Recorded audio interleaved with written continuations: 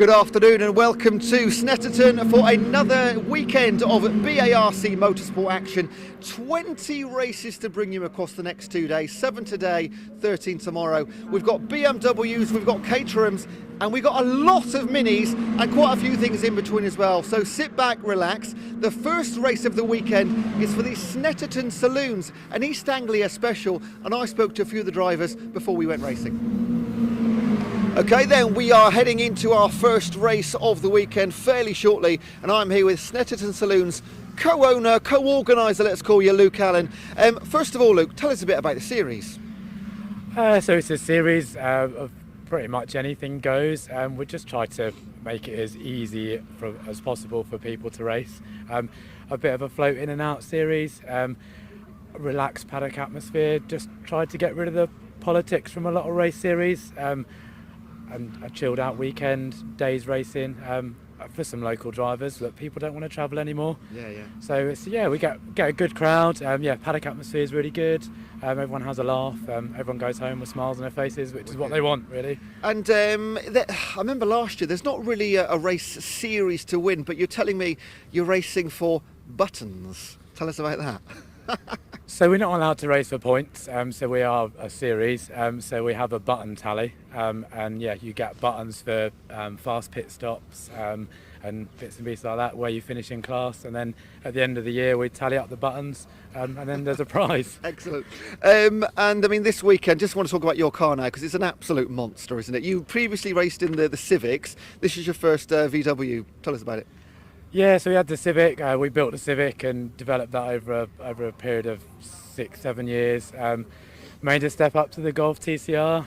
We've had a fair share of problems, but hopefully we're over that now. We had a terrible winter's testing, so we're pretty much still testing the car. We're way off the pace in qualifying. We had a good round at Donington a few weeks ago.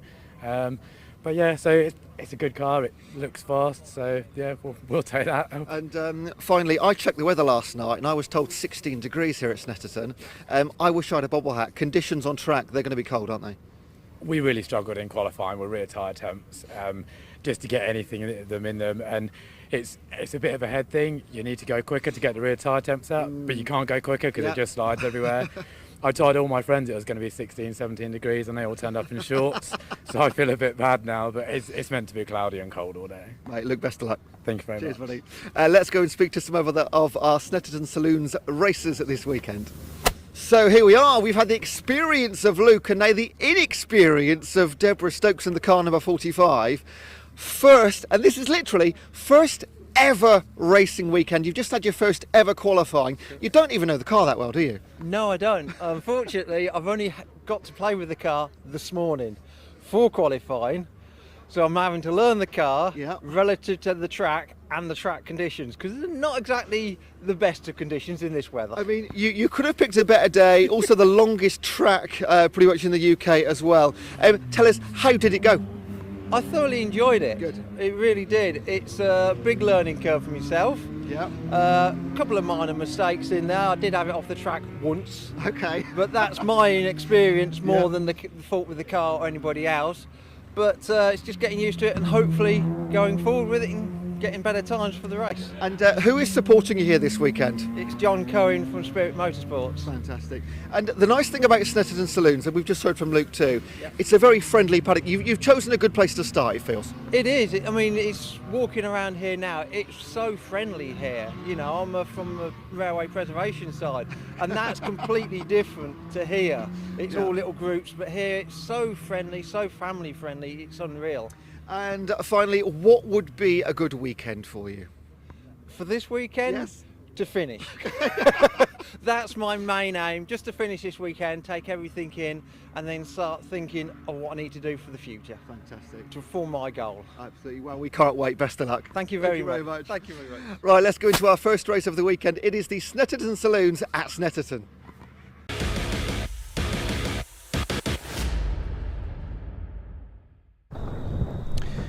Thank you very much, Ewan. Yes, good afternoon, race fans, and a warm welcome to Snetterton Race Circuit in Norfolk, the home of motorsport in the east of England. My name is Dave Goddard. I'll be taking you through the action this weekend on BARC TV, a very busy weekend of saloon and sports car racing to come. 7 races this afternoon, another 13 coming up tomorrow. The final preparations just being made before we get underway, just a little earlier than scheduled, with our first of 7 races this afternoon. As you just heard, it is the Uncle Luke's Snetterton Saloons up first, backed by Uncle Luke's sign and sticker shop. We heard from the owner, Luke Allen, who is racing in this first race. That's followed by the Dunlop Mini Challenge, supported by Mini Spares. They've got their Mini 7 and Mini Miglia categories. We've got modern and classic minis here this weekend. The Mini 7s, the classic division, up first. The Miglias will be at the end of today's programme. We also have 2 races today for the MORPHMY Caterham Graduates Championship. We saw them in action on Easter weekend at Brands Hatch, and they were in great form there. 1 race today for the Sigma 150 and Sig Max categories, running combined, and the Sigma 135s will be out later on. We also have the Vertu Motors Mini Challenge trophy category for the more modern BMW Mini Coopers. They were in great form at Brands Hatch early this season. We had 3 different winners there. Tom Ovenden currently leads the championship there. And we also have the second appearance of the season for the Kumho BMW Championship.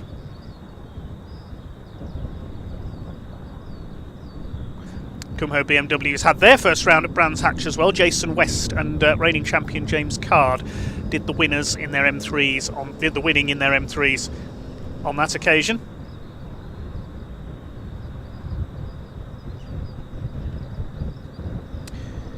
So the first race of the day coming up then is the Uncle Luke's Snetterton Saloons. It's basically a run what you brung series for any saloon or GT car pretty much that you want to bring along. It will be a 45-minute race with a mandatory pit stop. The pit window opens 15 minutes into the race and closes 15 minutes from the end, and every car has to make a mandatory pit stop minimum of 90 seconds. If you're short at all on the pit stop, you get a 1-lap penalty, and 1 lap is a long way here on the Snetterton 300 layout, one of the longest circuits in British motorsport, so they'll have to be careful timing their pit stops here.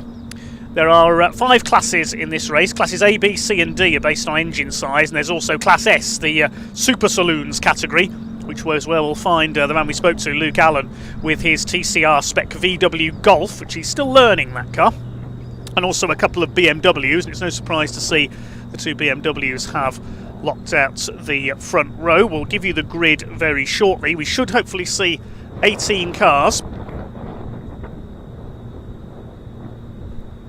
on the grid for this one. A couple of cars have withdrawn, unfortunately, after qualifying. The Renault Clio V6 of James Sundler, I think, is a non-starter, and also Christian Dean with his Mini Cooper had problems in qualifying, so they've withdrawn from what will now be an 18-car grid for this 45-minute pit stop race. The first race of the season for the Snetterton Saloons was actually an away round. They've raced at Donington Park already this year, and it was Kevin Clark in his BMW who took the win on that occasion, the man from the West Midlands. And he's out in this race today as well, driving one of, I think, 4 cars we've got out there that are shared between 2 drivers, so they'll swap drivers at the pit stop.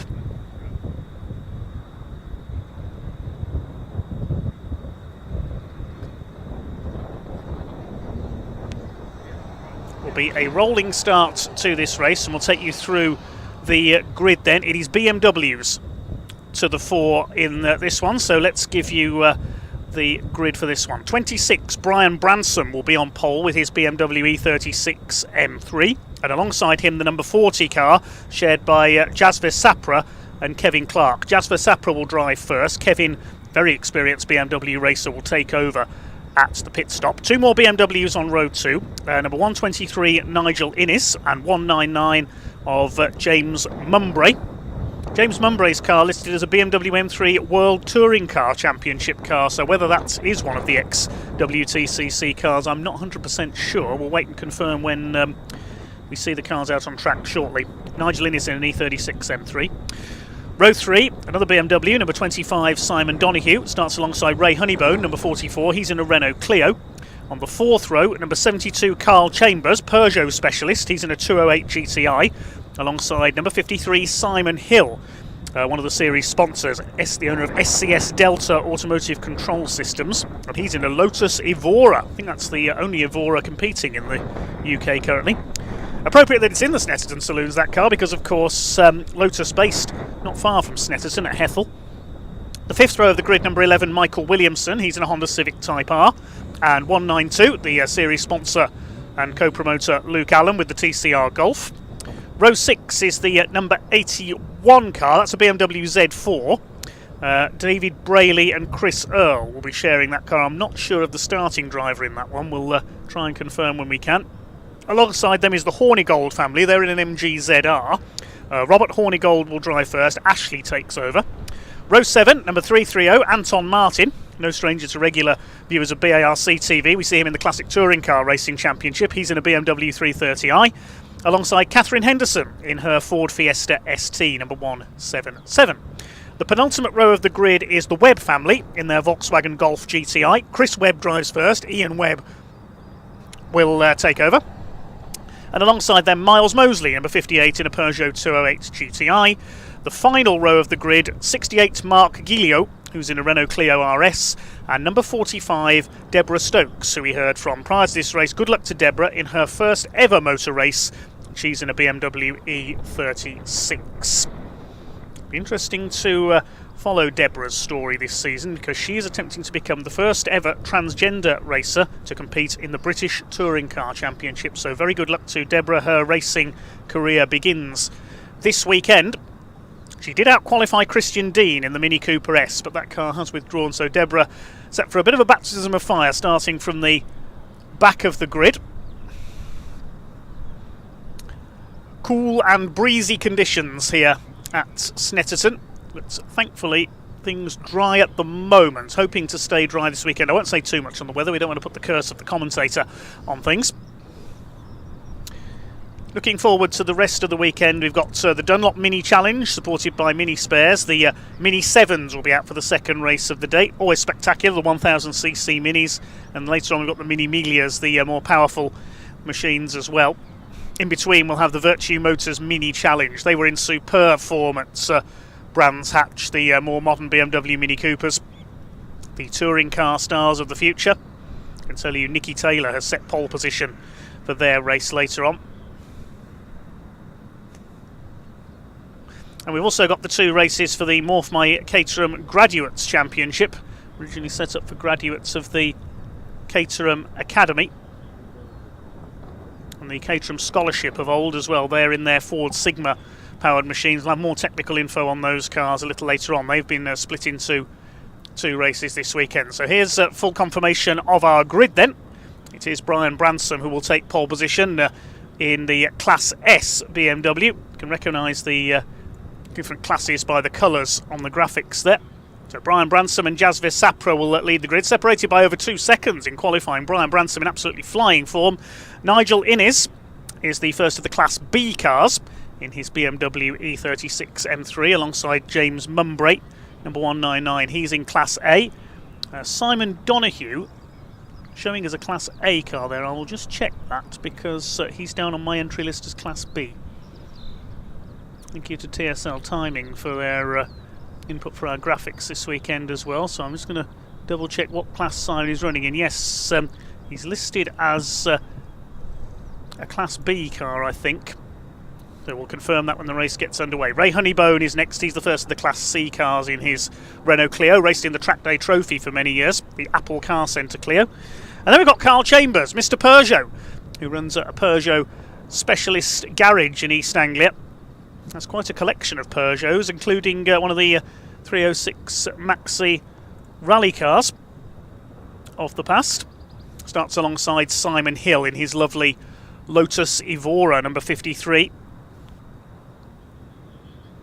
Next is Michael Williamson, number 11, in the Class C Honda Civic Type R, alongside Luke Allen. Still learning the ropes in that TCR spec VW Golf. We used to see Luke in the pre-03 Touring Car Championship with his Honda Civic, his self-built machine, but graduating to the TCR car this season. Then we've got the 81 car of Chris Earle and David Brayley. We're not too sure of the starting driver in the BMW Z4. We'll try and pick that up as we go on. Then it's the Hornigold family and their MGZR. Robert Hornigold goes first. Ashley will take over.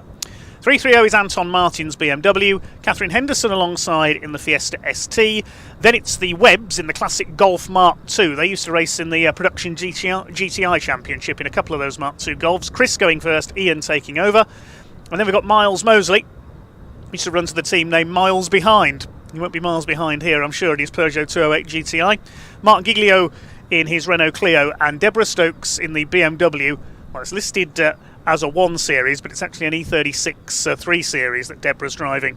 Saw that car in the pits prior to this race. A train driver by profession, Deborah, and she'll be starting from the back of the grid for her debut motor race. So we're just awaiting the cars to be unleashed from the assembly area. It'll be a rolling start for our first race of the weekend here on BARC TV. As we say, we did have those couple of withdrawals after qualifying, so bad luck to James Sundler and Christian Dean, who will not be taking the start. If you are watching today, leave a comment on our YouTube stream. Quick hello to David Perry, also to Carl Smith. Classic Mini Garage, looking forward no doubt to the Dunlop Mini Challenge, supported by Mini Spares a little bit later on. Hi to Rusty Nails, hopefully none of those on the circuit today. A couple of fans watching from Australia as well, so hello to you. Hopefully the sun will burn through the cloud as the weekend goes on. So we are still awaiting the cars for race number 1 then. We were scheduled to start at around 1:25 p.m. but things moving a few minutes further forward because there were no delays in qualifying this morning. Just waiting the engines to fire up in the assembly area, then we'll be underway on the full Snetterton 300 circuit this weekend. Certainly is one of the longer laps in British motorsports. Looking at the qualifying times, Brian Bransom did a 2 minutes .52 in the qualifying session this morning. That was nearly 2.5 seconds faster than the very experienced Kevin Clark in the BMW E46 M3. It's come a long way from when I used to see Kevin racing back in the 1990s when I was younger at my local stock car raceway of Hensford Hills Raceway in the likes of the Lightning Rods. In Eurocar as well, the space frame Ford Mondeos, remember those? He was one of the first drivers in them. Went on to race with Intersport Racing on the circuit. He's been racing various BMWs for many years now, has Kevin. But he's graduated to something even quicker this year, sharing with fellow Midlander Matty Evans in a Lamborghini Huracan in the GT Cup, among others. Now the cars we see starting to head out onto track then. This will be a 45-minute race. Brian Bransom in the orange M3 on pole. 5 BMWs lead the field around behind the pace car. It will be a rolling start. There's Carl Chambers' Peugeot, Simon Hill in that beautiful Lotus Evora. Certainly a rare car indeed, that one. It was the Evo magazine car of the year, I remember a few years ago. I didn't see Ray Honeybone's Clio there, so whether we've lost that I'm not too sure. We'll confirm in a moment. So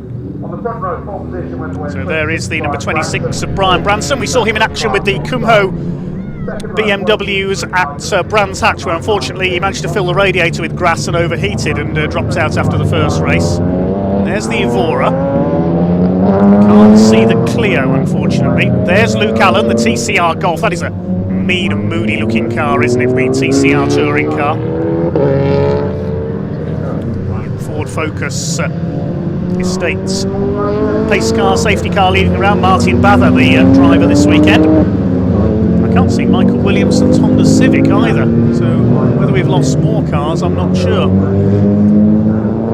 There's one of the... no, there's the Civic. Just a bit out of position at the moment. There's the Z4 as well, the Chris Earle and David Brayley car. I think it's David Brayley going first in that car.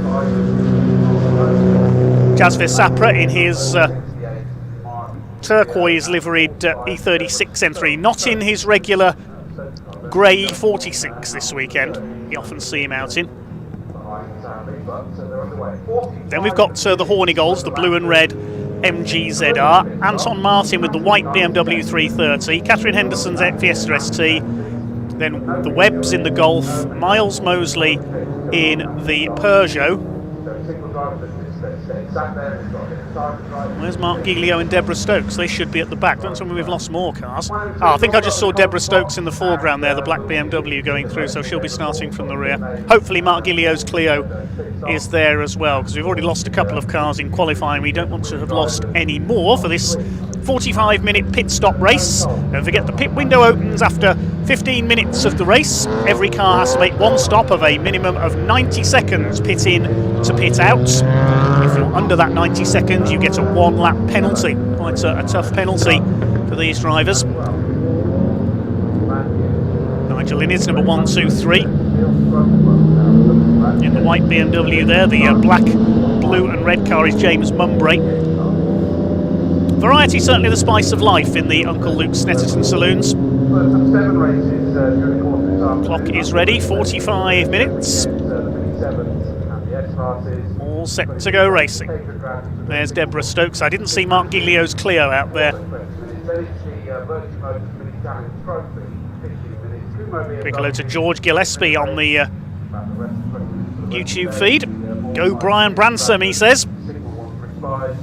In the orange BMW. Looking down towards the bridge there at the end of the Bentley Straight. That's the left at Brundle, the right at Nelson, then into the bomb hole where the circuit drops down quite sharply. Snetterton was a bomber base during World War II, but no bombs dropped here to my knowledge. Carl Chambers in the yellow Peugeot. Only Peugeot 208 GTI 30th anniversary edition racing in the UK. Pace starting to quicken then, they form up in 2x2 formation. A gap on row 3, sadly no Ray Honeybone with his Clio, so it's a slightly reduced field sadly for our first race of the day. The Uncle Luke sign and sticker shop, Snetterton Saloons, as we heard in Luke's interview, racing for buttons in this series. Are they chocolate buttons? I might be tempted to have a go myself if they are. Brian Bransom in the orange BMW, Jasvir Sapra in the turquoise one. It's time to go racing here at the home of motorsport in the east of England. The Uncle Luke Snetterton Saloons all set to get underway. Revs beginning to rise, the pace car will disappear into pit lane. There's Deborah Stokes, our debutant at the back. And the lights go out and away we go. Decent start by James Mumbrey there on the outside, the blue and black BMW, as they head down into the right-hander at Riches for the first time. Looks like everybody will get round okay. It's Brian Bransom who's made the break at the start of this race. Jasvir Sapra in second place, Nigel Innes in third. The BMW E36s controlling the pace early on at the front of the field as they make their way out of Wilson's hairpin down towards the left of Palmer for the first time. Nigel Innes putting Jasvir Sapra under pressure for second place, but this is a mini enduro race over 45 minutes, not a sprint. Already Simon Hill's Lotus getting up among the BMWs there. Good start by Luke Allen, struggled a bit in qualifying. He's got ahead of Carl Chambers in the Peugeot. Mike Williamson's Honda Civic in behind them, but Brian Bransom has already pulled out a gap. They head round the long left-hander at Agostini, plenty of overtaking opportunities there, through the left flick at Hamilton, then up to the right at Oggies as they go through the infield loop. Nigel Innes in his almost graffiti liveried BMW there, putting Jasvir Sapra under pressure for second as away goes Brian Bransom. We'll see him out in the Kumho BMW races this weekend as well. Through the right-hander at Williams Corner and into the Bentley Straights. This long blast down under the bridge before the left at Brundles, named after Martin Brundle and his racing family, of course, who are from Norfolk. Then into the right-hander at Nelson's and through towards the bomb hole. BMW starting to split apart. James Mumbrey on his own in fourth place. Through towards the bomb hole. You can see the circuit drop down there, then rise up as they go towards the long right-hander at Coram, and then into the left flick, the slower corner of Murray's, to end the lap.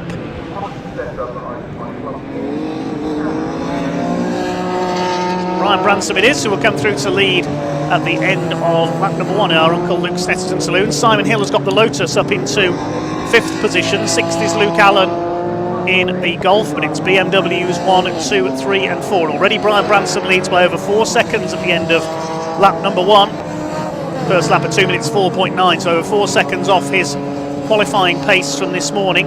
There's Mumbrey in 4th place, Hill and Allen 5th and 6th. And we've got the number 25 BMW driven by Simon Donoghue in 7th ahead of Carl Chambers. Mike Williamson in the Civic. It's the Hornigolds in the MGZR currently leading their class. That's Class D for the smaller capacity cars in 10th place. Luke Allen in 6th position. He's in Class S for the Super Saloons, the most powerful cars, along with the 2 leading runners, the BMWs. Nigel Innes leading Class B. James Mumbrey is the leading Class A car.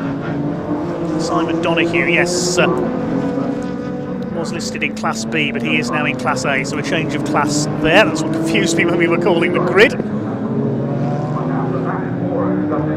68 of Mark Giglio is listed as being out there, and Ray Honeybone as well. We can see at the bottom of the timing tower on the left of your picture there. They must have started from the pit lane because we didn't see them on the rolling start. We'll pick that up as we go on because Ray Honeybone's Clio is a very quick car. We'll hopefully see that come through the field as we go on, as leader Brian Branson comes down under the bridge into the left at Brundles, then the right at Nelson's. Of course, Norfolk known as Nelson's County. Snetterton on the A11, not far from the town of Thetford. 2 BMWs of Sapra and Innes go through in 2nd and 3rd. Jasvir Sapra started racing around 6 years ago, has raced a variety of BMWs over the years. Based in Warwickshire. Very successful in all manner of series. He's what I call a freelance club racer, races anywhere his cars are eligible. Likewise, Nigel Innes there in 3rd place. They've gone clear of James Mumbrey. Began his career with the Track Attack Race Club a few years ago in their Deutsche Marks series. Get it? With his BMW. There's a battle developing for 5th as well because Simon Hill in the Lotus Evora is coming under fire from Luke Allen, the series sponsor. There's Donoghue, number 25, with his BMW in 7th place. Then Carl Chambers, Mike Williamson, and then the battle for 10th because Anton Martin is closing down Robert Hornigold in the ZR. Luke Allen thinking about a move here into Riches on the brakes up the inside. He goes through. Good move by Luke Allen past Simon Hill in that Lotus Evora.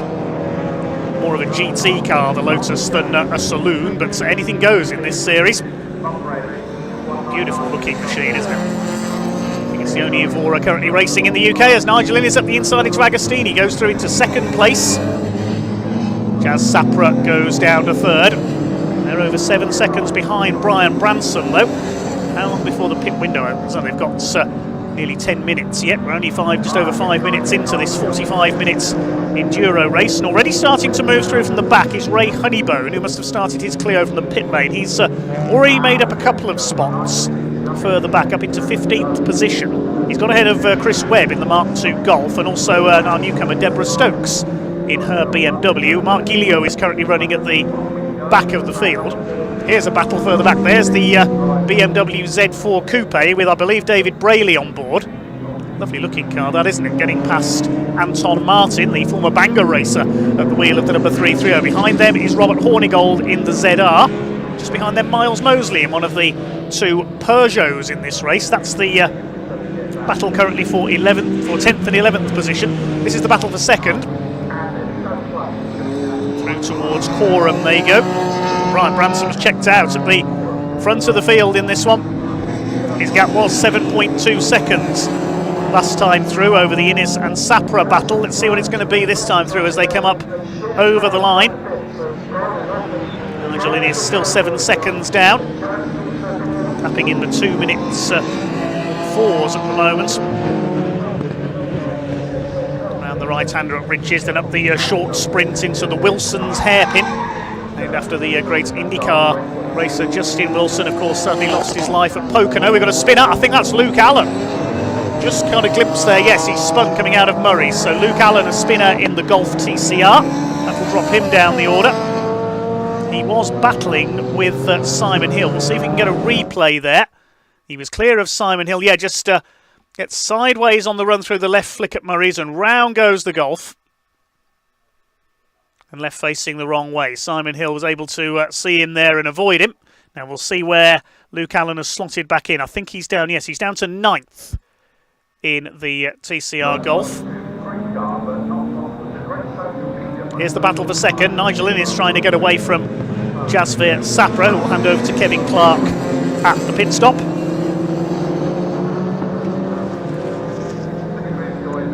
So all 18 cars took the start are still running, including those who started from the pit lane. Simon Hill in the background there in the Lotus, now up into 5th position with that spin for Luke Allen. He lost about 13 or so seconds there, dropping him down into 9th position. Here's Brian Branson in the number 26. See him out in the Kumho BMWs later on. Local man from Norwich, knows the Snetterton circuits very, very well indeed. Saw him out in his E46 M3 at the last meeting at Brands Hatch on Easter weekend, where unfortunately a couple of excursions off track clogged his radiator with grass, and the car overheated and he had to retire. As I said at the time, it may be the same colour as a Flymo, but certainly not as effective as one.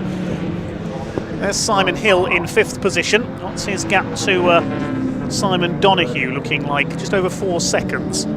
There's Carl Chambers in the Peugeot. In terms of the classes, Ransom leads Class S, Innes Class B. Class A is headed by James Mumbrey in a rather lonely 4th place at the moment with his BMW. Class C is being led by this man, Carl Chambers, in the Peugeot 208 GTI 30th anniversary edition, the only 30th anniversary model racing in the UK currently. He's been racing Peugeots for many years, had a 306 that ran very successfully prior to this. Carl, a regular winner with the Turbo Tin Tops series, another classic sports car club as well. Luke Allen recovering, he's closing on Michael Williamson's Honda Civic. Rounding out the top 10 is the BMW Z4 of Earl and Brayley. Next in the order, Anton Martin. Then we've got Rob Hornigold's MG ZR, just ahead of Miles Mosley in the second of the Peugeots. Catherine Henderson's Ford Fiesta ST is next. Hornigold is leading Class D for the smaller capacity cars. Second in that division is Henderson. Chris Webb third, behind Honeybone and Gilio's Clios now. Deborah Stokes running at the tail of the field, lapping about 30 seconds off the pace of the leaders, but she's learning all the time, a newcomer to motor racing this weekend.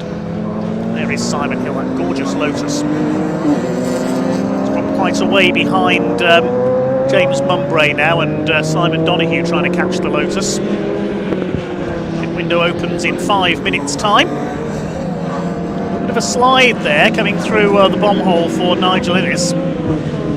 Jasvir Sapra has closed back up on him. Sapra trying to have a look there as they go towards Coram, the long right-hander. So the battle of the Beamers for second place. Will be the inside for the left of Murray's. Nigel Innes holds the place. Used to be known as Russell's, that corner, after Jim Russell, the famous racing school proprietor. Used to be a much tighter corner, that one as well.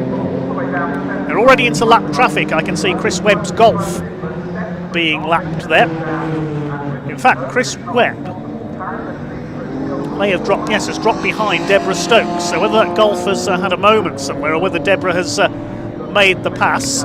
Yes, there's the Golf, and only just saw the two BMWs in time there. That was a bit close. The TK Coupling sponsored Golf of Chris Webb gets out of the way at the hairpin. That could have been dodgy. And Deborah Stokes has now got the BMW ahead. There she is, the black car. And we can see one of the Clios there as well. That's Mark Gilio, the yellow Clio we see for the first time being lapped by the leader. Deb Stokes moves aside, lets the other quicker BMWs through. Driving there by Deborah, and there's Mark Gilio's Clio.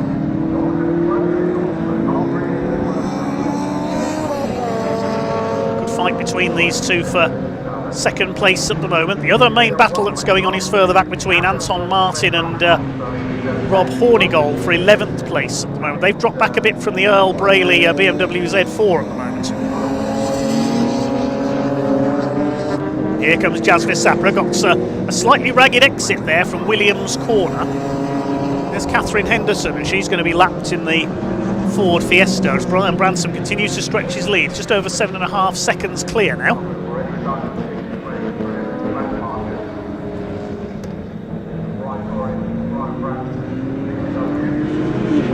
Here's the fight for second, and Sapra gets back through. Jasvir Sapra has pulled back ahead of Nigel Innes. Good fight going on between these two as they came down towards Brundles there. It's the almost sea green BMW that moves ahead. You say we normally see Jasvir in his E46, the battleship grey M3.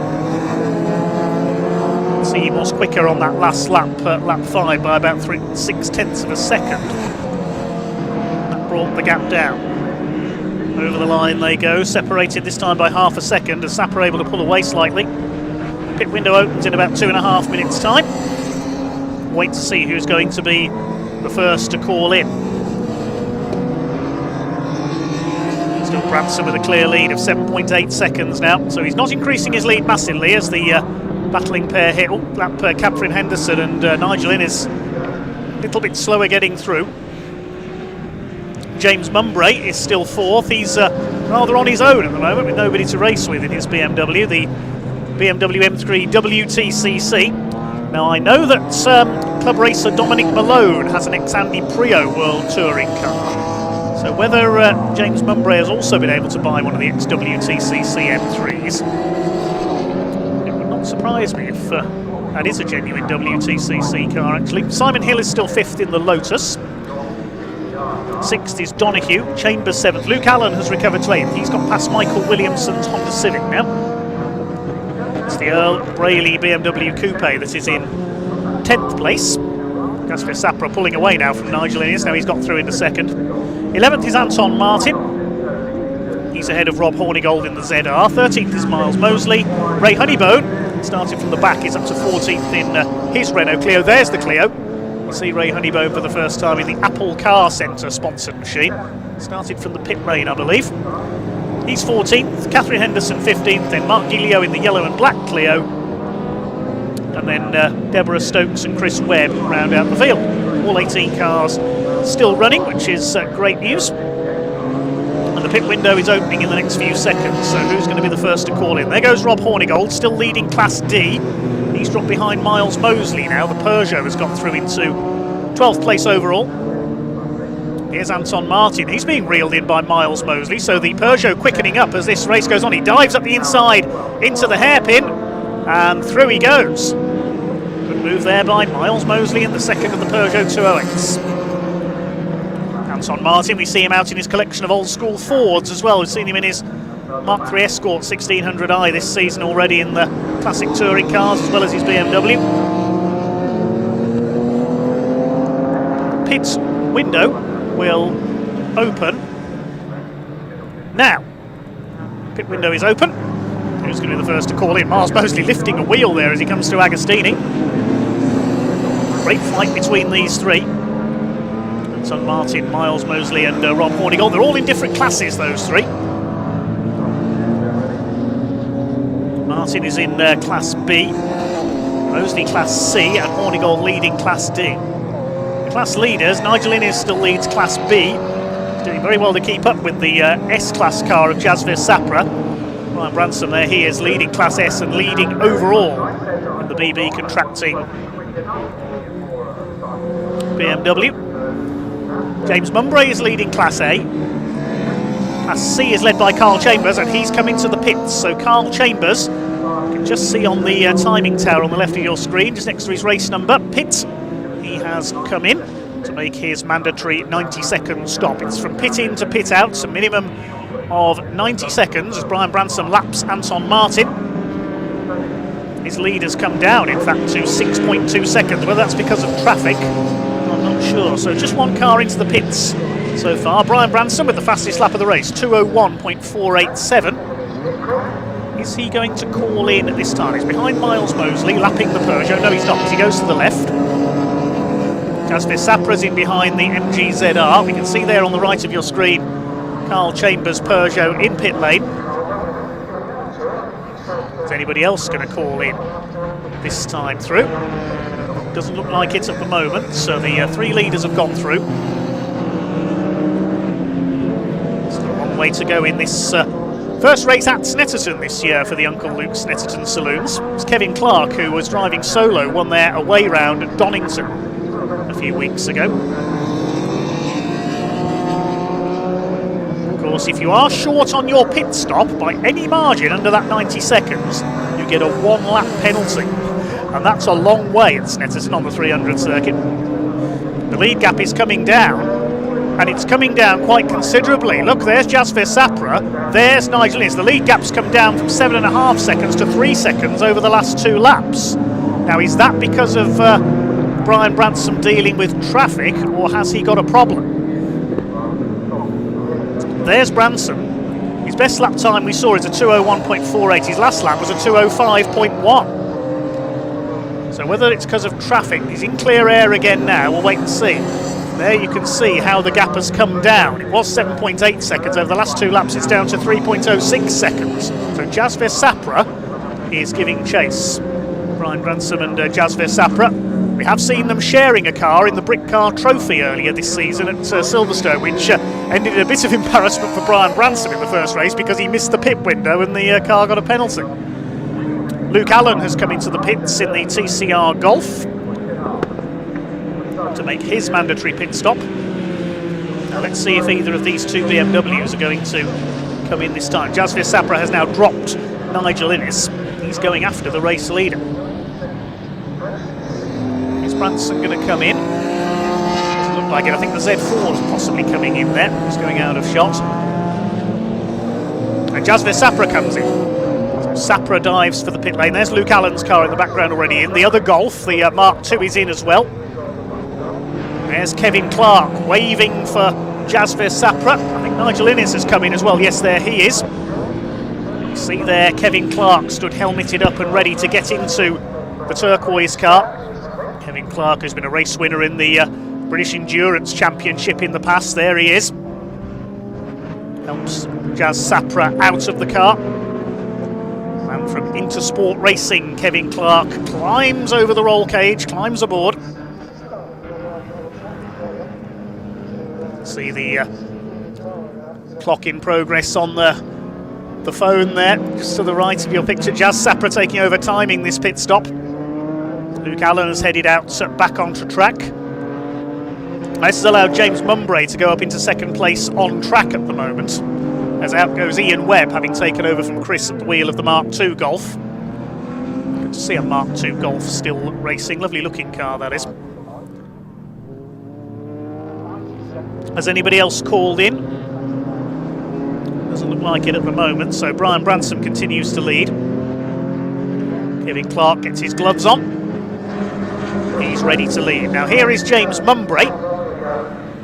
It's very smartly liveried BMW M3 WTCC. He's up there in second place on track now, but he's yet to stop. He's 38 seconds behind Brian Branson. Up into third on the road now is Simon Hill in the lovely Lotus Evora. Wait for the pit stops to cycle through.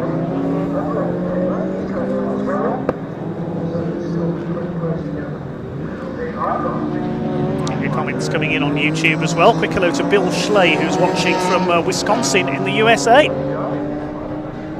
See viewers from around the world on BARC TV this weekend. There's the battle between Anton Martin and Rob Hornigold still going on.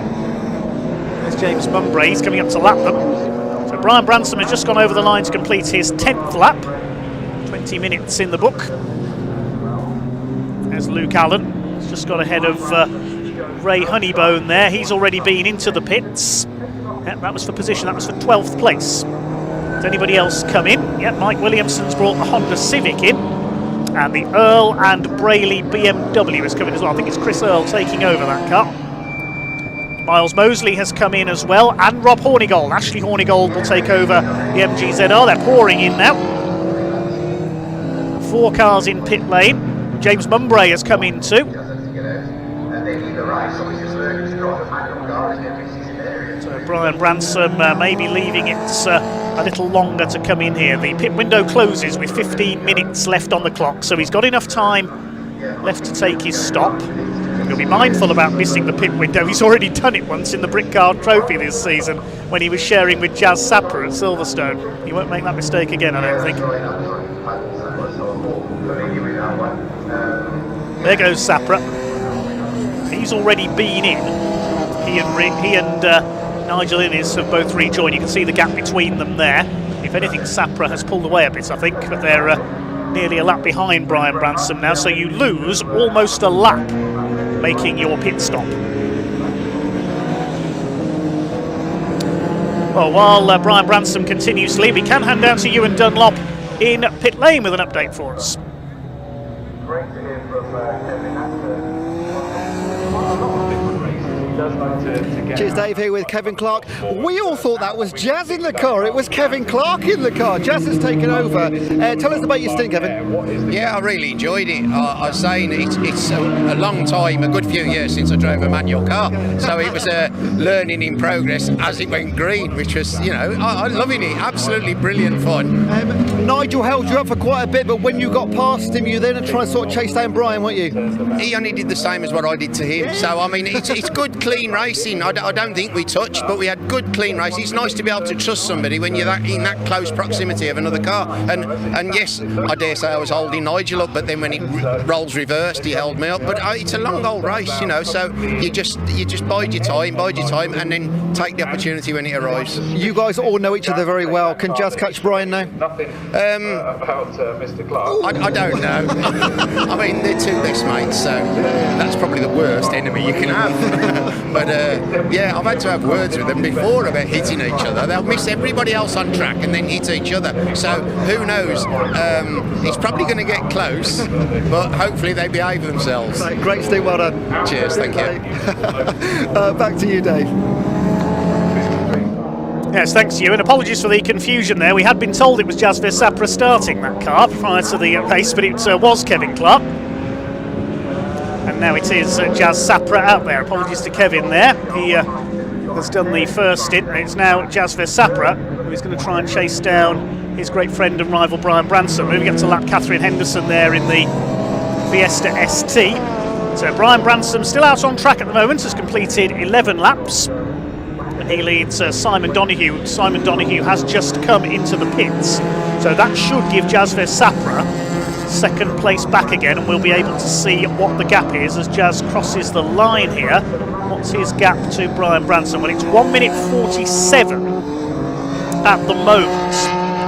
Now remember, Brian Branson has yet to stop. He's the only car among the leaders that has yet to stop. The only other car that hasn't come in is Mark Gilio in the Renault Clio, and he's in 12th place because Anton Martin and Catherine Henderson have now come in. Simon Hill has been in as well.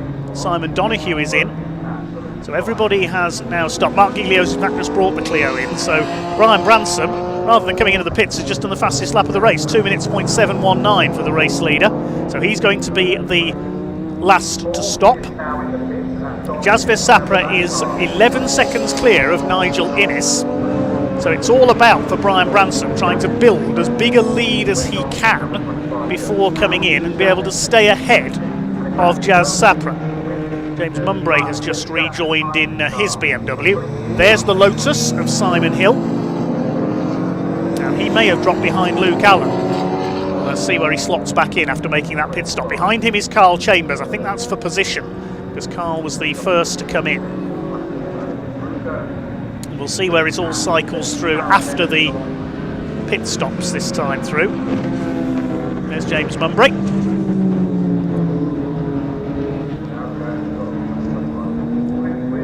Thanks again to everybody on our YouTube feed. Hi to Darren Davies, watching from Kings Lynn, so fairly local to Snetterton. Hometown of a certain Martin Brundle, of course. There is the 199 of Mumbrey. He's in 4th position after these stops.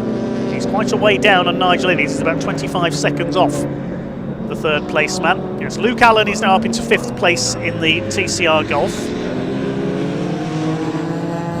Still Brian Branson continues. He's leaving his pit stop as late as possible. I suspect he'll have to come in this time. He's up behind Nigel Innes there, so these 3 VMWs are well clear of the field. Is he going to leave it one more lap? He'll have to come in next time around, or he'll miss the pit window with it being a lap of about 2 minutes.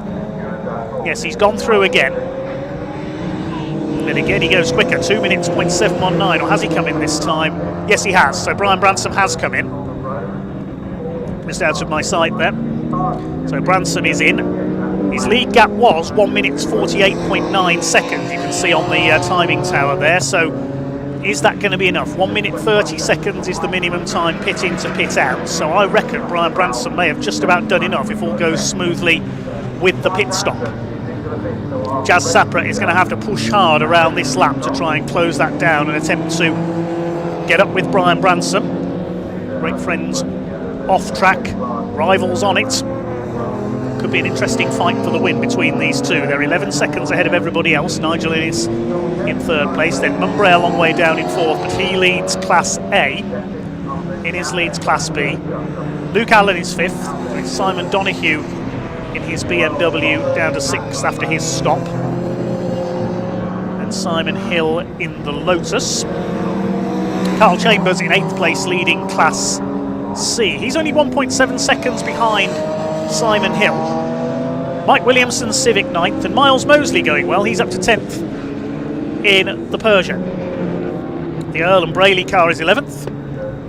Anton Martin down to 12th, and it's Ray Honeybones Clio. The Horny Gold still lead Class D. It's actually Horny Gold in the ZR, we think now. Then Catherine Henderson, Mark Gilio, the Webbs, and Deborah Stokes in her BMW. Brian Branson about to rejoin. Let's see what the gap is. We have to wait till next time around. We just saw a flash of orange disappearing there into Rich's corner, and the gap is 10.7 seconds as Jasper Sapra came through there. So Brian Branson, his strategy worked, took his pit stop late, well not too late, as late as he could in the pit window pretty much. And it's worked for him. He was able to build up enough of a lead to keep his advantage after the stops. Coming up to lap, Simon Hill in the Lotus Evora, who's now behind Carl Chambers in the Peugeot. They've swapped places after the stops. Brian Branson, just under 16 minutes of this race still to go for the BMW M3. It's going to be a busy weekend for the local man out in the Kumho BMW Championship as well. We'll see Jasper Sapra out in those races this weekend as well. They just race anywhere where BMWs are eligible, these two, and Kevin Clark as well. You can see Kevin racing Jasvir's grey M3 in the opening rounds at Brands Hatch. That car not in action this weekend, but they've had a problem with this, I'm not sure. Leader comes up to lap the ZR. We'll see a fair few MG ZRs racing tomorrow as well in the MG Owners Club Championship, sponsored by Lancaster Insurance. Ashley Hornigold moves aside there. There's Deborah Stokes, still going strong in her BMW. Starting her new adventure as a racing driver this weekend. Pit window has now closed. Oh, Anton Martin's come back into the pits for a second time, so that could be a problem with his BMW. He was in 13th place, so Anton Martin is back into the pits. Let's hope everybody has complied to the minimum pit time rules and will not get a penalty. So Branson leads it. The gap has come down a little. It's now 9.6 seconds.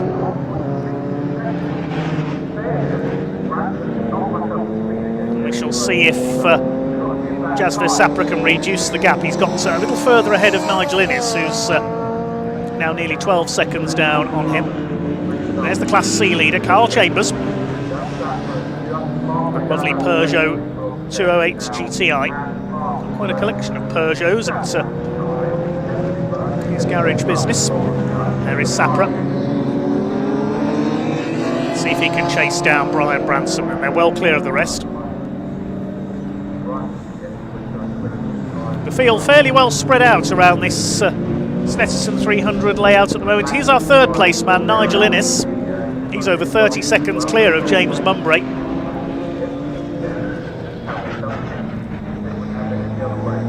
Sliding his way, really sliding his way out of Agostini there. Bit of a power slide from Nigel Innes. I hope that's not the sign of impending handling problems or a puncture or anything like that. Seems okay at the moment. James Mumbrey on his own in fourth. This flies through Williams Corner, named after the famous Grand Prix team, and of course the late Sir Frank Williams, its founder, who did so much for British motorsport for many years.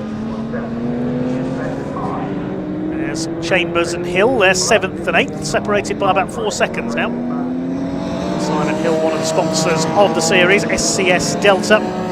It's his business, specialists in automotive control systems. The series also supported by DSB Tools.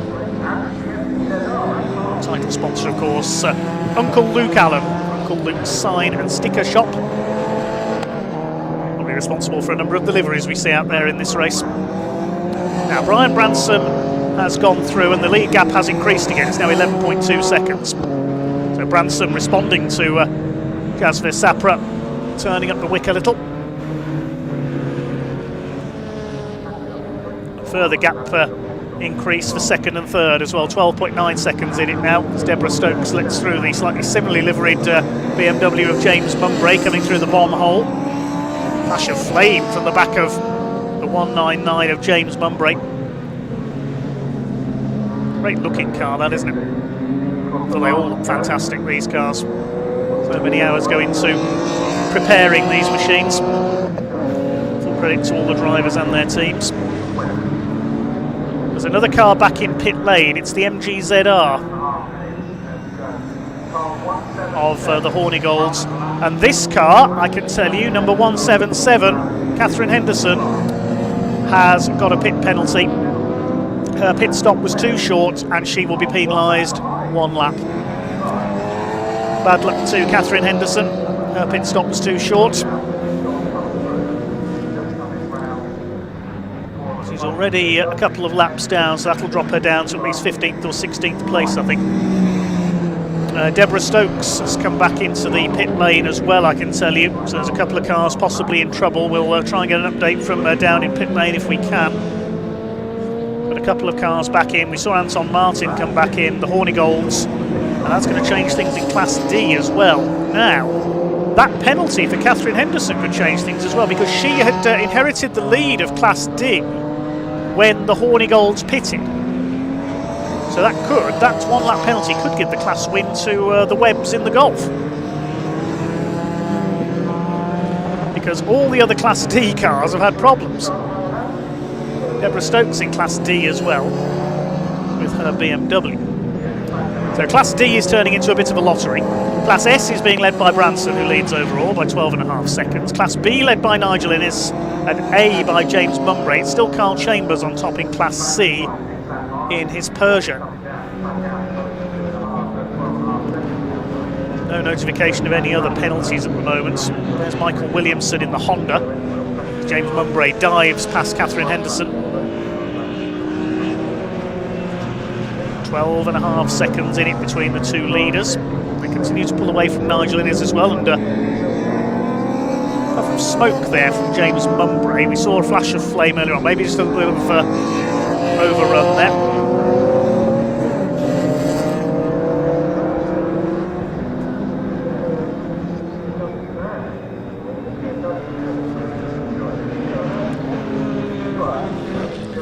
Yes, one question on our YouTube feed. We believe James Mumbrey's car is an ex-World Touring car. Not too sure which specific car it is or who used to compete it, but I believe that is an ex-World Touring Car Championship BMW M3 that's James Mumbrey is driving.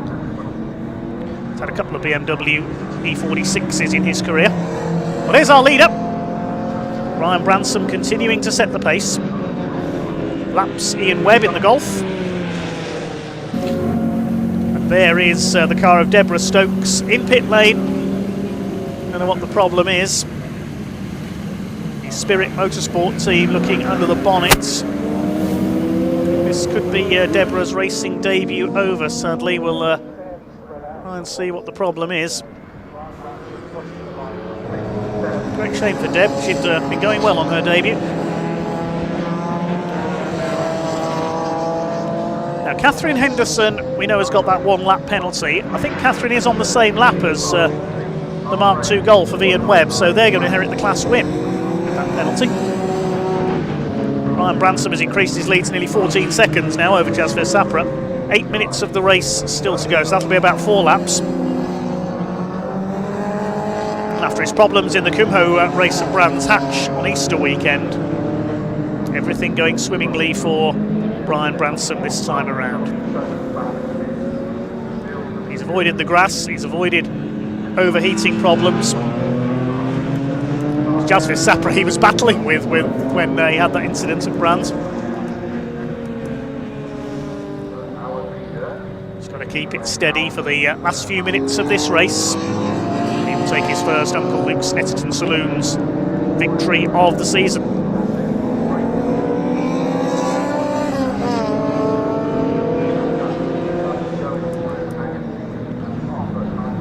Second in Class S is the Clark Sapra car. Third, Luke Allen, who's in 5th place with the Golf. Class B is led by Nigel Innes. Second in that class is the Lotus of Simon Hill. There it is in the back of these three. There's Carl Chambers, who's just lapped Ray Honeybone's Clio. Seen much of Ray in this one, the long-time competitor in the Track Day Trophy series with his Clio. He's down in 12th place. Third in Class B, it's the Earl and Brayley BMW Z4. Carl Chambers leads Class C. Second in that division is Michael Williamson's Honda Civic. And third is Miles Mosley in the other Peugeot. Class D we've already mentioned.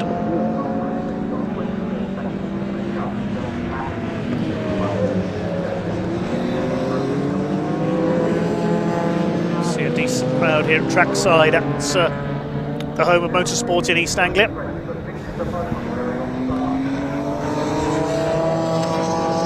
Deborah Stokes, I can tell you, has rejoined, so they've attempted to fix whatever the problem was with that BMW. She's at the tail of the field. A couple of laps behind her class rivals, though. Just under 6 minutes to go. In the last lap, Jasvis Sapra did close up a little, took about a second out of Brian Branson. But closing at a second a lap with only about 3 laps to go. He's not going to catch the orange machine.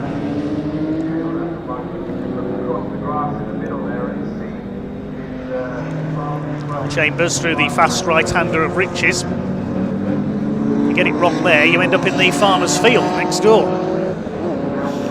I remember Mark Webber in his days in Formula 3 ended up ploughing through a field of corn there after his front wing broke. He couldn't turn the car in for Riches. Patrick Watts in British touring cars ended up in there once as well in the Mazda. It was planted with potatoes then, I remember. That made for an interesting recovery job.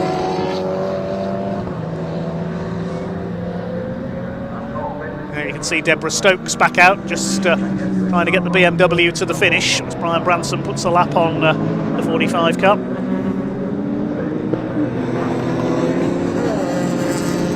Branson leads by just under 13 seconds. He'll have, I think, 2 laps to go this time through.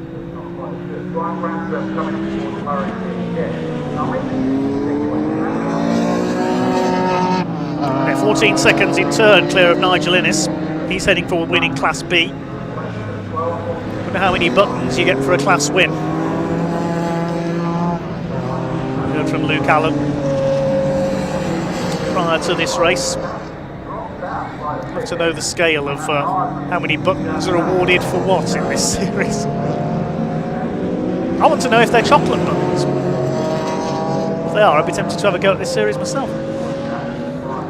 Again, Sapra quicker on that lap by over 2 seconds that time through, so he's closed the gap. But I don't think he's going to catch Brian Branson. He's 10.26 seconds down. Branson perhaps just taking it easy over the last couple of laps. He knows, bar any major mechanical problem, he's got this race in the bag, and then can turn his attention to the remainder of the weekend with the Kumho BMW Championship.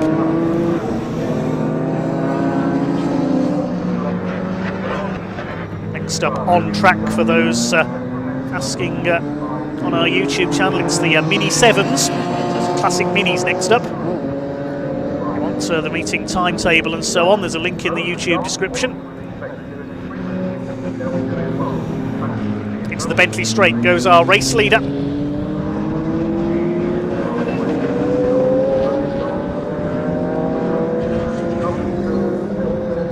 situation is going to be in our classes. Classes A, B and C are pretty much sewn up. There's that, if you're looking BMW Z4 of Chris Earle and David Brayley. Normally see that running in the Z Cars series for Z3s and Z4s.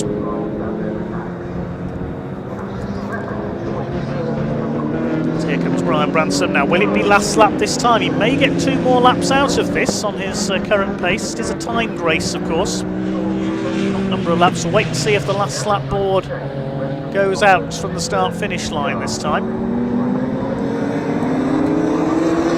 Now, there's Sapra. That gap has come down considerably. It was 10.26 seconds. Let's see what the gap is as they come over the line. I think they've got 2 more laps just about left out of this. Sapra's taken a huge amount of time out of it. Sapra's done a 2:02.4. Branson's last time was a 2:08.8. Is there a problem with that 26 car? Because the gap's come down to 3.7 seconds. It was over 10 seconds. Well, he's proving me wrong. I said Jasper Sapra was not going to catch Brian Branson, but has Branson got a problem? There you can see how the gap has come down. Branson's last lap at 2:08.89. Sapra did a 2:02.4. And suddenly, Brian Branson might be hoping that this is the last lap and he doesn't have to go round for 1 more. Because there's Sapra, he can see him in his mirrors now. Well, we'll have to find out post-race from the drivers whether there is a problem with that 26 car. Or whether he is just taking it a bit too easy here over the last couple of laps. There goes Branson, there's Sapra. We saw them battling hard in the Kumho BMW races at Brands Hatch. Maybe Branson just trying to set up a bit of a grandstand finish here. They're well clear of their opposition. Here come the 2 BMWs. Well, Jasper Sapra has really pushed over the last few laps to try and catch Brian Branson. Just over 30 seconds on the clock. So we'll wait and see if they're going to do 1 more lap here, or whether the checkered flag's going to come out this time. I think there's going to be 1 more lap. Through Coram, up towards the left at Murray's. See what the gap is this time through. Unless the checkered flag does go out. Here they come up over the line. No, last lap board goes out. We are going to do 1 more lap. Over the line they go. Well, the gap has come down. Yeah, it's 2.3 seconds now. So Sapra takes another 1.5 seconds out of Brian Branson. This is going to be an interesting finish. Can Sapra catch him? I wouldn't have believed it possible 3 laps ago.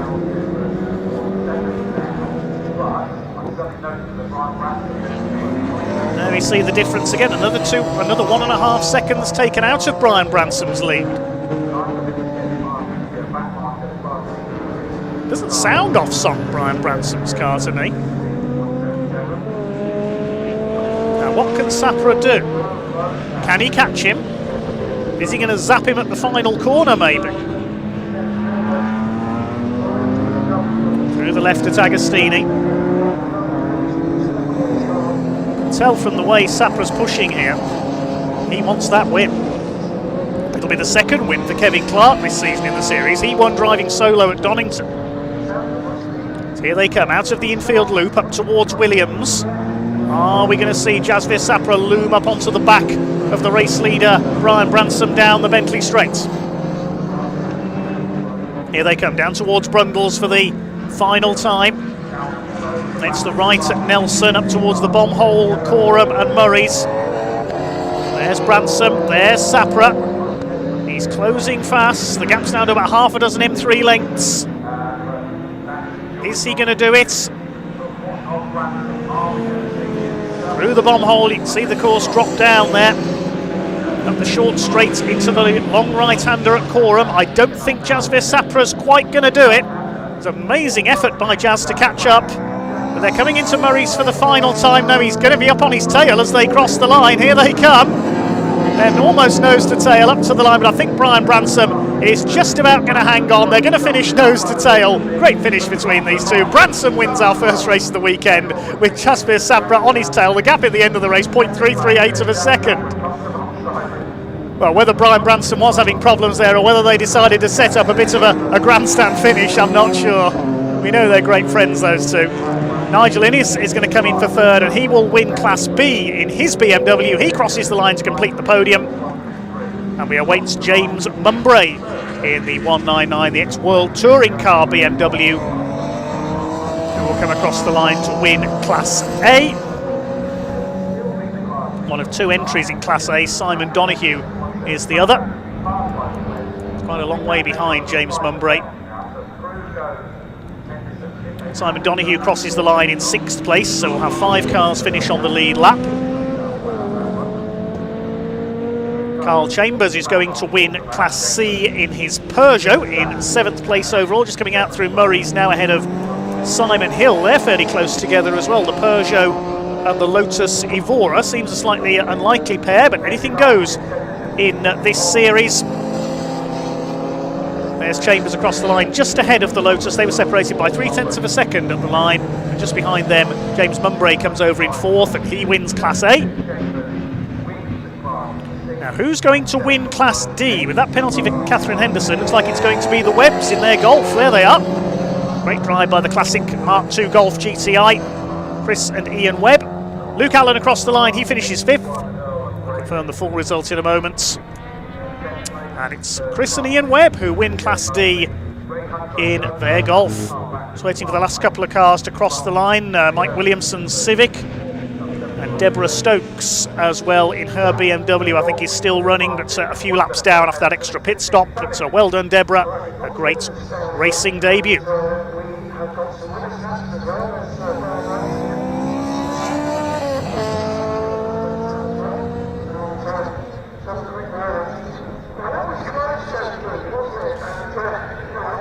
Bit of cynicism in our YouTube comments. Branson just looking for a nice photo over the line.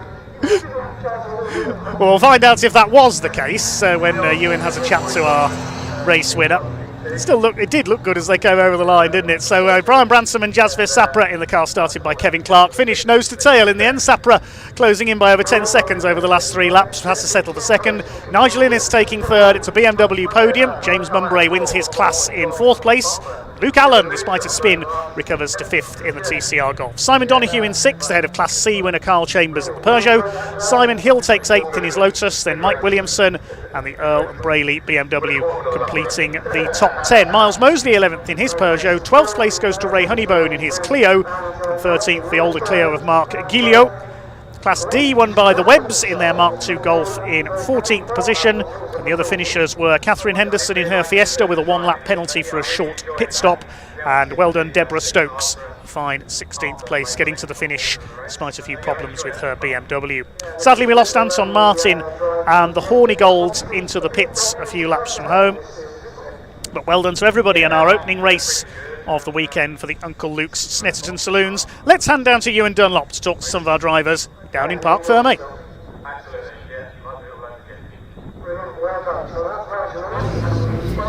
Cheers, Dave, here with Brian and Jazz. You guys have had a lot of battles against each other. Of course, you were with Kevin, set you up nicely as well. Brian, your win, first of all, congratulations. What was happening at the end there? It was about a 12-second gap. You brought it down to 0.3 in the end. Were you playing? Yeah, that was. Yeah, that's all I can say. Yeah, no, to be honest with you, we've always wanted a P1 and P2 finish, and it's only happened once or twice in like 3 years. So I thought it'd be nice, you know, to get a good picture, you know. Another lap I would have got past. Yeah, he would have. I mean, Kevin set you up really well. But you had a great. It looks like you were both laughing. You had great fun out there, didn't you? It was good. It was good. Yeah, fun. I thought another lap. I thought really him in, but you know. Yeah. I mean, if we had one more lap, could you have held him off? Yeah, he would have. Yeah, he would have. There's not more power. Yeah, I don't know. The blue car is a good car. You never know. Anything can happen in a race car. It could have run out of fuel or something. You know. You never know. But it's a really good good club. This is like the driving is so like even the back markers, they just see you like miles off, and they're just out of the way, and it's just so so chilled out, really clean. There's a fair few new drivers out there too, and literally within 3 laps you were catching traffic. So is it tough to manage, or like you just said, I know they're really good at it? Or? No, it's just really good. Like, I'm being funny. It's a 45-minute race. Yep. No safety car. Do you know what I mean? And I know they went a full grid today, but there was still just over 20 cars. So it says it all. No safety cars or even yellow flags. I don't think. No, it wasn't. Yeah. And we'll see you both in the Kumhos. Yeah, hopefully, yeah. We'll be there. Yeah, we'll be in the Kumho. We'll be in the Kumho. Yeah, we are. Yeah, we are. Yeah. More of the same. Good luck, guys. Thanks so much. Nigel, come on in. Nigel put up a great fight early on, but they moved away at the end. I knew they would. Once their slicks come alive, they're gone. But it's great fun mixing it. But Class B win. Yeah, I'm happy with that. And we did speak to Kevin when he came in for the pit stop, and you two had a great little battle, you two, right in the first 20 minutes or so. Yeah, I really enjoyed that. Then my tyres started to go off, where theirs came on, and it's game over then for me. But and when you're fighting guys like Jazz and Brian and Kevin in those cars, realistically, is third the best you could have hoped for, or could you catch those guys at any other point in the race? Only if they have a problem. Okay. That's the only realistic way I'm going to catch them. All right. Well done. Thank you. Cheers, buddy. Thank you. Right, that is our Snetterton Saloons done. Next up is the first of our several mini races this weekend. Over to Dave Goddard. Thanks very much, Ewan. Yes, so we were right. It was a bit of showboating from Brian Branson towards the end of that one. Well, they did formation finishes at the Le Mans 24 Hours. Why not do it here at Snetterton? A bit of a formation finish for the two colourful BMWs there. Next up, something altogether smaller, but certainly no less spectacular. It's the Dunlop Mini Challenge, supported by Mini Spares, and it's the Mini 7s that are up first. 1000cc Minis, the original formula run by this club for over 50 years now, and this will be some of the most spectacular racing we see this weekend. They've already had 2 meetings, the Dunlop Mini 7 Challenge so far in 2023 at Silverstone and Donington, and the grid for round 5 of their season lines up like this. Mike Jordan, the former touring car star, and he's raced just about everything over the years. Mike Jordan starts in pole position in car number 88 with number 80, the championship leader Joe Thompson, alongside him. Second row, reigning champion Conor O'Brien in car number 1 starts alongside 73 of Spencer Wanstall. He won the opening round of the season at Silverstone. On row 3, 49 Ross Billison alongside the 20 of Darren Thomas. Row 4 is 29 Damien Harrington and the vastly experienced number 6 Graham Davis. Row 5, 76 Joe Polly, daughter of hot rod legend George Polly, and 72 Graham Penn. And number 16 Andrew King is on row 6. That completes the Mini 7 category. And then we've got the Mini 7 S class, a couple of rows further back. That's the Mini 7 scholarship class for the newer drivers. It's their reigning champion Michael Winkworth who has qualified fastest there. Starts alongside 725 of Fraser Hack. You can recognise the Mini 7 S class runners. They have a 7 at the front of their 3-digit number. So it's 728, 725, Winkworth and Hack on their front row. Then we've got 703 Matt Page and 758 of Matthew Ayres, the points leader. Next 706, which is Jonathan Page, and 721 Kieran Edgecombe. Behind them 777 Dave Rees alongside 797 of Jack Vanner.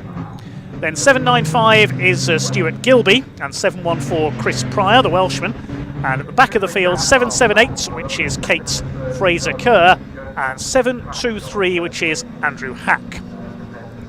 That's your lineup.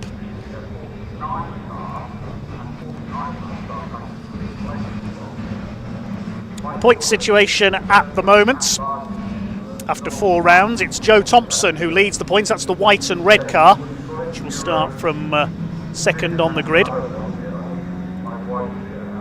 But it is Mike Jordan on pole. And what Mike Jordan hasn't done in motorsport isn't worth knowing. He's raced Porsches, historic cars, you name it, he has driven it and won it. It's Mike Jordan. We'll see his son Andrew out this weekend as well, the former British touring car champion. They of course used to race together in the mid-2000s in the BTCC. Mike has won in British GT in Porsches as well, raced Porsches for many years. Mike Jordan, he and Spencer Wanstall had a good fight in round 1 of the season at Silverstone.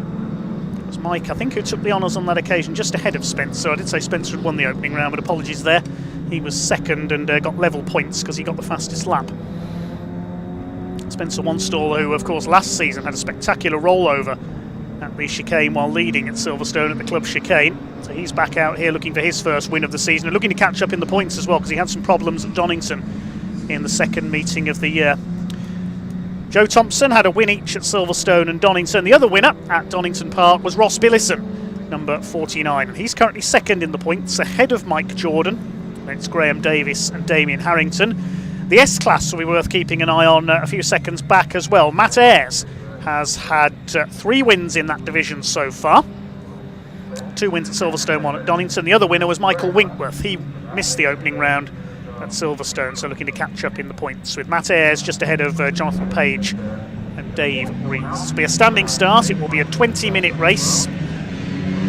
Now this is going to be one heck of a race, I'm sure, here at Silverstone. The Mini's always spectacular wherever they race, and I am really looking forward to this one. We'll see the more powerful Mini Miglias out at the end of the programme today as well. There's the S-Class. They start a bit further back on the grid. Michael Winkworth heading them ahead of Fraser Hack. Grid penalty for Andrew Hack. He will start at the back of the field. We know not the reason why at the moment.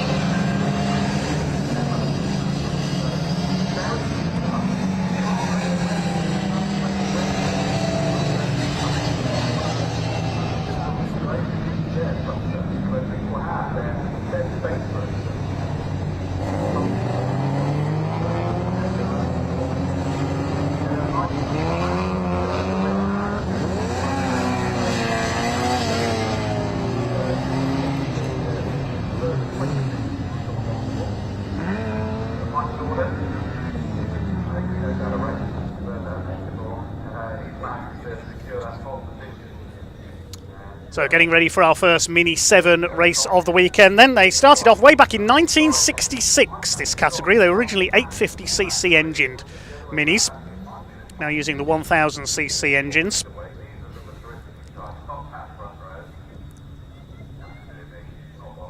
Keep an eye on Conor O'Brien here as well. His first appearance of the season. He starts on the second row of the grid in the Ball Trucking sponsored car. Took the win by a whisker last season in the last round at Silverstone. He starts on the inside of row 2. So the green flag is waved at the back of the grid then. Watch for the red lights coming on the gantry, the 5-second board. The red lights are on, the revs are up, and away they go. S-Class starts on a 10-second delay, so it's the 7s that get underway first, and it's a good start by Joe Thompson. Leads the way towards the first corner. Good start by Spencer Wanstall in the red car there, the Mini Spares car on the outside. They head through Riches for the first time, waiting for the S-Class, the scholarship class, to get underway on the flag. They do so. But it is the number 80 of young Joe Thompson who leads the way in the altered image car.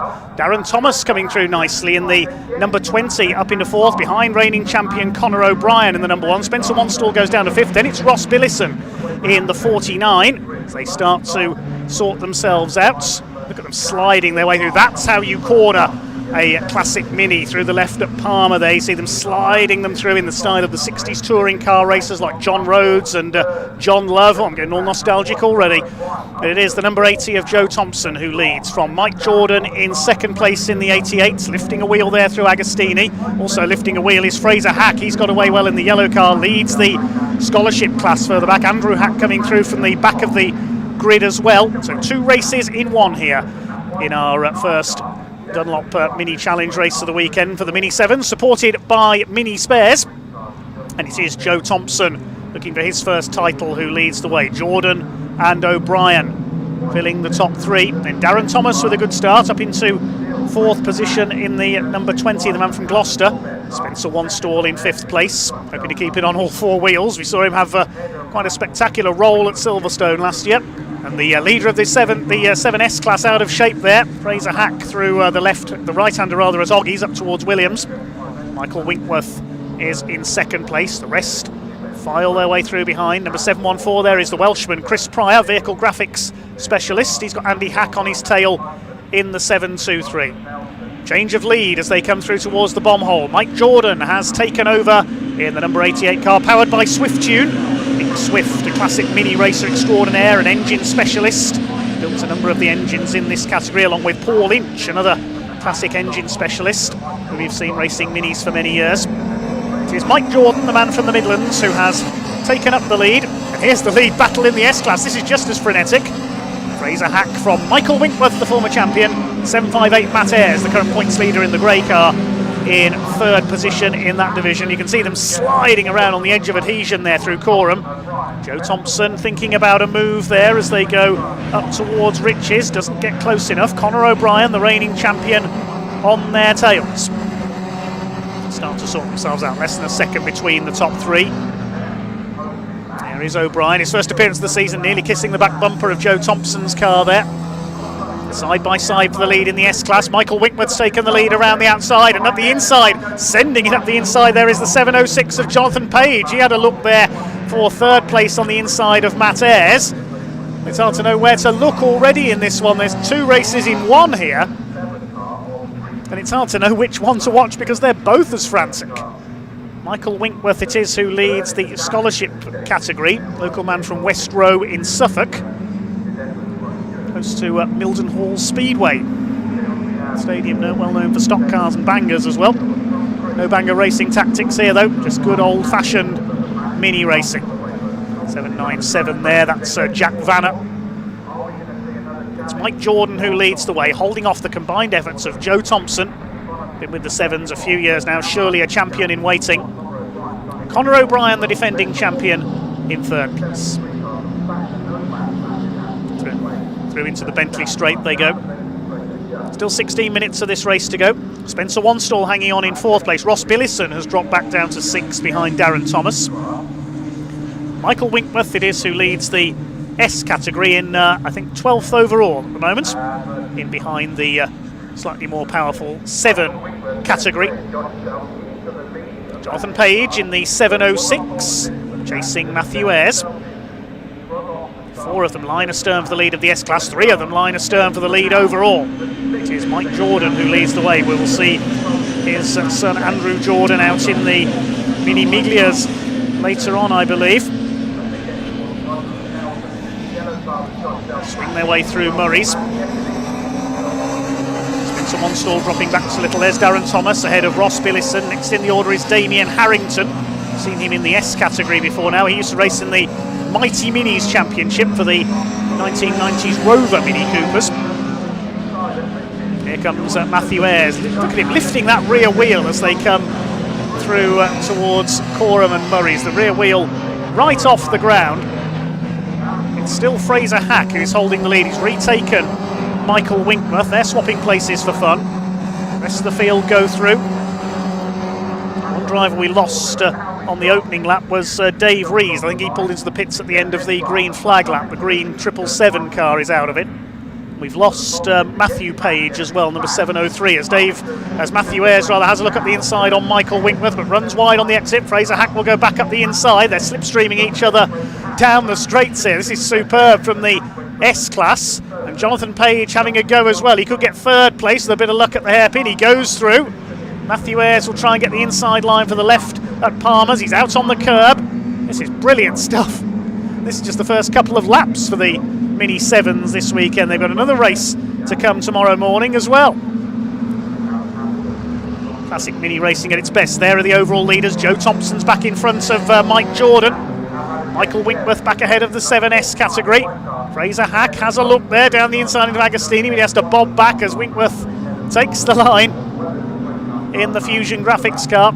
4 of them together for the lead. They're already, I think, lapping somebody there.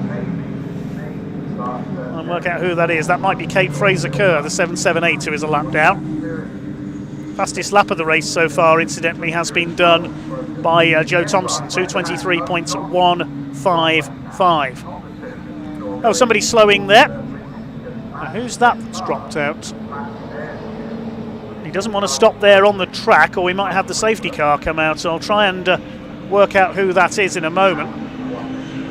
Mike Jordan continues to soak up the pressure from the Altered Image and Motorsport School car of Joe Thompson. Joe Thompson learning to race with Pete Edwards at the Motorsport School based at Mallory Park. If you want to have a go at racing yourself, you want to get your racing licence, they're the people to see. Battle is joined for 5th now. Oh, we got problems there. That's the battle in the 7S category. Now, Jonathan Page up the inside. There's been a bit of a contretemps there coming through Nelson's. Andrew Hack and somebody else were involved there. Jonathan Page has got through into 2nd ahead of Michael Winkworth. They tripped over somebody else because Matthew Ayres was off as well. And that's allowed Fraser Hack to get clear. We didn't quite see what started that. There's Hack clear in the lead in the yellow car now. And who's the car we saw dropping down the order earlier on? It's Williams, I'm not sure. We did have a car stopped on the track out there. Try and work out who that was. We've got a car leaving the pits. That's Dave Reeves. So he's had a problem on the green flag lap. That's what's happened there. There's the green car. So he's joined the race a couple of laps in. Here are the leaders, meanwhile. After all that, it is Joe Thompson from Mike Jordan. He's got the lead back again. Jordan led at the line. Not even halfway through this frantic race yet. Mike Jordan has a look to the inside. 3rd place is Conor O'Brien. There's Spencer Wanstall in 4th position. Ross Billison has got ahead of Darren Thomas, meanwhile, up into 5th place. So that may have changed by the time we see them come through. So much going on in this race. Damien Harrington is 7th. Then it's Graham Davis, Joe Polly, and then the S battle is now for 10th overall. We've had a couple of the 7s in trouble because the 72 of Graham Penn has dropped down the timing screen, and also the 16 of Andrew King. So a couple of cars have had some strife further back. Things settling down just a little now. I imagine it was Graham Penn who we saw slowing up earlier on. There's a battle further back. That's Jack Vanner, number 797. He's got 714 of Chris Pryor, the ex-Legends Cars racer, on his tail. It's coming through towards the right-hander at Oggies. Then up towards Williams and onto the Bentley straight there. Scrapping it out further back, which is for 16th overall. There's battles everywhere you look. This first race of the weekend for the Dunlop Mini Challenge, supported by Mini Spares. Here are your leaders, and Mike Jordan's back in front again. Every time we return to this lead battle, they've swapped around. What's happened to Conor O'Brien? There he is. Conor O'Brien's had a moment somewhere. He's dropped quite a way down the order. So I'm not too sure what's happened to the number 1 there. The reigning champion, as Joe Thompson sends a move up the inside into Richards, and he goes through on the brakes.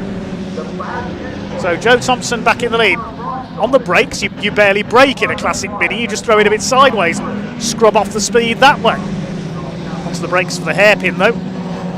Swing them round like a couple of go-karts. They're clear of Spencer Wanstall in 3rd, and Conor O'Brien is down to 9th. So I reckon he's had... no, he's down lower than that. He's dropping right down the order. Has he come into the pits, Conor O'Brien? We'll see in a moment whether he's had a problem. Not crossed the line as yet, so we'll wait and see. So it looks like we've lost Conor O'Brien. We did see him further back in the order coming through Murray's. The 2 leaders meanwhile go through Agostini. There's Wanstall in 3rd. It's now Ross Billison in 4th place. He had a win at Donington Park last time out. Joe Thompson's had 2 wins this year, one each at Silverstone and Donington. The other Silverstone winner was Mike Jordan. Spencer Wanstall had problems at round 2 at Donington, so he's playing catch-up in the points. Graham Davis is 4th in the points. He's yet to win this year. Back with the 7S class. They've now caught Fraser Hack once again after that little sort-out at Nelson's earlier on. Winkworth 2nd, and Jonathan Page ahead of Matt Ayres in 3rd in this division. They're battling for 9th overall now, with the problems for Conor O'Brien.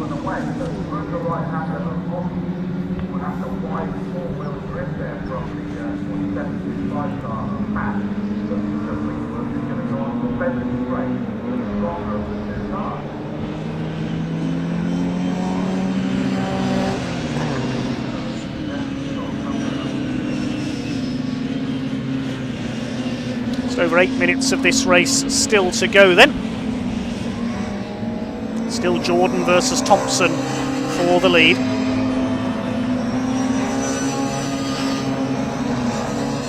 Dave Rees, I can tell you, has come back into the pits. I don't know if Conor O'Brien made it into the pits. We did see him at Murray's, but he's disappeared from the timing screen at the moment. So I'm not too sure what's gone on there. Just trying to sort that out there, whether there was a glitch with my timing screen, but I don't think so. Incidentally, Dave Rees has come back into the pits, so further problems for him as the leaders head down towards Wilson's hairpin.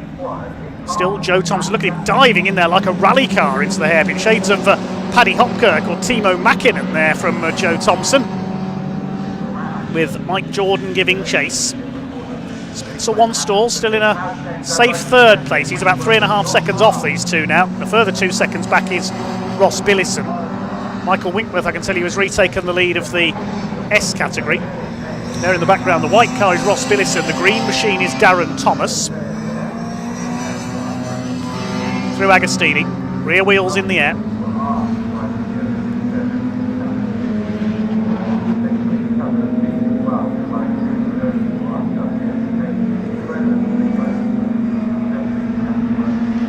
We don't know what's happened to Conor O'Brien. And here are the 7S leaders. Fraser Hack has now taken Michael Winkworth back again in the time it took me to tell you that they'd swapped places. They've swapped back again. Jonathan Page third, then it's the points leader Matthew Ayres, and behind them is Andrew Hack in the 7.23, who started from the back of the grid. Next behind him is the battle between Jack Vanner and Chris Pryor. There's a black and white flag being shown to Matthew Ayres. That's the driving standards flags. That may be for exceeding track limits. Here comes Ayres up on the outside. Well, he was almost exceeding track limits there, certainly, on the curb. He's up the inside of Jonathan Page. Michael Winkworth on the inside. They're almost 4 wide through Oggies. That's never going to work. They are loving this. Look at the way Matthew Ayres throws it down the inside at Williams. This is brilliant stuff. Jonathan Page alongside him in the Swift-Tune powered car. Well, they're both Swift-Tune powered cars, those two. Meantime, here are your two leaders overall, Jordan and Thompson. It's Thompson ahead this time through. They're swapping places for fun, that there. Wanstall third. Running wide there in fourth, that's Ross Billison, then Darren Thomas. They're lapping one of the slower markers. Spin there, oh, that's Matthew Ayres. Matthew Ayres has spun. Where is that? That's coming out of Nelson's again, and Jonathan Page is all over the place as well. So that's going to let Andrew Hack through into third in the division. Let's see again what happened there. Now, Matthew Ayres in way too quick. He's locked up. He's lost it. Round he goes over the grass. Just misses harpooning Jonathan Page there. So that's why Page was bouncing about all over the place and why he lost out to Andy Hack. That could have been nasty if Matthew Ayres had gone backwards into Jonathan Page. That was similar to the incident back in the Super Touring era between Ivan Muller and James Thompson. It's a goal, as Charlie Cox famously shouted. It was very nearly a goal there for Matthew Ayres on Jonathan Page. Thankfully they avoided each other. 4.5 minutes of this frantic race to go. Michael Winkworth and Fraser Hack, nothing between these two for the lead of the 7S class. Overall, it's Thompson who led at the line last time through, but they're swapping places on virtually every corner, him and Mike Jordan. Spencer Wanstall fairly safe in third. Hack in third place, that's Andrew Hack, ahead of Jonathan Page. Matthew Ayres, I think, did recover in fifth in the category, ahead of Chris Pryor and Jack Vanner. Here comes Fraser Hack, sliding about under braking for Agostini. I bet the drivers have all got massive grins on their faces inside their crash helmets in these cars. They are loving this. Mini 7 Racing Club, founded back in 1966, and has provided racing like this ever since, every year. See, by the time we go back to them, Mike Jordan's taken the lead again. And they've gone well clear of Spencer Wanstall now. It's between these two for the overall win. Biggest lap of the race with Joe Thompson with a 2:23.155. It's the old stager Mike Jordan against the young pretender Joe Thompson for the win. Wanstall, a former champion, in third place. Up and over the line they go. A couple of cars in pit lane there. One of them is Dave Rees. The other one might be Conor O'Brien, but I've not got a notification of him having gone into the pits. Mike Jordan leads them through Riches this time up towards the hairpin. Is Joe Thompson going to have a go down the inside this time? He's got the headlights on to try and intimidate Mike Jordan. No, doesn't get the inside line away that time through, and Jordan actually pulls away a little bit on the exit. It's going to be last lap this time around, I think, so 2 laps to go including this one. Swing their way through the left at Palmer's, named after Dr. Jonathan Palmer, the owner of Motorsport Vision, who operates Snetterton, former Formula 1 driver in the 80s. Here they come into Agostini, named after Giacomo Agostini, one of the most successful motorcycle racers of all time. He and Valentino Rossi, the winners of the most Grand Prix over the years in motorcycling.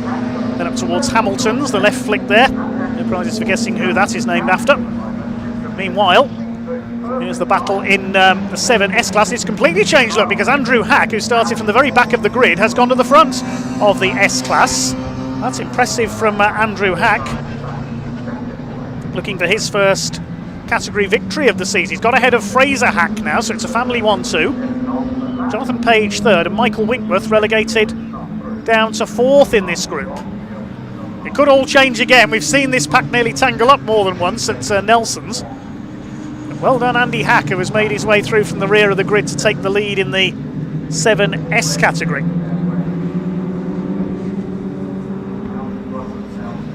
Who's going to take the overall win? Is it going to be Jordan or Thompson? Lap one of the slower markers there. That's Kate Fraser-Kerr, I think, going a lap down. Blue flag being shown to her by the marshals to warn her that faster cars are closing in. There goes Michael Winkworth, the former S-Class champion. On the Bentley straights. Less than a minute left on the clock now. Over the line come our leaders, and it is Jordan who's gone back to the front. He's now got the fastest lap of the race, 2:23.059. We're on the last lap now of this incredible pulsating race for the Dunlop Mini Challenge, supported by Mini Spares, the Mini 7 and S-Class categories. Here they come into the hairpin. Mike Jordan gets the inside line. What can Joe Thompson do? Plenty of opportunities for him to dive through.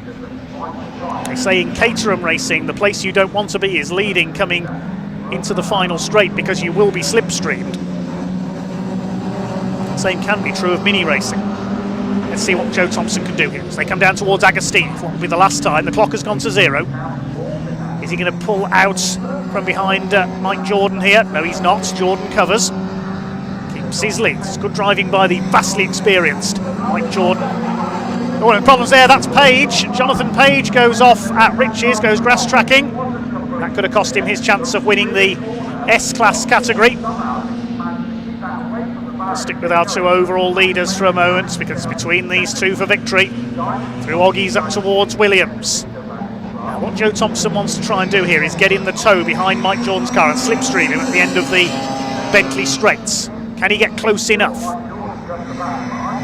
A couple of mini lengths in it as they head towards the bridge. Is he going to get the inside line away for Brundle? Meantime, here's the lead in the S-Class. It's Andrew Hack who's still ahead of Fraser. Michael Winkworth third, and again Jonathan Page. He's rally crossing in that 4th place. Goes off again. He's going to get pinged for track limit, surely. Mike Jordan's still got the lead. Now, what can Joe Thompson do? There's only the run through the bomb hole, then the right at Coram, the left at Murray's, and then up towards the flag. Here we go. They're coming towards Coram now. Has Mike Jordan done enough? Is it going to be win number 2 for the season, or is it going to be win number 3 for Joe Thompson? 3-wheeling their way through Coram. I think Jordan may have just about done enough. On the brakes for the left at Murray's.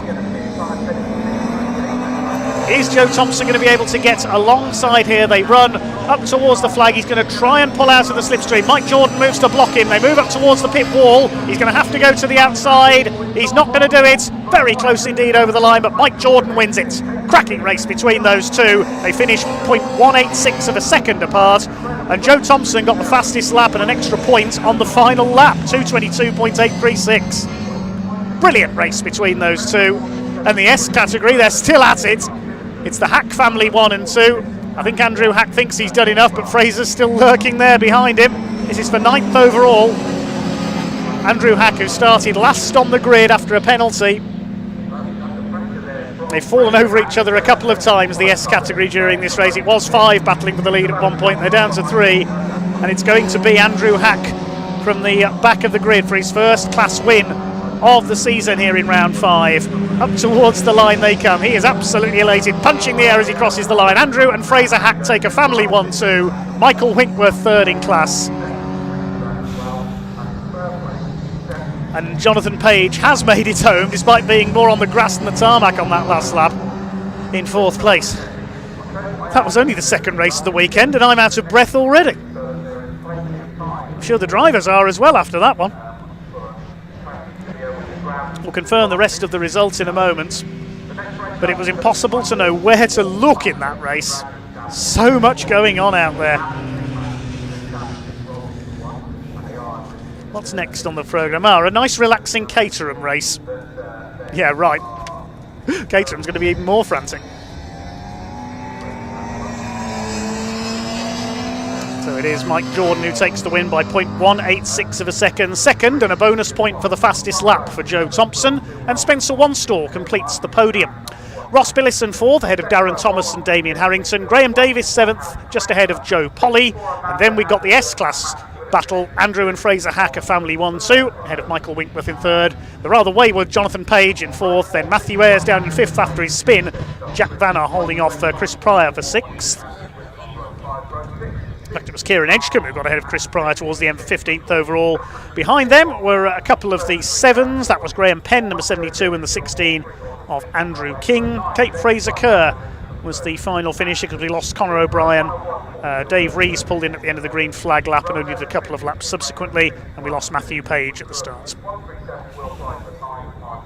Right, I'm going to go and get my breath back ahead of the Caterham race next up for the MORPHMY Caterham Graduates Championship, and Ewan will be with us shortly to talk to the drivers in Park Ferme.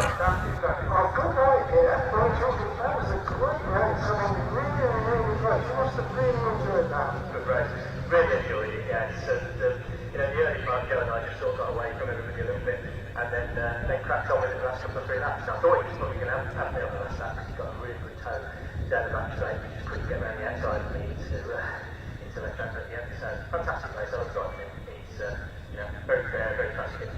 Well, great. Glad you enjoyed it. We certainly did. Well done. Joe, that was a great race, and it looked like you always got him for riches, but unfortunately not the self-finish off.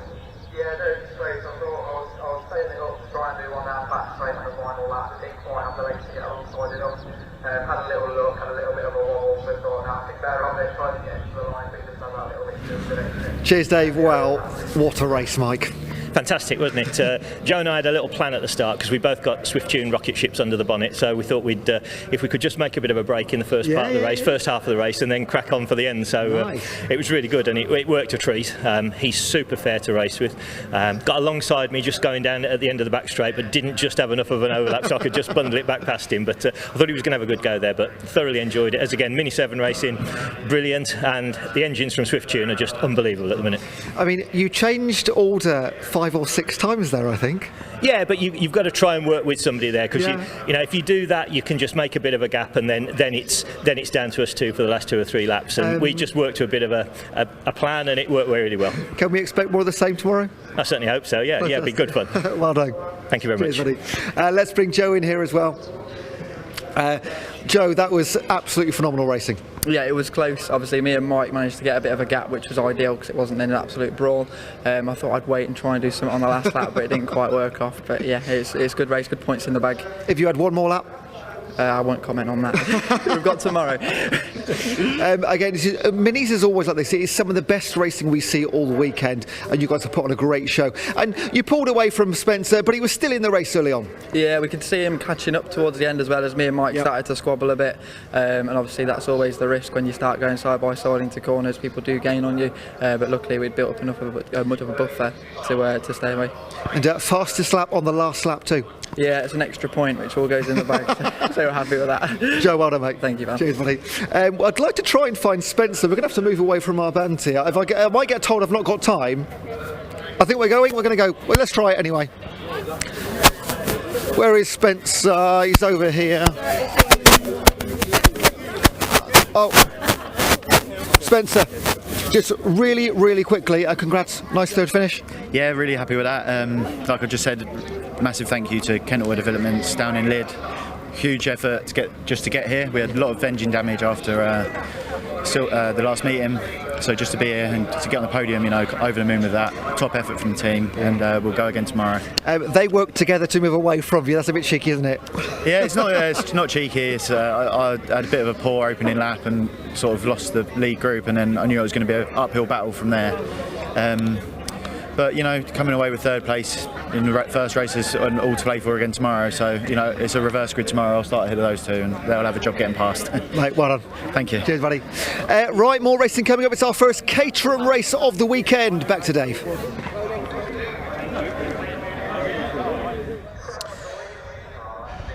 Thanks, Ewan. I'm still getting my breath back after that frantic race for the minis. One car beat. Oh, what's happened there? That's the number 778 car. I think that's Kate Fraser-Kerr. Yeah, the car we saw being lapped. She's come to grief on the final lap. That's coming onto the Bentley straight. So there's going to be a short pause while the recovery crew and our excellent marshalling team recover that car. Thank you as always to our volunteer marshals and other officials this weekend. We couldn't go racing without them. So a bit of a recovery job to do for them at the moment. So while we have this pause, we'll preview our next race, which is the MORPHMY Caterham Graduates Racing Club Championship. Club formed back in 1998 by a group of racers who participated in the Caterham Scholarship, as it was called at the time. Class is structured to allow a variety of Caterhams to compete, and the first race of the weekend will see the Sigmax and Sigma 150 divisions in action. Sigma 150 is based on the Caterham 310R with a 1600cc Ford Sigma engine, about 150 brake horsepower. They're already coming up onto the grid. I think before we get underway they will have a green flag lap, so we'll run you through the grid. The Sigmax division meanwhile is based on the Caterham Road Sport car with an upgrade of their Ford Sigma engine to about 140 brake horsepower, so they're quite evenly matched cars, only a few bhp between them. Pole position for this third race of the season for them is Will Stillwell, number 11, alongside number 1 of Harry Senior. Harry was a winner on opening weekend of the season at Brands Hatch, but suffered some damage in the second race and had to drop out. Second row of the grid is James Wingfield, number 113, and 121 Harry Kramer. He was on top in the second race at Brands Hatch. Row 3 is the leading lady of Caterham Racing, Amanda Anderson, number 64. And then the first of the Sigmax cars, number 82, Matt Willoughby. Row 4, 61 Angus McLean and 67 of Doug Christie. And row 5, birthday boy Thomas Horton, number 128. Former Ford Fiesta racer, starts alongside 112 of Andrew Whitten. On the 6th row of the grid, we've got a Sigmax winner from the opening round at Brands Hatch, Stephen Arnell. He was the car that lost its bodywork, most of the front bodywork in the first race of the season at Brands Hatch, the Caterham Sigmax Superleggera, as we were calling it. Let's hope that doesn't repeat itself here. He's on row 6 alongside the 150 of number 50, James McCall. Then on row 7 we've got number 58, Rob Warner, and 33 of Gareth Cordy. It was Gareth Cordy who lost a wheel down the Bentley Straight here at Snetterton a couple of years ago. Row 8 is 110, James Gilmore, and number 3, Oliver Smith. Row 9, 85, Dan Livingston, could be a favourite for Sigmax Championship honours this year, and 32 of Ian Anderson. On the 10th row, 101, Paul Fielder, and number 34, Neil Evans. Behind them is number 15, Kim Raymond, in a Sigma 150, and 51, Phil Isherwood Crook in Sigmax. Then we've got 137 of Will Price, number 9, Martin Glitch. Row 13 is number 5, Paul Jepson, and 7, Rob Appleton.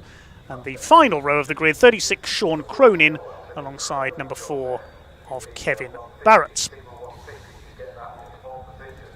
That's your lineup then for what will be a 20-minute race. Set off for their green flag lap as soon as the circuit is cleared after that Mini came to grief a few moments ago.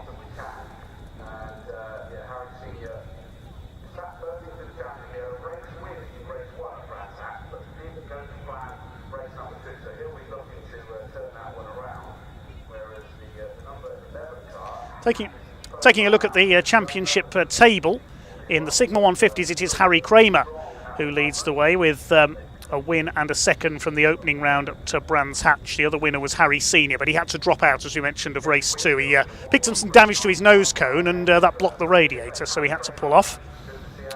Also on the podium on that occasion was the number 58 of Rob Warner. He's out there this weekend as well, but a little further down the grid, back on row 7.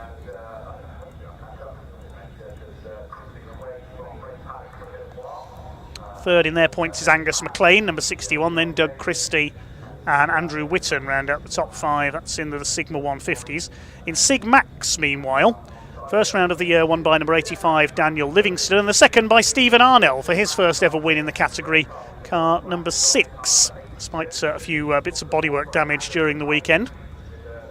But it's pole position here for the first race at Snetterton for the number 11 of Will Stillwell. They're about to set off for their green flag lap. That's the 1 minute board just being held aloft. Then 30 seconds and then the green flag will be waved.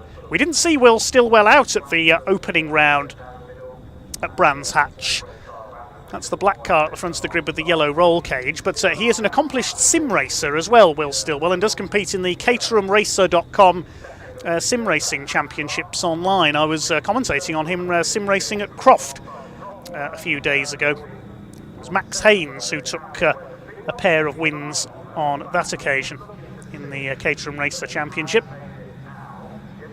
So they make their way round on their green flag lap then. Harry Kramer looking to preserve his points lead here in Sigma 150. He's in 4th position on the grid. Best of the Sigmax drivers is Matt Willoughby. He's in 5th in the points at the moment, looking for his first win of the season. Look out for Amanda Anderson, the former British Women Racing Drivers Club champion. She's done some GT racing in Ginettas. I remember her sharing with Flick Haig a few years ago. Raced right from the start with the Caterham graduates many years ago. Another champion in Caterham graduates, I remember, was Rachel Green several years back as well. So we've seen a few ladies race in this division. It's a huge field of Caterhams. We'll see some spectacular slipstreaming. Caterham racing at its very best.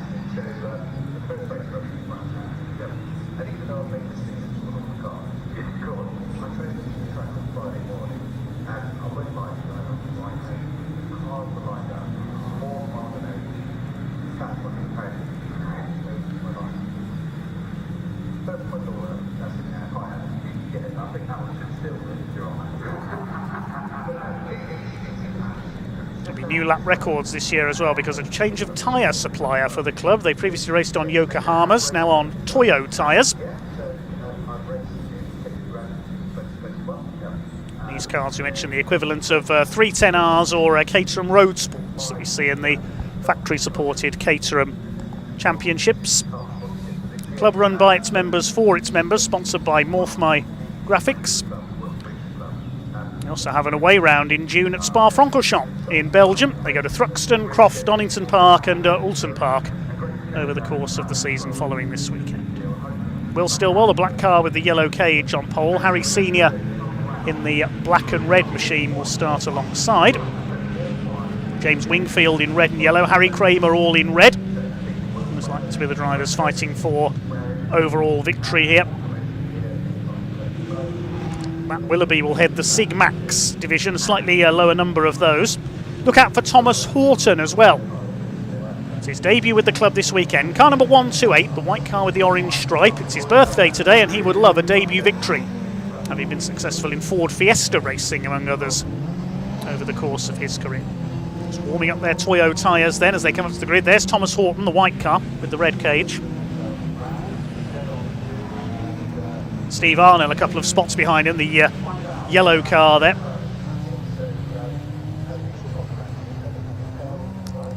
So 20 minutes of spectacular slipstreaming to come then from the MORPHMY Caterham Graduates Championship. 2 of their classes will see 3 races for them this weekend, and 3 races for the Sigma 135s as well. They'll be out a bit later on this afternoon. So a very busy weekend of Caterham racing here at Snetterton. No separate grids for the 2 classes in this race, they're mixed in together.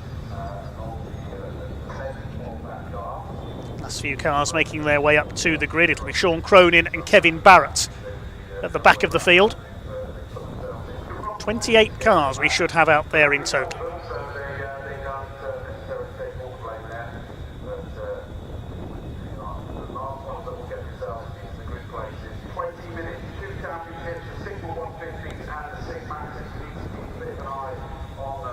So they're almost in position then. Kevin Barrett lines up at the back, then we'll see the green flag from the marshal on the left of your screen. Time to go racing with the MORPHMY Caterham Graduates Championship Sigma 150 and Sigmax classes. The 5-second board is up, waiting for the red lights to come on. Will Stillwell and Harry Senior on the front of the grid. The red lights are on, the revs are up, and away they go. Sprinting through from the second row there was James Wingfield, number 113. He's made a super start and he's got the lead as they head away down to Riches for the first time. Looks like Harry Kramer in the red car's got up into second, so the front row rather caught napping slightly there as they got off the line. And it is the 113 of James Wingfield who has got the early lead. Harry Kramer holding second place on the inside. Will Stillwell side by side with Harry Senior. The rest of them file their way through behind 2 and 3 abreast. There's Steve Arnell, number 6 in the middle, running out wide. Ian Anderson in the number 32, but it's it is 113, looks like 13, but it is car number 113 who leads the way. Steve Arnell and Anderson together. In behind them is the number 95 car, 85 rather, of Dan Livingston, the green machine. Wingfield somehow defending his lead there. Harry Senior up the inside of Harry Kramer. We saw the 2 Harrys battling it out at Brands Hatch on Easter weekend. Will Stillwell in there as well in the black and yellow car. He's side by side with Kramer. Senior's gone through into second position as they start to sort themselves out behind. We'll pick up on the Sigmax leaders as well at the end of the first lap. There's the number 3 car in there. That is Oliver Smith, the white and British Racing green car, as they start to head out towards the back of the circuits for the first time. They go single file through here. There's Dan Livingston, one of the favourites in the Sigmax division, but he's behind Steve Arnell at the moment. We also saw number 82 of Matt Willoughby well up on the grid for them, so he could well be leading the class. As up the inside, Harry Senior takes the lead into Brundles. He locked up the left front briefly there, but he's got the lead away from Wingfield in second place in the 113. It is Harry Senior, the reigning champion, the man from Ascot in Berkshire, who leads the way. Wingfield in second place. Will Stillwell in third, number 11 in the DPR Motorsport car, prepared by David Rowe and his team. Harry Kramer up there in fourth position as they head round to complete the opening lap. Thomas Horton's got away well. He's up into fifth and he's leading the Sigmax category. Now he wants a debut win in that class here, and he's going to try and take on the Sigma 150s as well. Said they're evenly matched. The Sigmax is only giving away about 10 horsepower to the Sigma 150s as charging up the inside here goes the number 61 of Angus McLean, takes the 82 of Matt Willoughby. Now Willoughby is second in the Sigmaxes behind Thomas Horton at the end of that lap. Side by side on the run into the hairpin. Angus McLean in the purple car. Matt Willoughby in 82 was pole in the Sigmax division, but he's lost out to Tom Horton around the first lap. Behind them the 67 is Doug Christie, the black car. But it is the number 1 of Harry Senior from Wingfield, Stillwell, Kramer, then a gap back to Horton in 5th. McLean is 6th, 7th is Matt Willoughby. As they start to settle down now, Doug Christie is next in the order. Looks like it's 1-1-2 of Andrew Whitten next.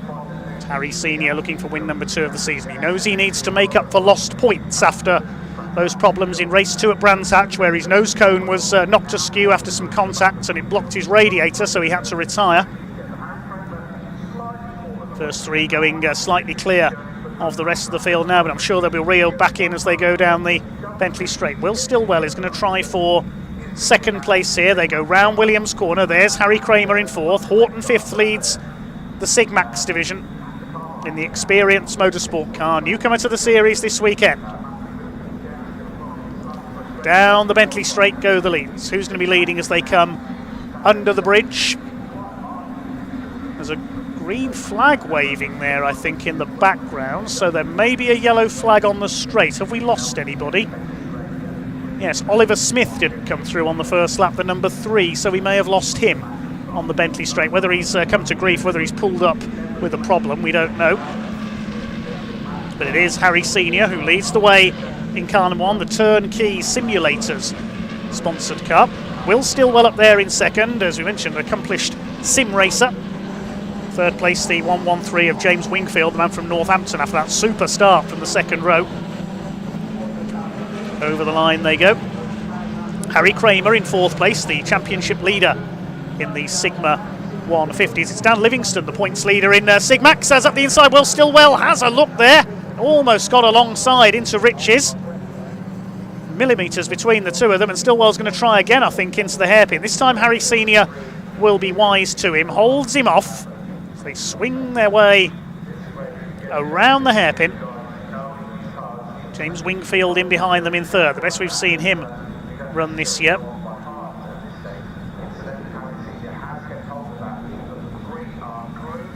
Still plenty to go in this first race of the weekend for the Caterham Graduates Racing Club. Down towards Agostini, and Wingfield's closing up as well on our two leaders.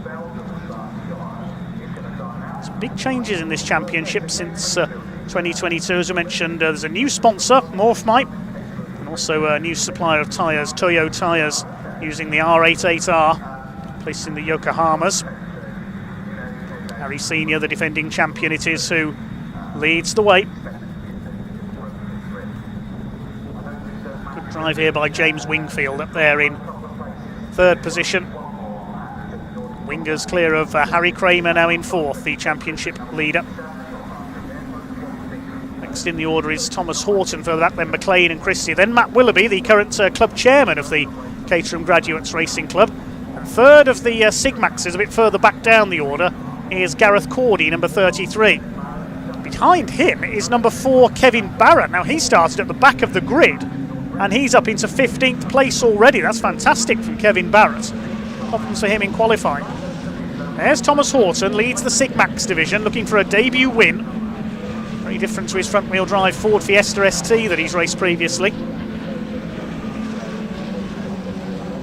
He's not letting the top 4 get away by too much. Then the battle between McLean and Willoughby. No, McLean and Christie, I should say. Christie's got ahead of them there. Willoughby just behind them. Leaders down into Riches once again. Superb racing as always from the MORPHMY Caterham Graduates Racing Club. Harry Kramer leading Rob Ward in the championship. Will Stillwell on the inside there, side by side with James Wingfield. Absolutely together for second place. Stillwell comes out ahead into the hairpin. Kevin Barrett, so we'll keep an eye on coming through in the Sigmax division. He's got ahead of Gareth Cordy, now up into third in class. Dan Livingston in fifth place behind them, the current points leader. So he needs to make some progress from there. Through the left-hander they come at Agostini. 4 of them still together for the lead. Harry Senior beat Ben Winrow and Stephen Clark to the Sigma 150 class championship last season. As Jamie Winrow took the Sigma 135s, we'll see them out later. It was Max Hayes who took the Sigmax championship quite fittingly last year. Been concentrating his efforts on the Caterham sim racing this year so far though. There goes Horton. Stillwell has got the current fastest lap of the race, 2 minutes 8.967. Here's a battle further back. There is Amanda Anderson, number 64, chasing Andrew Whitten. Just behind them, we've got, I think that's the 50 of James McCall. Wingfield has retaken second place at the end of the Bentley straight. Will Stillwell will try and fight back though. Horton is fifth, Doug Christie in sixth. Stillwell on the tail of Wingfield. Here they come towards Coram. Harry Kramer in the red machine, keeping a watching brief from fourth, wanting to preserve his championship lead. Leading by just 4 points at the moment over Rob Warner. Now, where is Rob in the field? He's back in 8th place at the moment.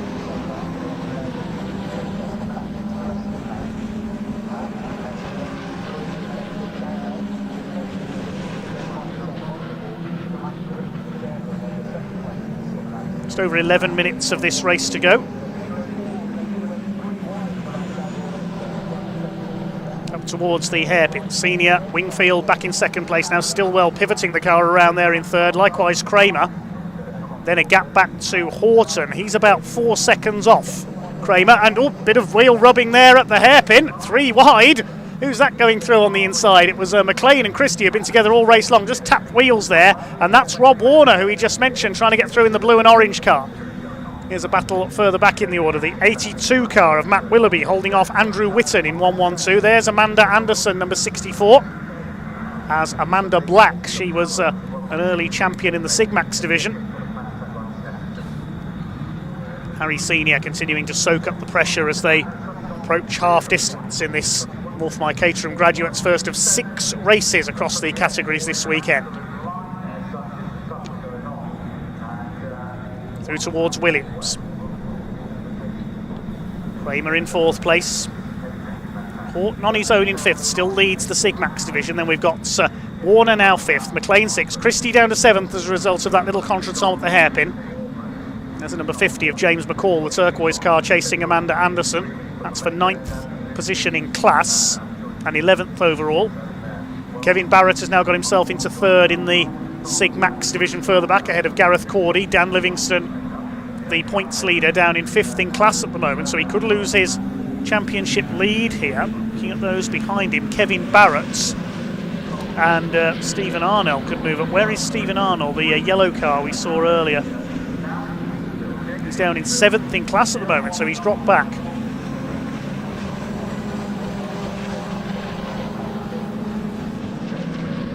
Over the line come the leaders. Now, can James Wingfield get into a position to attack here as they go towards Riches? He's going to the outside. He slipstreamed him and he's taken the lead. That's a great move by James Wingfield.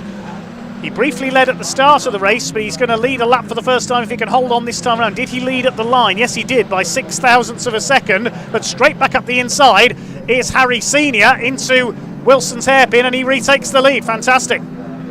This is allowing Will Stillwell to tow up onto the back of them as well. Harry Kramer just keeping a watching brief. He's got a grandstand view of all of this in 4th place. He knows if anything goes wrong for these 3, he can be through and possibly take the lead. So he's maybe just keeping back, keeping his powder dry at the moment, getting ready for an attack later on in the race. These 4 are well clear now of Thomas Horton. You see in the background there, he's still leading the Sigmax category. As up the inside, Wingfield on the inside at Agostini retakes the lead again. Now this race coming alive in its second half. Harry Senior will fight back as they go up towards Hamilton. We don't very often see overtakes here. Well, Harry Senior doesn't know that because he's just got his way through into the lead once again. Up towards the right at Oggies. And here comes Kramer. Well, I said he was keeping a watching brief. No, he isn't. He wants to get involved in this battle now as well. There's just under 8 minutes of the race to go. 4 of them scrap it out for the lead. Thomas Horton is well clear in the Sigmax category. He's about 4 or 5 seconds clear of his nearest rival, which is Matt Willoughby, the club chairman, in car number 82. 3rd in Sigmax further back is Kevin Barrett, ahead of Gareth Cordy. Here come the 4 leaders, a big lock-up from somebody there. I think that might have been Will Stillwell. And James Wingfield able to hold that 2nd place ahead of him. He thought about an attack there, but had to jam the brakes on when he realised it wasn't going to work, Will Stillwell. That's allowed Harry Senior to get away just a little in the lead of this race. Absolutely brilliant from the Caterham Graduates Racing Club, as always. They'll be looking forward to their trip to Belgium to race at Spa as well.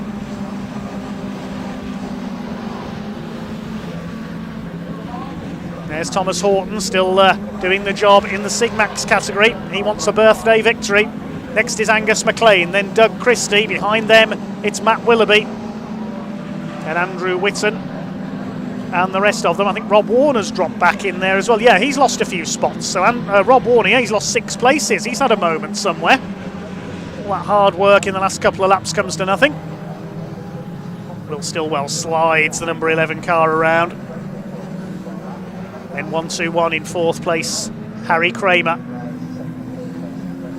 Through Palmer's. If anything, Senior's got away a little bit. He led by 0.68 of a second at the line. Will Stillwell has the fastest lap of the race, still at 2:08.967. And here's the next group. Doug Christie ahead of Angus McLean. They've been together all race long. It's Willoughby, McCall, Anderson, and the number 4 in behind them. That's Kevin Barrett coming through from the back of the grid. Rob Warner's been shuffled back behind. Then it's Gareth Cordy, Andrew Whitton, and the number 110 of James Gilmore, completing the top 15 in this race. It's all about these 4 leaders, still covered by just over a second, and Harry Kramer up the inside. Now he's getting involved in the battle. Through at Williams, up into 3rd place ahead of Will Stillwell. Stillwell in the DPR Motorsport car, still with the novice cross on the back, so still a relative newcomer. He's going to have to try and regain his podium spot here. Just under 5.5 minutes of this fantastically close race to go. And don't forget, we have 5 more Caterham races to come this weekend. 2 more for these guys and girls, and 3 for the Sigma 135s. Harry Senior trying to break away for his 2nd victory of the season in his title defence. James Wingfield up there going superbly in 2nd place. Will Stillwell now back ahead of Harry Kramer for 3rd. Terrific fight between those two. Horton rather on his own in 5th position, leads the Sig Max category. And then the battle between McLean, Christie, who's next in the order? James McCall now, number 50. No, it's a change at the front of that group, in fact. So Willoughby's got through. So Matt Willoughby is up into 6th overall, I think. Hard to see, there were so many cars together there. Yes, Matt Willoughby is now in second Sig Max. He's now 6th overall. No, he's not, because Doug Christie's going back at the inside. I can't keep up with this. Through goes McCall as well. McLean trying to go through too. Well, briefly in 6th place there, Matt Willoughby, who's been shuffled back again by Doug Christie and James McCall. And now here comes Angus McLean. Look out! Wallop! You can see that coming a mile away. Oh, and Kevin Barrett's hit him as well. Oh, what a shame. Something had to give there. Angus McLean, I think he just missed his braking point there into the hairpin. He's out of the race. Now, is there any more damage there? Kevin Barrett certainly had some damage. That's gutting for him after his run through from the back of the grid. Angus McLean, he just missed his braking point there, trying to get down the inside at the hairpin. He's taken out at least a couple of other cars. He hit Doug Christie, I think. We'll see it again. Watch for McLean. He's come from way back, completely misses his braking points. You can see impact is imminent. Bang into the side of James McCall. And then as he spins back, poor Kevin Barrett just had nowhere to go. Such a shame for both of those drivers.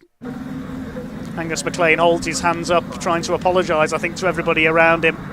That's his race over, and I think it's race over for Kevin Barrett too. Well, here come your leaders. Harry Senior still ahead of James Wingfield with just over 3 minutes left to go.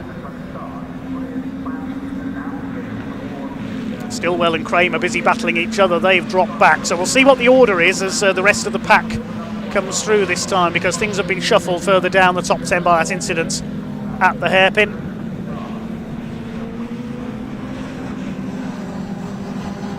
Still Thomas Horton, I think, in 5th place overall. Yes, there's the white car in the background.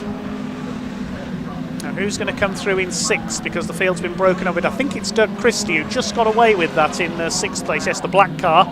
Then it's Matt Willoughby, he's 2nd of the Sig Maxes. Then we've got Sir Warner in the number 58, who's been able to recover. James Wingfield has just done the fastest lap of the race, 2 minutes 8.376, so he's trying to close back up on Harry Senior. So Rob Warner, having lost 6 places, has gained 4 on that lap. Next is James McCall, who's got away with that impact there. Amanda Anderson rounds out the top 10. So we have lost McLean and Barrett. Christie holding off Willoughby through the hairpin. Warner and McCall behind. Another car that's pulled into the pits incidentally. Number 5 of Paul Jepson is out of the race. There's Doug Christie heading the battle for 6th place now. Rob Warner in the blue and orange, the almost Gulf lookalike car. Amanda Anderson just ahead of Andrew Whitton, number 112 further back. And a gap back to Gareth Cordy. Gilmore, Livings, Ian Anderson and the rest of them. There's a battle further back in the order. It's the 110 of Gilmore in 13th place. And here's the fight for 6th and 7th. Almost out onto the grass there for Rob Warner as he tries to attack Matt Willoughby. He doesn't really need to attack Matt Willoughby because they are in different classes, but I can see a red light there. Does that mean the red flag is about to come out? Saw a light flashing there. Was that yellow or red? There's no notification on the screen at the moment. It may have just been a warning light. Couldn't quite tell there, just saw it briefly. Can't see any red flags, so we are continuing on. There's only a few seconds of the race to go. Harry Senior still leading this. First race of the weekend for the Caterham Graduates Racing Club. This is the fight for 6th. Here comes the number 82 of Willoughby attacking Doug Christie. I was just saying they're in different classes, those two, but don't need to overtake each other. You try telling that to a racing driver in the heat of battle, though. There go your leaders. They're into their last lap now. Harry Senior leads from James Wingfield. Now, are we going to see one last effort from James Wingfield to take his first win of the season, or is it going to be win number 2 for reigning champion Harry Senior? He needs the points after that retirement from race 2 at Brands Hatch.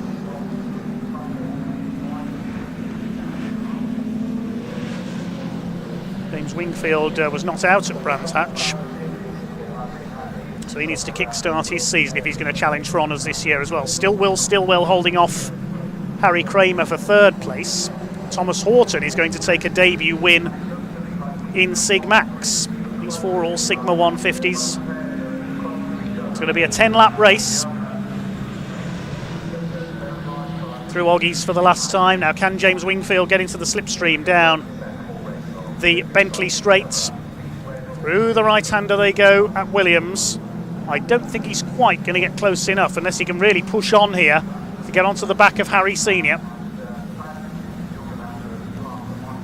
As a result of that incident at the hairpin, Gareth Cordy is now 3rd in Sigmax. Here come the leaders. Wingfield up the inside. He's got him.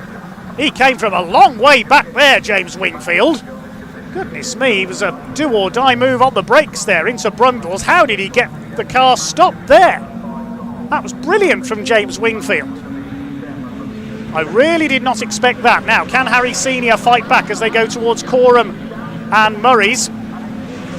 Here they come, up towards the left-hander. The only hope Harry Senior's got now is to try and slipstream James Wingfield on the run to the line. We could be in for a photo finish here if he can get close enough. The checkered flag will be awaiting them. James Wingfield and Harry Senior. What can Harry Senior do? He's going to try and jink out of the slipstream, but it's too late. James Wingfield wins our first Caterham race of the weekend by 0.048 of a second. Where did he come from there at the end of the Bentley Straight? I thought he wasn't close enough to get in the slipstream. And Thomas Horton, on his birthday, takes a debut win in the Sig Max category. Well done, Thomas Horton. Will Stillwell held off Harry Kramer by 0.4 of a second for 3rd. And 3rd in Sigma 150. 2nd of the Sig Maxes is Matt Willoughby. And 3rd in that class is Gareth Cordy. But it's James Wingfield who takes the win. A surprise victory in his first race of the season with the Sigma 150s. There is Thomas Horton. He'll be overjoyed with that. What a birthday present. 5th overall and his first Sig Max win.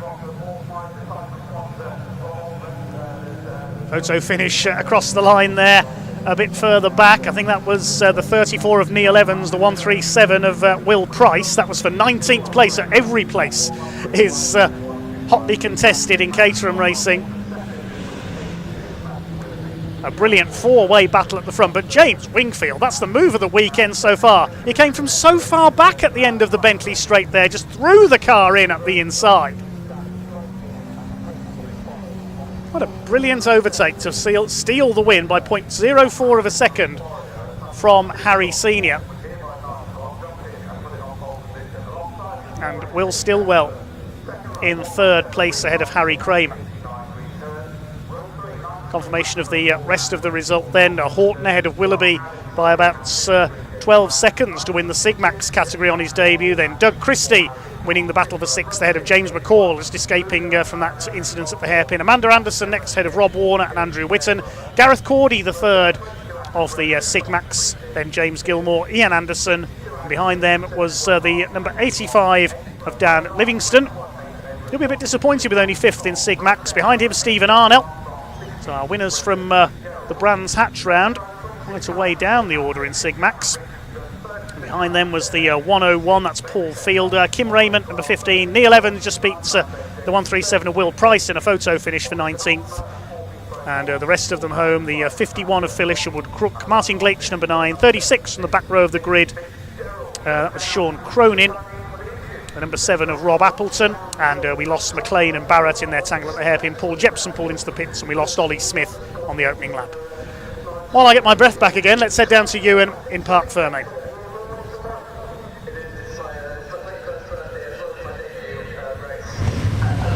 Cheers, Dave, here with our race winner, and what a race it was. Great way to start off Caterham weekend. Yeah, amazing.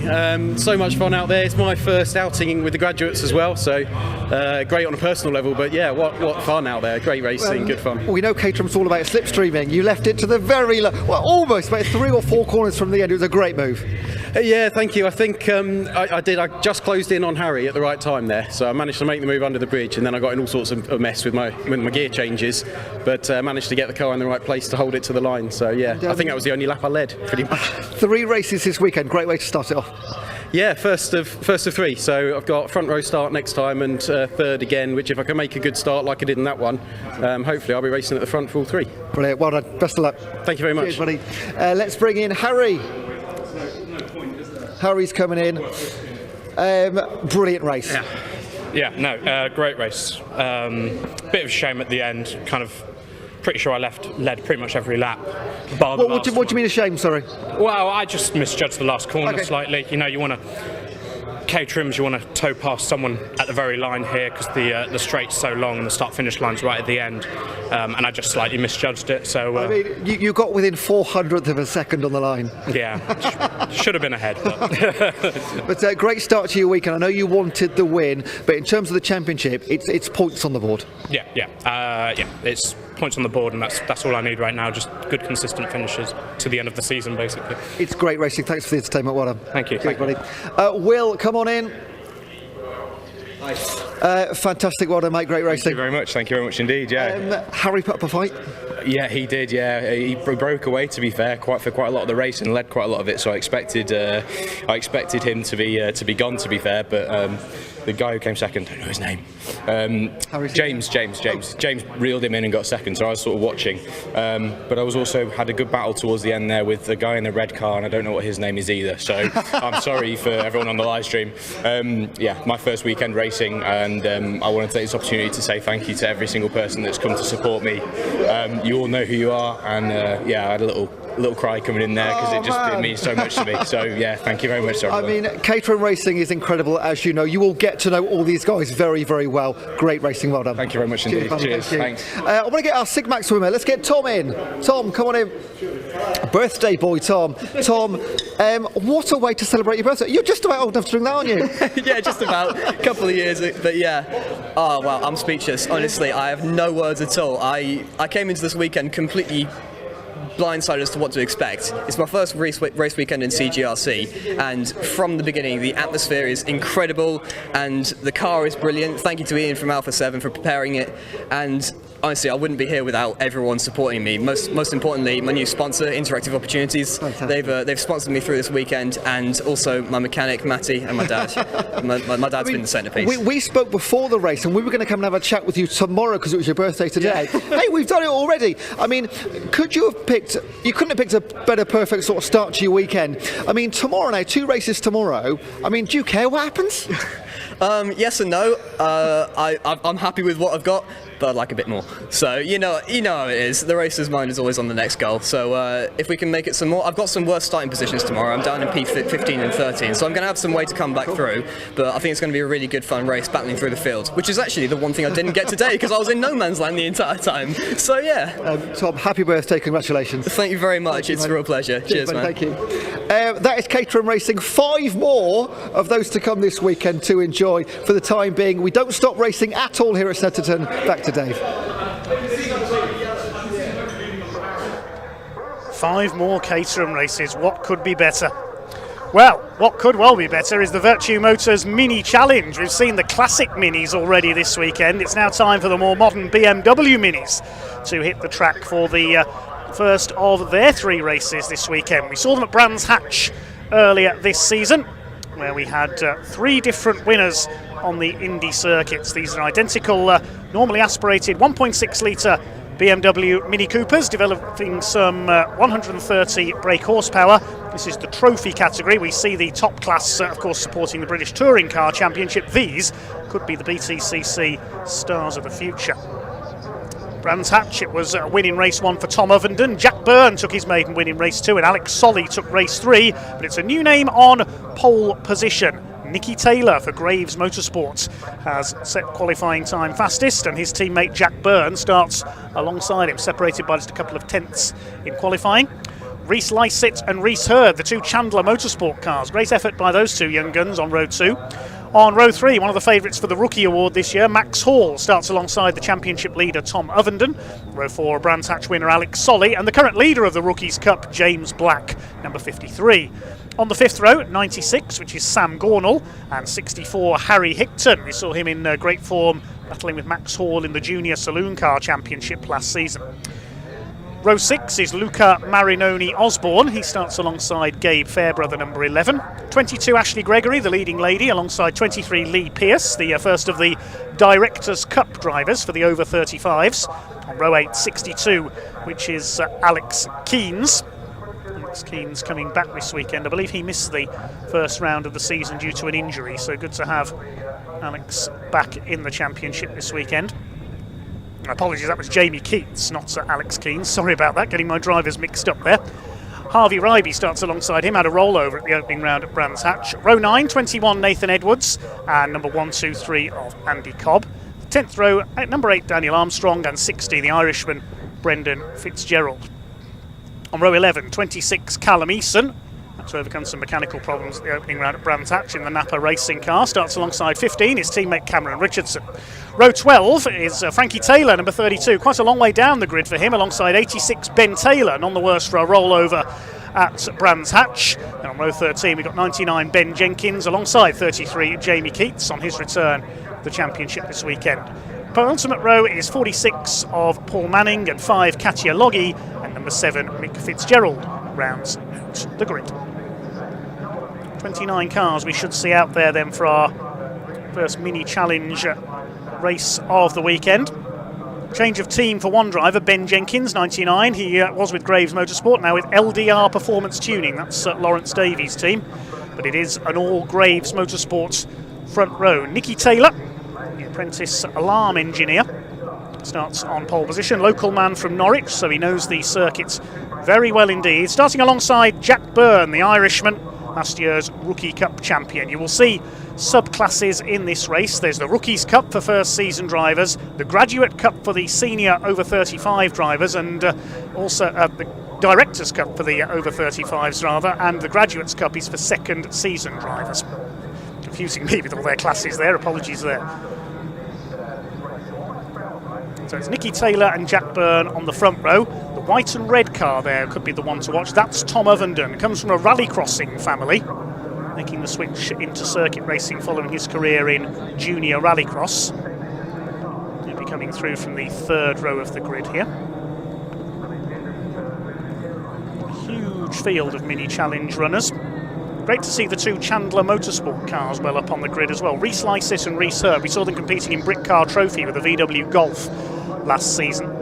There's Frankie Taylor, number 32, the black and red and yellow car there. He's quite a long way back on the grid, so watch for him coming through. Max Hall, one of the favourites for Rookie Cup honours this year, along with Harry Hickton and James Black. They'll be worth watching out for. I must respond to a question I was asked in our YouTube comments earlier. If I could race in one race from this weekend, which would it be? I couldn't pick just one, I'm afraid.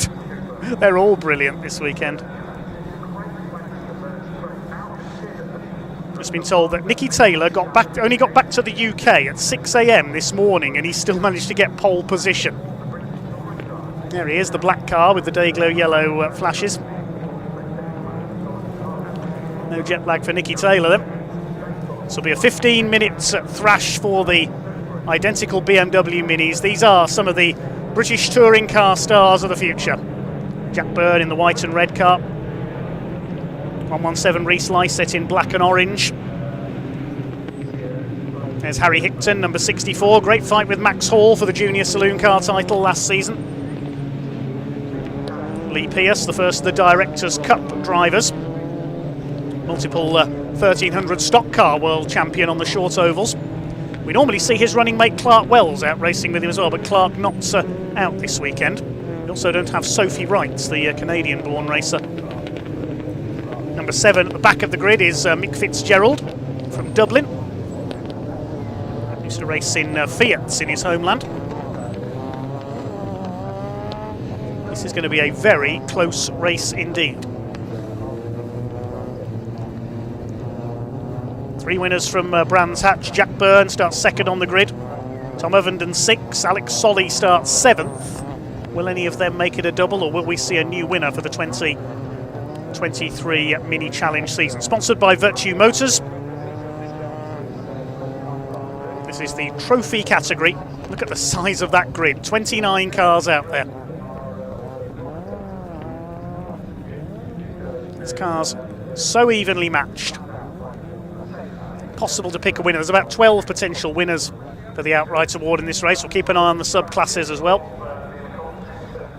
Last couple of cars, Katja Loggy and Mick Fitzgerald into line at the back. Then we'll get the all clear from the marshal once everybody is into position. Mick Fitzgerald's rather positioned himself in the middle there at the back, so we'll see if he goes through the centre of the pack, but the 5-second board is up. Waiting for the red lights to come on for Vertu Motors Mini Challenge Trophy category. First of 3 races of the weekend gets underway, and one car hasn't got away there. That's Reese Lysett. He's stalled on the grid in 3rd place. Now gets it moving. Thankfully everybody has missed him. Disaster for Reese Lysett from the 2nd row of the grid. That's allowed a bit of rubbing in the pack there. Luca Marinoni Osborne trying to get down the inside on the pit lane exit there. Ashley Gregory behind him. But it looks as though it's Jack Byrne. It is Jack Byrne who has taken the lead from the outside of the front row. Nicky Taylor in 2nd place as they start to sort themselves out. There's already a tangle there into the hairpin. Lee Pearce has been taken out in that. Who else is involved there? Another car sliding off. Tricky to pick out the numbers on one of these cars. Yeah, Luca Marinoni Osborne, I think, is one of them involved there. Didn't see who the other car was facing the wrong way. Yes, Ashley Gregory, you can see, has got some damage. I think it was Nathan Edwards, another car involved there. It's Jack Byrne who leads from Nicky Taylor. Looks like Reese Hurd up there in 3rd position. And it's Max Hall possibly up in the 4th there, the yellow and blue machine. So the first 4 pulling away very slightly, but it is Jack Byrne who has got the lead as they head through Hamilton for the first time up towards Oggies and then Williams. There's Tom Ovenden heading the 2nd group in 5th position. Jack Byrne's gone wide coming out of Oggies, and Nicky Taylor doesn't need asking twice. He goes through. Now we've lost Luca Marinoni Osborne there. He's pulled up on the run towards Palmer in the background there. Jack Byrne into 2nd place. Reese Hurd has lost 3rd. Looks like Max Hall has come through in the number 93 car. One of the favourites for the Rookie Cup this year. But it is Nicky Taylor who leads. They'll come down under the bridge. Whole line of cars behind him. A little bit out of shape on the run into Brundle through to Nelson. 1, 2, 3, 4, 5, 6 cars. Line astern for the lead. 2nd group headed by Alex Solly. There's Lee Pearce. He is still going, so he escaped that incident. There's somebody else spinning off there in the background. Didn't see who it was. Coming into Brundle, he's got a wheel onto the curb, and there's somebody else been taken out. Katja Loggy, that is going across the grass. We've got a car absolutely rally crossing its way around. I think that's Nathan Edwards, number 21. Ashley Gregory's got damage. She's dropped back. I would imagine she's heading pitwards. So we'll see what the order is as they cross the line. It's Nicky Taylor and Jack Byrne fighting it out for the lead. What a frantic first lap. Nicky Taylor will lead them over the line for the first time ahead of Jack Byrne. It's Max Hall in 3rd, Reese Hurd is 4th, Tom Ovenden 5th, James Black is in 6th position. So 3 Rookie Cup runners in the top 6 places. Here's a replay of an incident further back on the first lap. Who's that going off into the barriers? So that's why we had a yellow flag out. That's Brendan Fitzgerald. Didn't see who he collided with. That's one of our Irish runners in trouble there, the number 60. It's turfed into the barrier. Now Max Hall's gone off, coming out of the hairpin. That's going to allow Tom Ovenden up alongside him. So cars we've lost are Brendan Fitzgerald, we saw. Ashley Gregory has gone into the pits. Luca Marinoni Osborne didn't make it much past the hairpin after some contact off the start. 96 of Sam Gornall has gone missing as well. Nathan Edwards we saw rally crossing. So that was a rather crazy first lap to say the least. Reece Lycett's got going again after he stalled on the line. There go the leaders up towards Hamilton. It's Nicky Taylor, Jack Byrne, Reece Hurd back up into third, back ahead of Max Hall after he ran wide coming out of the hairpin in the yellow and blue car. And there is Tom Ovenden, the championship leader, coming into this race in 5th position. So, there's Brendan Fitzgerald's car. Let's have another replay. This was the incident at the hairpin. There we see 4 into 1 just didn't go there. That was, I think, Sam Gornall getting turned around. Ashley Gregory was involved. And Nathan Edwards involved there as well. He got taken out onto the grass. Luca Marinoni Osborne in the middle of that too. His race is run. So that's why Nathan Edwards is already down at the back. Somebody else running wide in there as well. What a chaotic first lap. Well, here come your leaders. It's still Nicky Taylor, number 17, who leads through the bomb hole. Jack Byrne in 2nd place. Then it's Reece Hurd in the Chandler Motorsports car. Behind him, Tom Ovenden and Max Hall fighting it out for 4th. Hall has it at the moment. 6th behind them is James Black in the blue and white number 53 car, the ex-Brick Car trophy racer. He used to drive a Renault Clio. It's Alex Solly behind them, then Harry Hickton, then a gap back to Lee Pearce. He's leading the Directors' Cup. Leading the Graduates' Cup is Jack Byrne. The Rookies' Cup is led by Reece Hurd in 3rd place. Byrne trying to attack for the lead as they go down into the right-hander at Riches and out towards the Wilson's hairpin once again. Maybe looking to make a move here is Reece Hurd. This is the best we've seen him run in the Vertu Motors Mini Challenge so far, looking for his maiden podium. And up the inside, Tom Ovenden. Has he got the move done? Yes, he had. He came from a long way back there, past Max Hall and up into 4th position. Behind them as well, Alex Solly is making progress, the winner of race 3 at Brands Hatch. He's got ahead of James Black now. There behind them is Harry Hickton in the blue car on the tail of this group. Then behind them, the next blue car, that's Lee Pearce. He's got Gabe Fairbrother behind him, number 11. Train of cars for the lead then. The Alarm Company car of number 17. Nicky Taylor leads the way, run by Graves Motorsports. As is the car in 2nd place, Jack Byrne. 3rd for Chandler Motorsport is Reece Hurd. Tom Ovenden in 4th position, driving for the locally based Accelerate Motorsport team, well known for their touring car exploits. And coming through next it is Max Hall, number 93, in the Westbourne car. He's got the number 12, Alex Solly, on his tail, another Graves Motorsport machine. As they go down the Bentley straights. James Black for Graves Motorsport next in the order. Are we going to see any attacks for the lead as they go under the bridge this time? Jack Byrne maybe thinking about it there, but he couldn't get the line away. Alex Solly has moved through into 5th position ahead of Max Hall. Then James Black. And then we've got Harry Hickton at the back of that group in his Westbourne Motorsport run car as well. 8 cars line astern for the lead of this Vertu Motors Mini Challenge affair. Next in the order further back is Lee Pearce leading the Directors' Cup in his self-run car. And Gabe Fairbrother. Frankie Taylor coming through well from the back of the field, and he's 2nd in the Graduate Cup. Here's a battle further back. This is Mick Fitzgerald, started at the back of the grid. Nathan Edwards recovering from an off earlier on.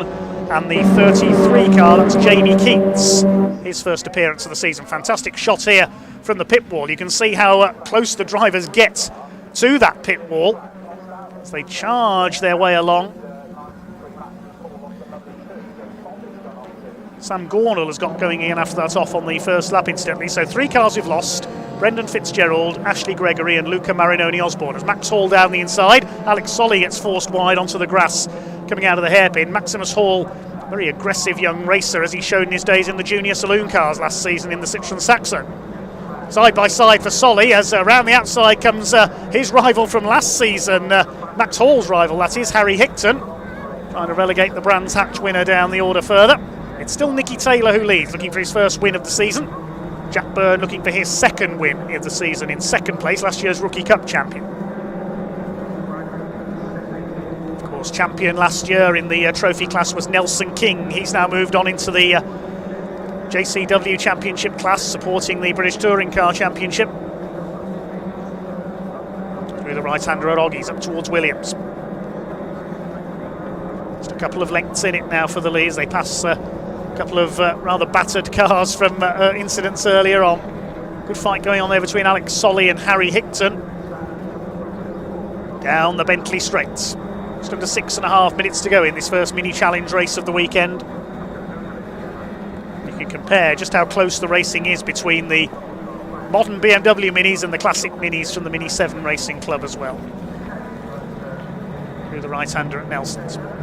Still 8 cars, line astern. Next group, side by side between Gabe Fairbrother and that looks like Frankie Taylor, making his way up now to try and head the second group. Frankie Taylor doing extremely well, and there's some trim come loose from the bumper on Reese Hurd's car, flapping away there. So there's been some contact in there. If that gets any worse, he might get the black and orange flag and have to call into the pits to remove that errant piece of trim. He's got a slow exit there from Murray's, and that's created a bit of a bottleneck. 3 wide, Max Hall got squeezed onto the grass. Tom Ovenden's there on the the outside for the right-hander at Riches. Reese Hurd is squeezed in the middle. This is going to be interesting, into the right-hander. Nobody's bottling out here, and Max Hall will get the inside line. And look at James Black, where's he come from in the 53? He's going to try and get up the inside as well. That's allowed Nicky Taylor to break away slightly ahead of Jack Byrne. The gap between them just over a second now, and Max Hall's up to third. They barrel into the hairpin behind him. Tom Ovenden's caught on the outside of Reese Hurd. Then it's James Black. Alex Solly's caught up as well. Ovenden runs wide. Well, this is not looking great for Tom Ovenden's championship advantage at the moment. Looking at the points charts coming into this race, as Alex Solly moves to the inside of James Black. Tom Ovenden only had a slight lead of about 24 points, 22 points to be precise, over Jack Byrne. So the gap is going to be reduced here. Jack Byrne looking to take the championship lead this weekend, possibly. Alex Solly side by side with James Black. Behind them is Harry Hickton. And Hickton currently has the fastest lap of the race, 2:19.447. Max Hall looking for his first overall podium. You can see that trim from the rear bumper of Reese Hurd is starting to fall off. A fair bit of clear up for our volunteer marshals after this race. It's been a brilliant race between 8 drivers at the front of the field. Looking at the classes, the Graduate Cup is led by Jack Byrne, the Rookie Cup by Reese Hurd, and further back the Directors' Cup still led by Lee Pearce. Nicky Taylor not in any of the subclasses because he's not a first or second season driver, nor is he over 35 years of age. He's starting to pull away now at the front as everybody else scraps behind. Max Hall nearly giving Jack Byrne a tap there coming out of Nelson's. He wants that second place. Didn't have the best of fortunes at the season opener at Brands Hatch, but he's almost being bump drafted there by Reese Hurd as well. It's really close between these 3, and it's soon going to be 4 because Tom Ovenden has recovered from running wide at the hairpin. In 5th position, Max Hall to the inside into Murray's. He muscles his way up the inside, but he's going to run wide on the exits. Can he keep it together? He bounced over the curves there. I thought Max Hall was going to spin out. That's going to allow Jack Byrne back up alongside because Hall's had to move across and defend. Look at this from Reese Hurd. They're absolutely almost on top of one another down the straight there. This is going to be interesting again into Riches. Meanwhile, Alex Solly's dropped back. He's had a bit of a moment somewhere, the number 12. Over the line they go. What's going to happen at Riches for the second place fight? Well, there's Nicky Taylor, who's going to be second as they come into the hairpin. Hall side by side with Ovenden. Hurd's in there as well. Jack Byrne's been shuffled back. That's what happened. So Jack Byrne did get shuffled back on the outside line. He's lost 3 places. And he could lose another because James Black is in behind them as well. 5 of them going at it now for second. It could be 6 because here comes Harry Hickton as well in the 64. Son of David Hickton, long-time classic saloon car racer. So Alex Solly got shuffled back on that lap. He lost a few seconds. He's had a moment somewhere. Well, Max Hall leads the fight for second place in the number 93. His first overall podium if he can hang on. There's just over 2 minutes of this race to go, so I think they'll get one more lap out of this. Maximus Hall up there in second position. Tom Ovenden now in third, ahead of Reese Hurd in the silver machine. They're both trailing bits of trim. Just as frantic as the classic minis we saw earlier on for the Mini 7 Racing Club. Down the Bentley straight they go. Well, all this battling has allowed Nicky Taylor to open up a lead of around 3 seconds. It's looking good for a first win of the season for the number 17 on his local circuit, the man from Norwich, in the Graves Motorsport car, the 19-year-old. Comes through Nelson's. There's the train for second place, headed by number 93, Max Hall. Alex Solly trying to catch them back up again. Tom Ovenden in third. He's ahead of Jack Byrne. That's where he needs to be to try and keep his championship lead. Coming into this race, Nicky Taylor was down in 5th place in the points. One driver who will be relegated down the order in the points, Nathan Edwards. He was 4th in the points positions coming into this race. He's only down in 20th place. As they come up over the line, it'll be 1 lap to go this time. Across the line they go. Nicky Taylor. Just got to keep a cool head here around this final lap for his first win of the season. It's anybody's race for second place. Just a couple of seconds cover the next 6 cars. Max Hall, if anything, has broken away slightly here. Tom Ovenden trying to catch up. And then the 3 of them together. Oh, James Black nearly into the back of Reese Hurd there, into the hairpin. Jack Byrne's been hung out to dry around the outside again. He's rather lost the line here. He's being shuffled back. James Black and Harry Hickton are going to have a go here as well. Harry Hickton up the inside. He's taken James Black in the 53.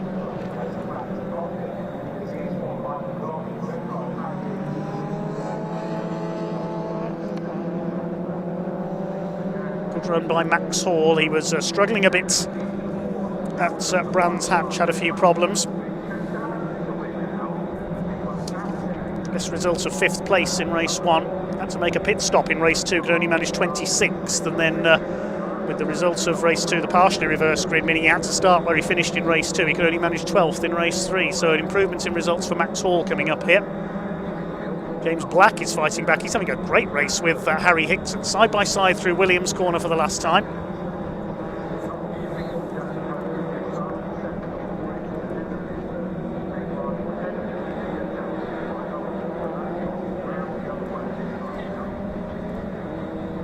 It's looking good for Nicky Taylor. He's been able to pull away as everybody else has fought behind him, and he's heading for his first win of the season. And Jack Byrne taking a lunge at Reese Hurd there. Was there a bit of contact there? There certainly was coming out of the corner. They were leaning on each other. Getting a bit frantic in the fight for 4th. Nicky Taylor in the Alarm Company sponsored car certainly isn't alarmed out in front. He's kept his head cool all the way. He may have only got back to the UK early this morning, but he started from pole position, has led all the way, and is heading for his first Vertu Motors Mini Challenge Trophy win of the season. Still they're at it further back, Harry Hickton and James Black, but up towards the checkered flag. It's a win for Nicky Taylor. He takes the flag. Max Hall gets his first ever podium in the category in second and wins the Rookies Cup. Third goes to Tom Ovenden, the championship leader, and it's Jack Byrne who comes over in 4th. He wins the Graduate Cup. Harry Hickton beats James Black to the line. They had an almighty fight. And we seem to have lost Reese Hurd. There was contact there, I think, with Jack Byrne as they came through the exit of Nelson we saw for the last time. I think we have lost Reese Hurd. No, he's come over in 12th place. So Reese Hurd did go off there on the final lap. We'll try and see what happened there if we can. Confirm the full result shortly, but it's the local man from Norwich, Nicky Taylor, who wins by 3.8 seconds over Maximus Hall in second place. Tom Ovenden takes third. The result of that race will give the grid for race 2, which takes place tomorrow morning.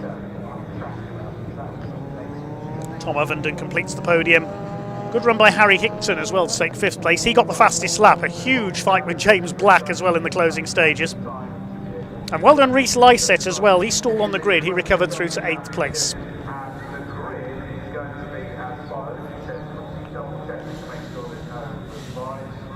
Typically frantic mini challenge racing here on the Snetterton 300 circuit.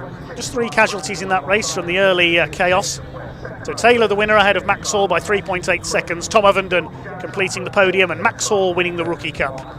Jack Byrne wins the Graduate Cup in 4th place. Harry Hickton completing the top 5 after his fight with James Black. Alex Solly finishing in 7th, was rather dropped out of the lead battle midway through. Reese Lysett, good recovery after stalling at the start to take 8th. Lee Pearce wins the Directors' Cup in 9th. And Frankie Taylor from towards the back of the grid after problems in qualifying, rounding out the top 10. Gabe Fairbrother was next home ahead of Reese Hurd. Problems for him on the last lap, but when the fight for 4th got forced off and ended up in 12th. 13th place went to Alex Keynes ahead of Andy Cobb in 1, 2, 3. He wins Class RD because he's both in the Rookies' Cup and the Directors' Cup. Completing the top 15 was Ben Jenkins in the LDR car. Harvey Ryby was 16th. And then behind them were Daniel Armstrong. 18th place went to Paul Manning from towards the back of the grid. Nathan Edwards will be disappointed with 19th after a couple of offs. Spin early on restricted Sam Gornall to 20th. And then behind them were Callum Eason in the Napa racing car. Ben Taylor was next. Then Jamie Keats, the 15 of Cameron Richardson, Mick Fitzgerald and Katia Loggy were the final finishers. In the early laps we lost Luca Marinoni Osborne, Ashley Gregory and Brendan Fitzgerald. Let's head down to Ewan in Parc Fermé.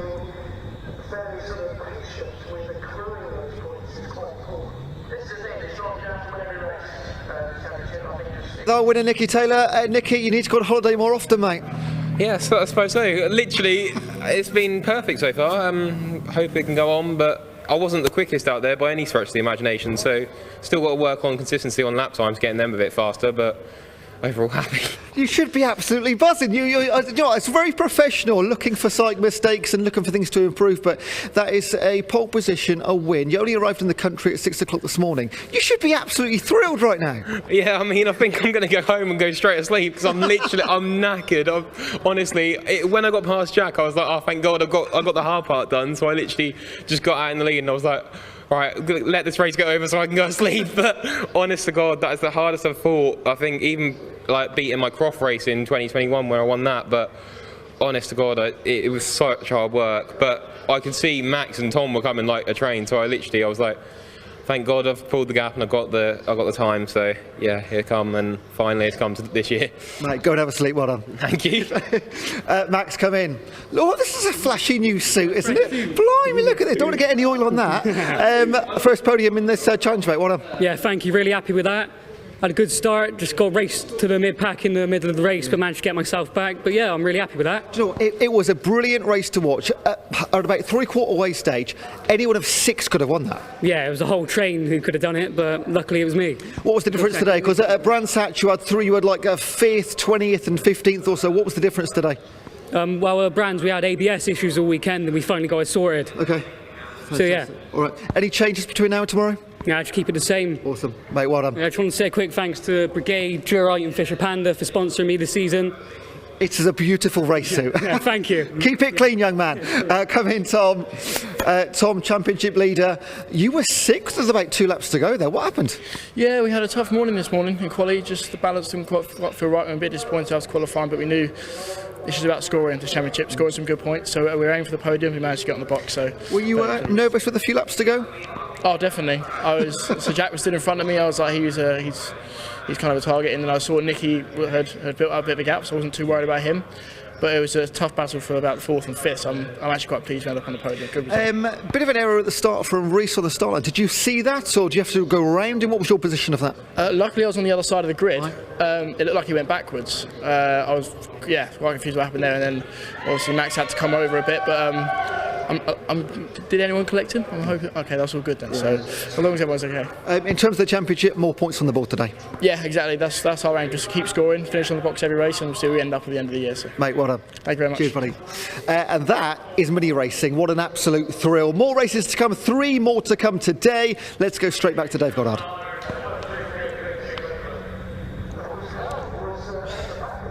They're not leaving me much time to get my breath back between races, are they, today here at Snetterton? Fantastic stuff.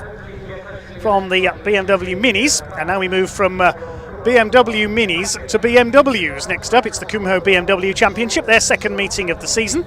Just a little bit of a clear-up needed, a couple of cars being recovered at the moment. And we'll be underway with our 5th of 7 races today. After this, we've got another Caterham race, and then the Mini Miglias, more classic mini racing to round out the day.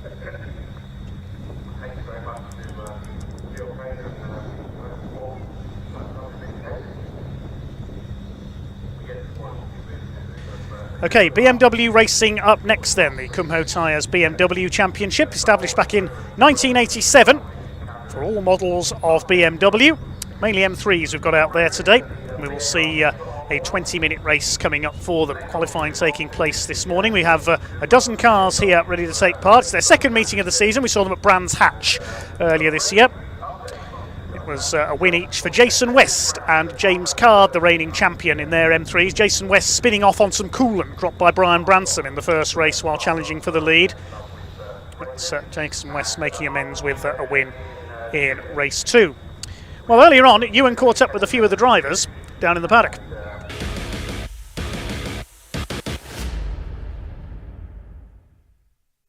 Second round of the BMW Kumho Championship this weekend at Snetterton. I'm here with Joe Collari. Now, Joe, you've won this series in 2 different classes previously, haven't you? Tell us about those. I have indeed. I started racing back in 2016. In 2017, I won the Class D Championship and followed that on for the 2018 Class D Championship. But in Class D, I took a few wild cards in Class C and won the Class C Championship in the same year.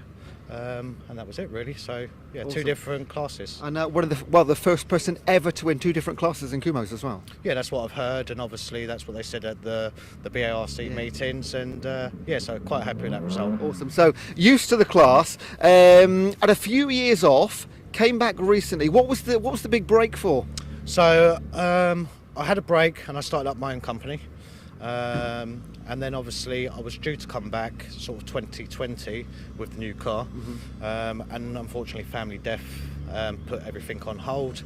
And then I came back sort of last year for a wild card at Donington. And, tell us what happened at Donington, Joe. So Donington qualifying didn't go to plan, so I started the race at the back of the grid, and the lights went green. Car took off like a jumbo jet, and I ended up flying over a few cars. And I hear, just to explain what happened, I think it was your left wheel took off somebody's wing mirror. So we're literally talking off the air, aren't we? So unfortunately, another driver, obviously, I apologise to him. Obviously, hopefully he's forgiven me by now. But the actual front wheel was sort of up on top of his roof, and we were sort of at a almost tipping point. But yeah, that was me a bit over confident. I had sort of a wild card race, and yeah. But here we are, expensive mistake, I imagine. What are your hopes and dreams for this weekend at Snetterton? So this weekend at Snetterton, I'm hoping obviously to finish the race to start with, or get past the first corner. And just basically I'm using this more of a test for the car, and getting used to the more power, taking it a bit easier on the starts. And yeah, that's basically what it is, and hopefully carry on for the full season. Cool. Mate, best of luck. Thank you very much. Buddy. Cheers. Joe Collari, look out for this car on the starting lineup. Okay, let's go speak to a few more drivers in the BMWs. Okay then, before we go BMW Kumho Racing, I'm here with first and second place at Brands Hatch, Jason West. Now, the classes have changed, you've just told me. That would naturally put you joint top of the championship with James Card. He had the flip reverse at first and second, but things have changed in the championship now. Yeah, that's right. So we were running a power to weight championship, but we have to update the data loggers every year, and we just, with everything going on in the economy, we just said, you know what, the club really can't afford to do it. So instead of getting everyone to go to a dyno and then we can't police it because the data loggers make sure that everybody's on the right power, we've changed it to engine spec. Okay. And it means that anyone can turn up. You don't have to go to a dyno, take a day off work, that sort of stuff. So Colin, for example, who's joined us today, he entered at the last minute, and he's now a Class C runner and going really well, actually. And talking about money, next round at Castle Combe, I understand this is really rare, but introducing some prize winnings. That's right. So James Card of Card Hewitt Accountants, he's put £1,000 on the table. Fantastic. So each class is going to win up to, it'll be £200. So for the aggregate class winner, £200 cash prize money on the board, which is just great. And it's for actually Roger Card, James's dad, who raced with us for years, from early 2000s up until sadly he passed away in 2015. James has said, look, we were going to do a Roger Card memorial race. Fantastic. Because there's so many classes nowadays, there's lots of options, aren't there? You need that bit of like, come to us. Yeah, exactly. And for invitation class, I believe we're going to do a lower entry fee. Okay. Details will be on the BMW RDC website. Fantastic. So bmwrdc.com. If you're coming in from invitation, perhaps you're there already at the weekends running with classic touring cars, you can enter. You don't have to go to a dyno. You could enter invitation or one of the classes, and you could win £200. Love it. Let's get back to racing this weekend very quickly. I understand, just looking at the data, I think the top 5, 0.2 of a second separating you on the qualifying? Yeah, actually top 3, but it's still going to be a very, very close race. So Brian's on pole, I'm second, James is third. And, even though we changed the regs, we're still running nose to tail and we're running 159s around here, so it should be quick and close. I mean, it's always fun. We can't wait. Good luck. Thank you very much. Thanks, Cheers. Jason. Thanks. Right, let's go BMW Kumho Racing. Over to your commentator, Dave Goddard.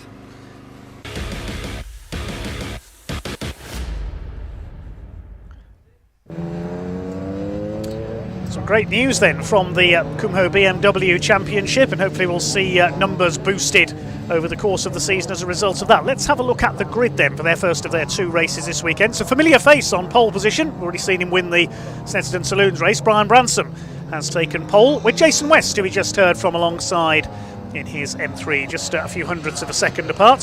Second row is the Brands Hatch Race 1 winner James Card, the reigning champion, alongside Ian Crisp, number 10 in his lovely 1M Coupe. Row 3, another face we saw out earlier on, Jasvir Sapra, driving solo this time in the number 40 car alongside number 77 Klaas Kuijke. Then on row 4 is Kevin Denwood, number 7, with his compact alongside 150 Colin Voice. He and Klaas Kuijke driving in the invitation class this weekend. On row 5, number 74 Chris Walton alongside Giuseppe Calari, Joe Calari as he's known to his friends, in the number 82, his first appearance of the season, first of the Class C cars. And then on row 6 we have number 50 Pete Miller, he runs in Class B, and number 25 the chairman of the BMW Racing Drivers Club, Trevor Ford. So we should see a dozen BMWs out there for what will be a 20-minute race. Getting lined up on the grid there. Green flag is displayed at the back. 5-second board is held aloft. Watch the 3 cars in the top 3 places on the grid. Brian Bransom, Jason West and James Card. They were only a few tenths of a second apart in qualifying. This should be a close one. We're underway and down towards that first corner. Pete Miller getting away well. I think that was from the back of the field. It's Jason West who's got the best getaway down towards the first corner at Riches. Brian Bransom with a poor start there in the orange car. I think he's got down to 4th place. It's Jason West in the underscore liveried car who leads. James Card up into 2nd place, and it is that lovely 1M Coupe of Ian Crisp up into 3rd position. Brian Bransom did not get the start he wanted. He's down to 4th, just ahead of Jasvir Sapra. May not be a massive field, but it has been proven, as you saw at Brands Hatch, that you don't need a big field of BMWs for a good motor race. They head up towards Agostini for the first time. First 5 breaking away slightly. Jason West from James Card. Brian Branson having a look at Ian Crisp for that 3rd place. And in 5th place was Jasvir Sapra. Have we lost Jasvir there? I didn't see him come through out of Agostini, so whether he's slowed up with a problem we'll pick up in a moment. So there go the first 4. Now we think we've lost Jasvir Sapra coming down towards Agostini there. We'll pick that up in a moment as trying to recover is Brian Branson on the back of Ian Crisp. Almost every car out there is an M3. We've got the 1M Coupe out there, and Kevin Denwood and Joe Calari are in BMW compacts. Into the Bentley straight, into Brundle and Nelson. It's Jason West who leads the way in the 76, the man from Guildford in Surrey. Look up his YouTube channel as well. You'll see some on-board action from his car. And Chris been there in third place. First time we've seen him out on track this season in that 1M Coupe prepared by the G Sports team, I believe. Giovanni Gigenaro's setup, who helps out a few of the drivers in this championship. There's a gap back to, I think that's Klaas Kuijke next in the order. The Dutch-born racer is up alongside Brian Bransom and Ian Crisp now side by side as they head over the line. It's Jason West who is leading, but he's dropping down the timing screen because I think his transponder's not working, so keep an eye on that. Brian Bransom sweeps through on the inside at Riches to take third place away from Ian Crisp. Kuijke next in the order. Here's Jason West still leading. He's not showing on the timing though because his transponder's not working. There is the number 76 car. A win and a second for each of these two. Jason West and James Card in the opener at Brands Hatch, and wonderful to hear that the Card family will be giving some support to the championship in the form of some prize money at the next round at Castle Combe in Wiltshire, in memory of James Card's father Roger, who used to race a beautiful E30 M3 in this championship for many years, as we heard was sadly lost to us in 2015. So the Roger Card Memorial taking place at Castle Combe. There is Brian Branson recovering from a poor start, up into third place now ahead of Ian Crisp. It's Kevin Denwood in fifth position. We didn't see where Jasvir Sapra went. I'm not quite sure what's happened to the turquoise M3. Looks okay as he came off the line just behind Brian Branson. Was in fifth place and then suddenly going to Agostini for the first time disappeared. There is an entrance to the paddock on the straight going into Agostini, so whether he's pulled in there and taken the back entrance to the paddock, I didn't see. Next in the order behind this group is now Kevin Denwood in his E46 Compact. We'll have a look at that car if we can. It was a bit of a work in progress at Brands Hatch at the opening round. He lost the power steering midway through the weekend. It was certainly a warm weekend at Brands Hatch as well, so Kevin was rather exhausted by the end of the weekend. Behind him, Klaas Kuijke and Colin Voice, the two invitation class runners. Then we've got Pete Miller. There's Kevin Denwood. Yes, work in progress, it says on the side. It's got a bit of a graffiti style paint job. That's a very modified BMW Compact. He's running in Class B, currently leading the class. There's Klaas Kuijke behind him. We've seen him race Mazda MX-5s in the past as well. Next behind them there is Colin Voice. Then Pete Miller in the black car, the Sussex driver. Chris Walton in black and yellow. The compact of Joe Kalari. And Trevor Ford, the club chairman, rounds out the field. Try and pick up what happened to Jasvir Sapra at the end of the race. A shame we've lost him because he would have been a contender for a podium. Here's Kevin Denwood, a former champion. First round to win the title in an E46 Compact was Russell Dack a few years ago. There's number 150 Colin Voice, the Voice Tune car. I've seen him race his Mark 1 Escort with the Classic Touring Car Racing Club in the past. Good to see him back out. Denwood just ahead of Klaas Kuijke by about 1.5 seconds as they head down into the left-hander at Agostini. There was a recovery vehicle on the move there in the background. Is that going to fetch Jasvir Sapra's car, I wonder? I haven't seen the yellow flags, so we don't know where that car is. Through Hamilton and up towards Oggies for Klaas Kuijke.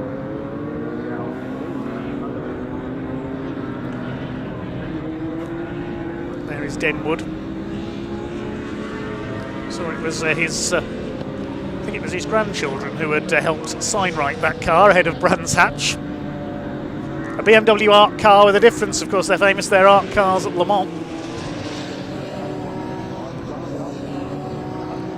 So Jason West leads by 1.3 seconds. Brian Bransom on his recovery drive has had the fastest lap of the race. It's just been beaten by Jason West. He's on a 1:59.266. This is the fight for fifth position between two class leaders. Klaas Kuijke leading the invitation class ahead of Colin Voice. Further back, Class C is being led by Joe Kalari ahead of Trevor Ford. They're separated by about 7 seconds. no entries in Class D this weekend. As up the inside, Class Kuika sweeps up the inside. He's never going to turn that through there. Onto the grass he goes. Too optimistic there by Class Kuika. And he drops back behind Kevin Denwood once again. Team cheering Kevin Denwood on from the pit wall. Lead gap is just over 2 seconds. Jason West ahead of James Card. There is Card in the silver M3, last year's champion. And Brian Bransom trying to catch them up. These three, they were evenly matched in qualifying, only split by about half a second. But it's going to be between these three for the victory. They're already over 7 seconds clear of Ian Crisp in the 1M in 4th place, and in turn he's about 24 seconds ahead of Kevin Denwood. So Ian Crisp been rather left on his own at the moment. Down the Bentley straight they come. Still 12.5 minutes of this race to go. The first of 2 races this weekend in round 2 of the Kumho BMW Championship. Supported for many years now by Kumho tyres. Let's have a look at the lap times. Yes, Brian Bransom last time through was half a second quicker than James Card. He's trying to catch the 2 leaders. It'd be great if we could have a 3-way battle between these 3.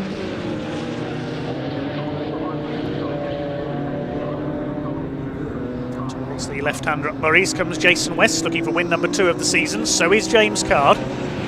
A shame we haven't got Brad Sheehan out there as well, the pink and white Days of Thunder inspired M3. We'd hoped to see him out. We had hoped to see him back out for this round, but hasn't made it sadly. Over the line they go. What's the gap this time? Well, Brian Bransom's just done a new fastest lap, 158.898, and he's close to within just under a second of James Card this time through. The lead gap has come down as well because Card did his personal best of 159.415, which is 0.3 of a second quicker than Jason West. So we know how evenly matched these 3 are. They're covered now by 2.5 seconds. So we're going to have a battle on our hands for the podium places.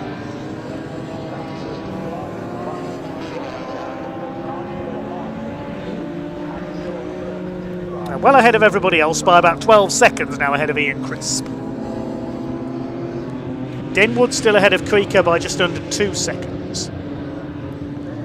Further down the order, Pete Miller and Chris Walton are fairly close as well. Pete Miller in Class A, Walton in Class B.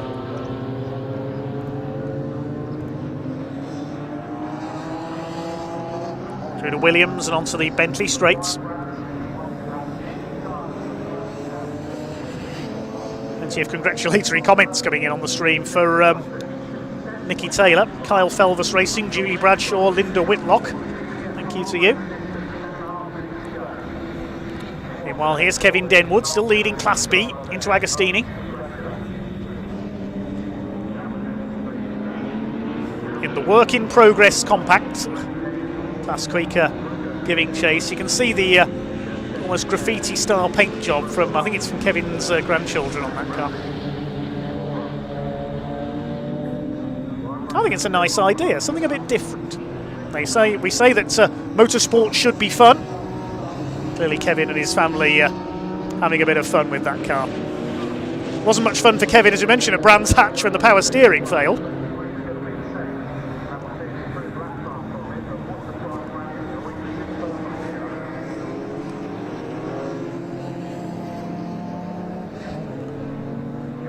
Here he comes into Brundles, chased by Class Kuika.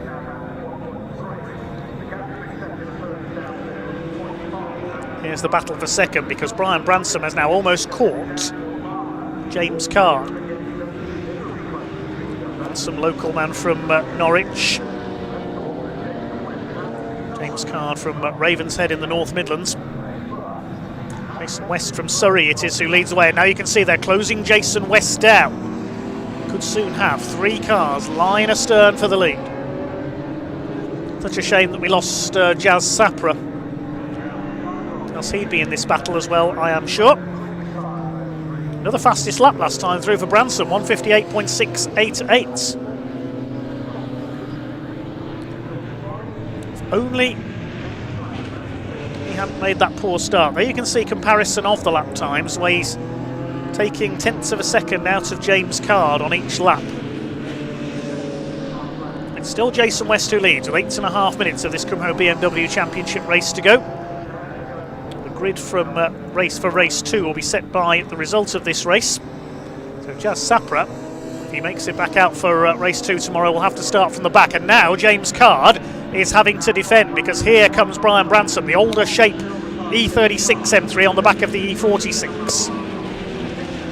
So within a couple of car lengths of him as they head into Caterham.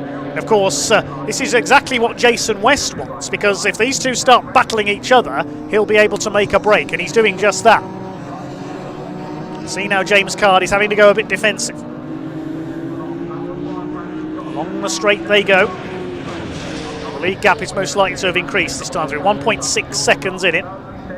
Over the line they go. Branson sends it up the inside into Riches. He'll try and keep it there for the hairpin, because he'll be on the inside line for Wilson. Here they come onto the brakes, and Brian Branson's done it. Nice move, but he's run wide on the exit. He left his braking a little bit too late. James Card anticipated that, and he gathers it up and back into second place. Brian Branson, he planned the move out there, just braked a bit too late. Now he'll try again. It's Agostini maybe, if he's recovered the momentum. All this is allowing Jason West to escape. Branson not close enough this time. Meantime, I can tell you further back that Klaus Kuiker is catching up to the back of Kevin Denwood once again. They're just over a second between those two for 5th place. Ian Crisp is on his own in 4th in the 1M Coupe.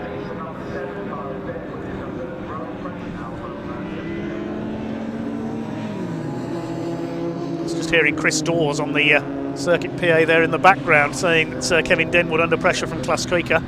We'll pick that battle up if we can for a 5th position. There goes Trevor Ford, the club president, in his M3. The man from Surrey, number 25, will be lapped shortly by the leaders.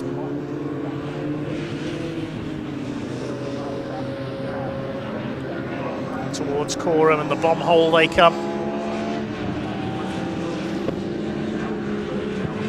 West swings it through, a little flash of flame from the exhaust of the M3. 6 minutes to go. Brian Branson trying to close up again. He's had one stab at second place, a little bit sideways there coming out of Murray, so he's pushing hard, you can see that. It's over the line come the leaders. The lead gap was 1.66 seconds. What's it going to be this time through? Over the line they go. It's come down a little, I think.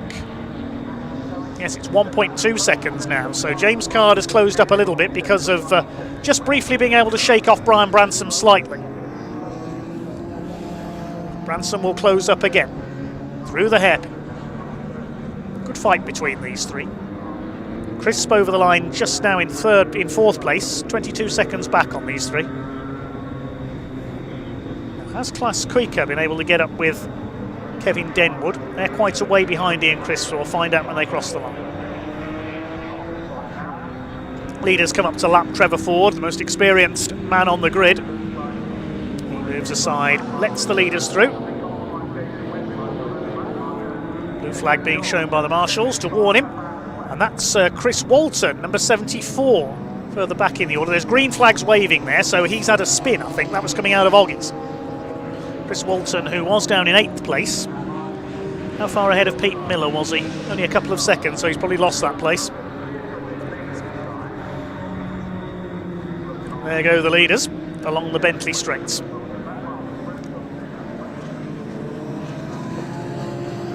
Where's Chris Walton? He has got Joe Kalari behind him now. That's the white compacts. We heard from Joe earlier on before the race. Thankfully no flying lessons for him off the grid this time. Well, he was at Donington Park, which is next to East Midlands Airport, so you never know. Coming up to lap Joe here. Here's Kevin Denwood and Klaus Kuiker, and yes, Kuiker has got ahead of the compacts, up into 5th overall. Klaus Kuiker, whose car was on display on the BMW Racing Drivers Club stand at Autosport International. That's the NEC in Birmingham in January. They had quite a few cars on display. Brian Branson's car was there as well, and Jazz Sapra's turquoise machine, if I remember rightly. This is the fight for 5th overall. They're both leading their classes, these two. But as an invitation class car, Class Quaker will not score points. Kevin Denwood well clear in Class B of his rivals Chris Walton and Pete Miller. Now, in fact, Pete Miller's being listed on the timing tower as a Class A car, so maybe he's changed classes. Well, Walton and Kalari have been lapped. Here are the 3 leaders. And the lead gap has come down. It was 0.666 of a second for James Card. Number of the beast. In fact, James Card doesn't try any devilish tactics to try and catch Jason West.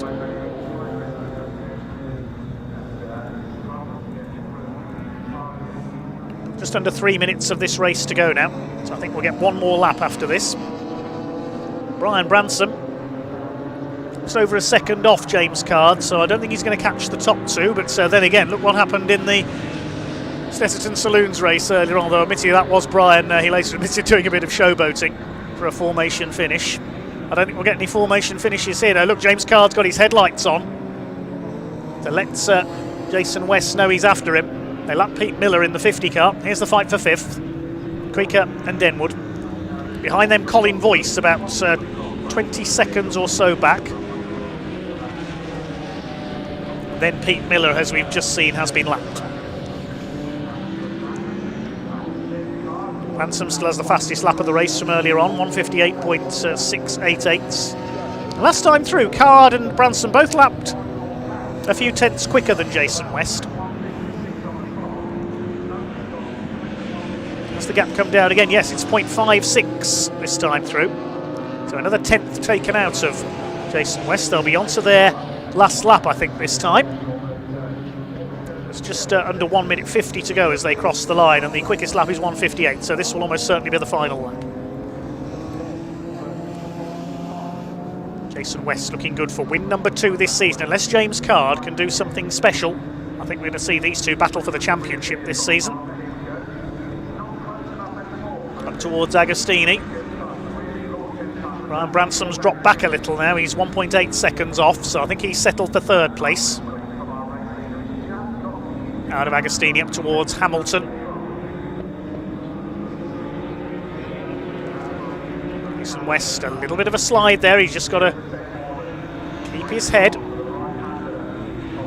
Hope that James Card won't catch a toe here like we saw in the Caterham race down the Bentley Straights. I don't think he's close enough this time. Push his hardest, James Card, here for win number 2 of the season. The other classes are pretty much settled further back now as well. Class C, Kalari and Ford are 9.5 seconds apart. Quaker and Denwood still together, but they're in different classes, and James Card didn't get close enough down the straights. So it's looking good for Jason West. Here he comes through the bomb hole towards Coram. I don't think James Card's going to catch him. We should see the checkered flag this time. They go through Coram for the last time, up towards Murray's. A little bit of a slide there from West as he comes out of Murray's for what will surely be the last time. Waiting to see the checkered flag ahead of them. There is the checkered flag, and it's win number 2 of the season for Jason West in the Kumho BMW Championship, just ahead of James Card. They were separated by 0.39 of a second as they crossed the line, and James Card got the fastest lap on the final lap of the race, so he was pushing hard there late on. 1:58.672. Brian Branson completes the podium. He'll be ruining that slow start. Saw him drop to 4th, briefly behind Ian Crisp. And it will be Ian who comes through in the 1M to take 4th position in our first of 2 Kumho BMW Championship races of the weekend. Class Quaker will take 5th position, win the invitation class. Joe Kalari on his return takes the Class C victory. He's crossed the line in 10th place overall, a lap down. He'll finish ahead of Trevor Ford by 8.7 seconds. Ian Crisp comes over in 4th place. It'll be Class Quaker to take the invitation class in 5th. Kevin Denwood, meanwhile, in 6th overall, will win Class B. Just waiting for them to cross the line. They've been together all race long, Quaker and Denwood. Colin Voice will be the final man to take the checkered flag in 7th place. Pete Miller will be next home. Chris Walton, despite a spin mid-race, will be the other finisher. So Jason West taking the win by some 0.393 of a second from James Card, who took the fastest lap on the final lap of the race. Brian Bransom coming over in third position. Ian Crisp in fourth. Klaas Krieker, just seeing him cross the line there, 0.7 of a second clear of Kevin Denwood. Krieker wins the invitation class and Kevin Denwood wins Class B. Colin Voice will take 7th place, then Pete Miller in 8th position. Chris Walton 9th and 2nd in Class B. Joe Kalari wins Class C in 10th place. Trevor Ford in 11th, and sadly we lost Jasper Sapra on the opening lap.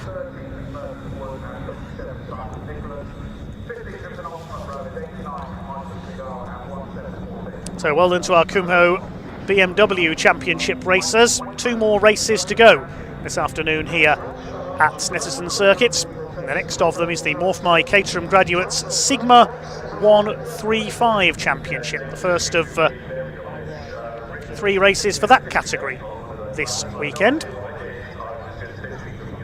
Let's head down to Ewan first of all, though, in Parkford.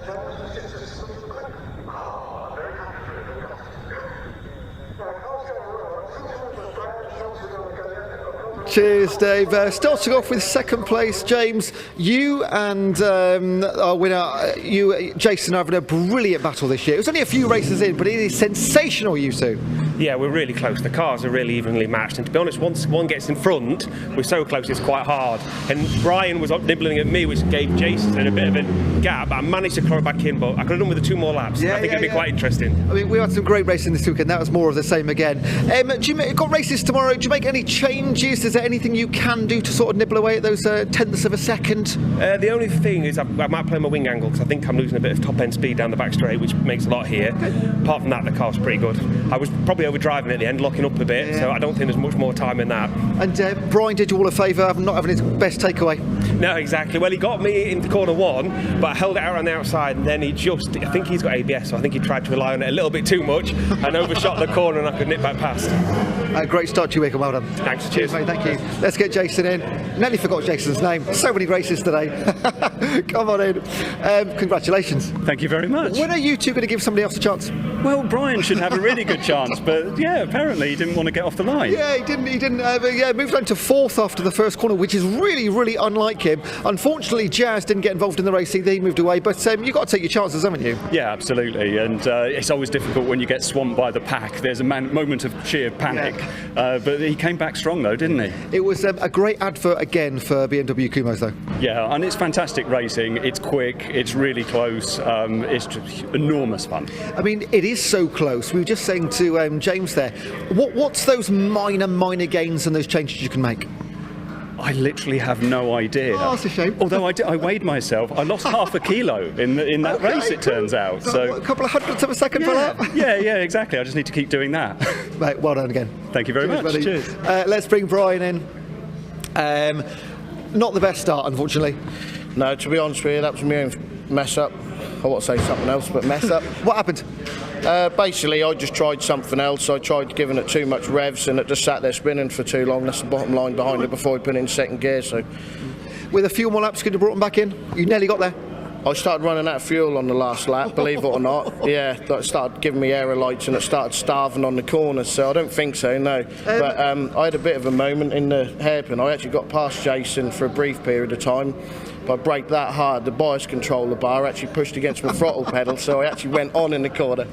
But when you say you've got a signal saying not much petrol left or fuel left, does that mean you've got a minute left? What does that signify? Yeah, basically about a minute left. Yeah, it's really tight. Yeah, yeah, especially how much the fuel uses. Yeah, mate, great racing once again. Well done. Thanks ever so much. Cheers, buddy. Cheers, Brian.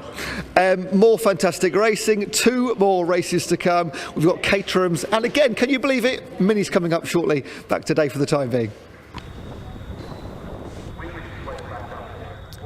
Thanks very much, Ewan. Yes, 2 races to go here at Snetterton this afternoon, and next up on track is the MORPHMY Caterham Graduates Championship, the Sigma 135 Championship. These cars based on the Caterham 270R. 1600cc Ford Sigma engine, 135 brake horsepower as the name suggests. running on Toyo R888R tyres.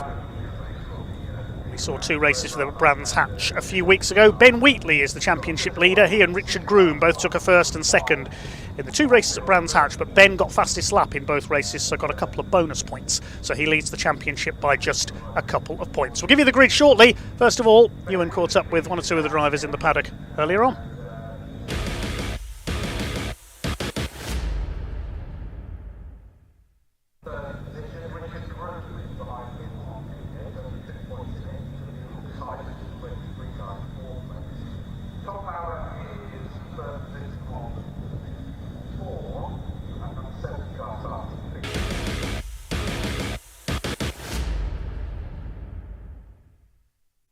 Okay, we go Caterham Racing once again very shortly with the 135s here with Ben Wheatley. Very successful Brands Hatch. Talk us through it. Yeah, it was good. So Brands, we managed to get P2 in race 1 and then P1 in race 2. So that was my first win of the season. Yep. A couple of fastest laps as well. So we're leading the championship. So we're in a good position. And qualifying here at Donington, this is not your favourite track, is it? Last year didn't go fantastically well, but you've qualified pretty nicely. Yeah, no, we put a lot of work in. Over practice yesterday, it was wet, and then we managed to get a couple of laps in this morning and tune the car well. So yeah, no, it was good. Glad we come out well. Wet yesterday, yeah. Cold today, yeah. Meant to be hot tomorrow. How do you keep up with the car, and what do you change? Anything happening with it? It is May, isn't it? Yeah. Yeah. It is May.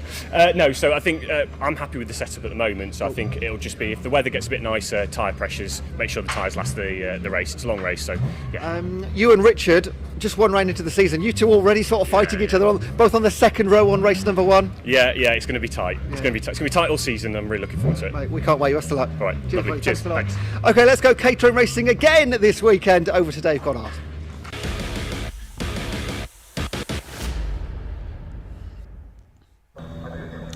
Okay, getting ready then for a 20-minute race for the MORPHMY Caterham Graduates Championship Sigma 135 class. We should see 31 cars out there for this race, and it's 2 drivers we didn't see in action at Brands Hatch. We'll start on the front row. Pole position is Caterham Academy graduate Theo Theato, car number 72, who topped the grid.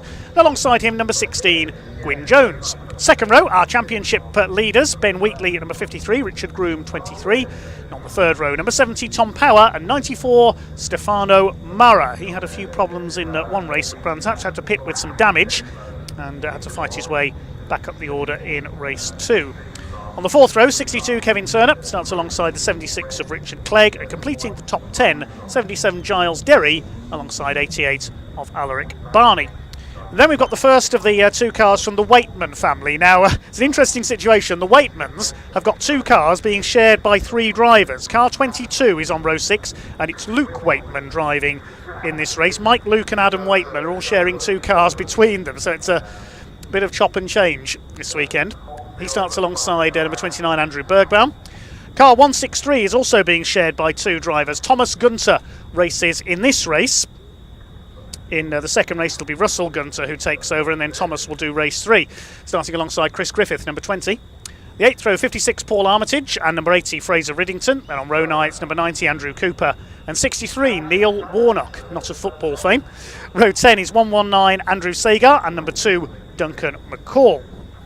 The 11th row, we have number 69, Paul Vokes, and 18, John Vincent. Row 12, 100, Ollie Knight, and 79, Mark Barrett. Then Andrew Cronin, number 39, alongside Simon Smith in the 25 on row 13. Merton Wood and Simon Nicholas on row 14. Michael Segal has raced with this club for many years alongside David Poulter on row 15. And the other Waitman car, number 21, Mike Waitman, starts at the back. Now, car 21, it's Mike for the first 2 races, then Adam in for race 3. Car 22, it's Luke for races 1 and 3, and Adam in race 2. God, that's good. They head round on their green flag lap then. Get some heat into these Toyo tyres. And the drivers from the second row of the grid, the 2 championship leaders, Ben Wheatley and Richard Groom, they had a win each. As we mentioned at Brands Hatch, they had a win and a second place each.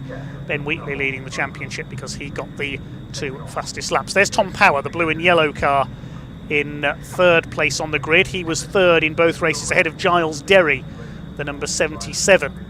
Brands Hatch, he's back on row 5.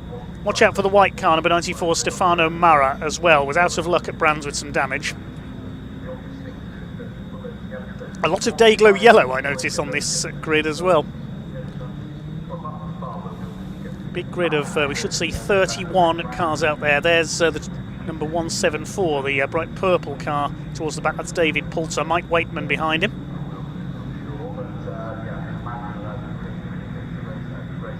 But it is Theo Theato making his debut, moving up from the Caterham Academy this season, alongside Gwyn Jones, number 16, from Welshpool, just over the border between England and Wales. Great performance by him in qualifying, didn't race at the opener at Brands Hatch.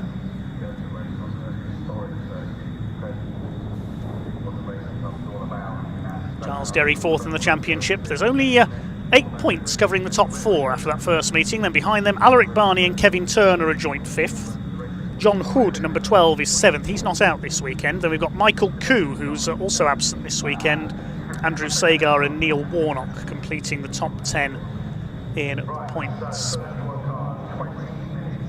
we have a 20-minute race.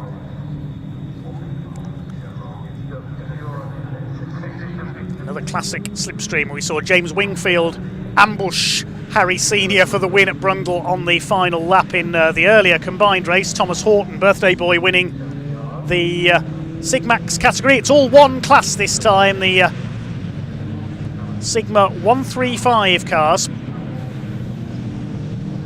Some modified Academy cars out in this race as well. The ECU reflashed to bring them to 135 brake horsepower. Aero screen in place of the windscreen, removal of the headlights, and a rear anti-roll bar added as well. 1600cc Ford Sigma engines, about 135 brake horsepower. You can update these cars, upgrade them to Sigma 150 specification as well, saving on costs.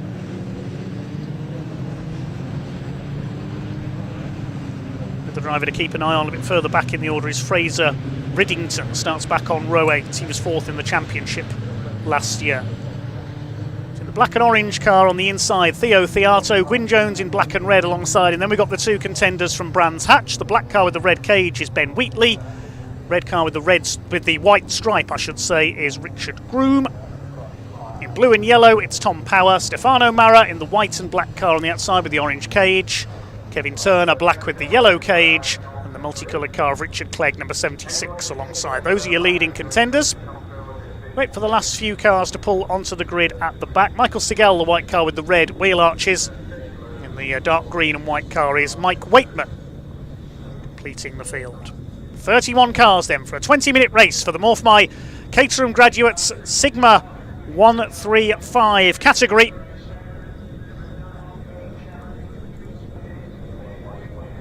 Just waiting for the last few to pull into line. This is going to be another classic slipstreamer. Let's hope they all get into Rich's okay. Green flag waves at the back of the grid. Revs from these 1600cc Ford Sigma engines begin to rise. The 5-second board is held aloft, waiting for the red lights to come on. They do so. Revs rise, and away they go. It's like everybody is away cleanly. Decent start by Gwyn Jones from the outside of the front row. He's going to take the lead by the look of it. Theo Theato holding the inside line. Good getaway by Stefano Mara in the white car. He might get up into 3rd. They start to fight their way around Riches up towards the hairpin. Who's going to emerge from the shuffle with the lead? It's side by side. Theo Theato's got the inside line. He could hold off Gwyn Jones here. Up in 3rd place is the number 53 of Ben Wheatley. So Stefano Mara made a decent start, but he hasn't come to much. Somebody out onto the grass there. That's the number 88 of Alaric Barney. That'll drop him down the order. Great shame for him running wide there, coming out of the hairpin, but it is Theo Theato who leads. 2nd place is Gwyn Jones. Ben Wheatley, the championship leader, in 3rd position. Start to jockey for position. There's Alaric Barney. He's rejoined alongside the number 39 of Andrew Cronin. A lock-up from Theo Theato, debutant in this championship, but he's held his lead. They make their way round the left-hander at Agostini for the first time. 21 Mike Waitman from the back of the grid. Tom Power trying to fight his way up the inside in the number 70 car. Gwyn Jones running a little bit wide there, and Tom Power will slot through on the inside at Hamilton into the outside at Oggies though. It is Theato who leads. Now Stefano Mara has been able to come through at Agostini. He's got through into 2nd place. He made a decent start, just bided his time there for the first few corners, I think. Very brightly coloured car there for number 80. That's Fraser Riddington, 4th in the championship last season. Now who's going to be leading as they come under the bridge towards Brundle? It is Theato who's got the lead. Stefano Mara up into second position. Looks like it's Ben Wheatley in third. Tom Power fourth. Gwyn Jones got shuffled back at Agostini. That's what's caused a slight change in the order. 77 in there as well, the green car. That's Giles Derry. Side by side, Gwyn Jones could lose another place here. The 23 getting through on the inside. That is Richard Groom. He didn't get the best of starts either. Second in the points coming into this meeting. Giles Derry, the green car in behind them. It's Theo Theato who leads the way as they come round to complete lap number 1 here at Snetterton. There is Richard Groom, the red car with the white stripe, in 5th place, trying to recover from a slightly slow getaway. Tom Power almost side by side with Ben Wheatley for 3rd. It's Gwyn Jones, Derry, Kevin Turner with the yellow cage. Next in the order, Clegg, and the number 2 of McCall is next through. Duncan McCall in his green car, battling it out with Thomas Gunter in the 163. Gwyn Jones up the inside, trying to retake Richard Groom. He's done so. Groom's run wide on the hairpin. Giles Derry could get in there as well in the 77. It's Theo Theato from Stefano Mara looking for their first wins of the season. Theato was absent from Brands Hatch, as was Gwyn Jones, the 16, but he's holding off Richard Groom.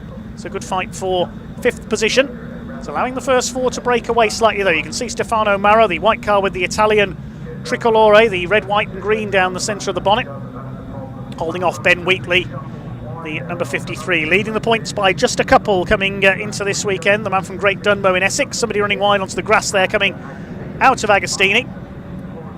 Ben Wheatley trying to fight back on the tail of Stefano Mara, the London-based Italian.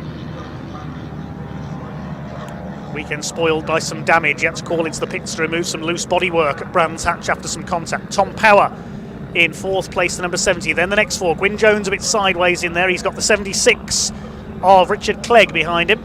There's a battle between the number 2, that's Duncan McCall, and 163 Russell Gunter.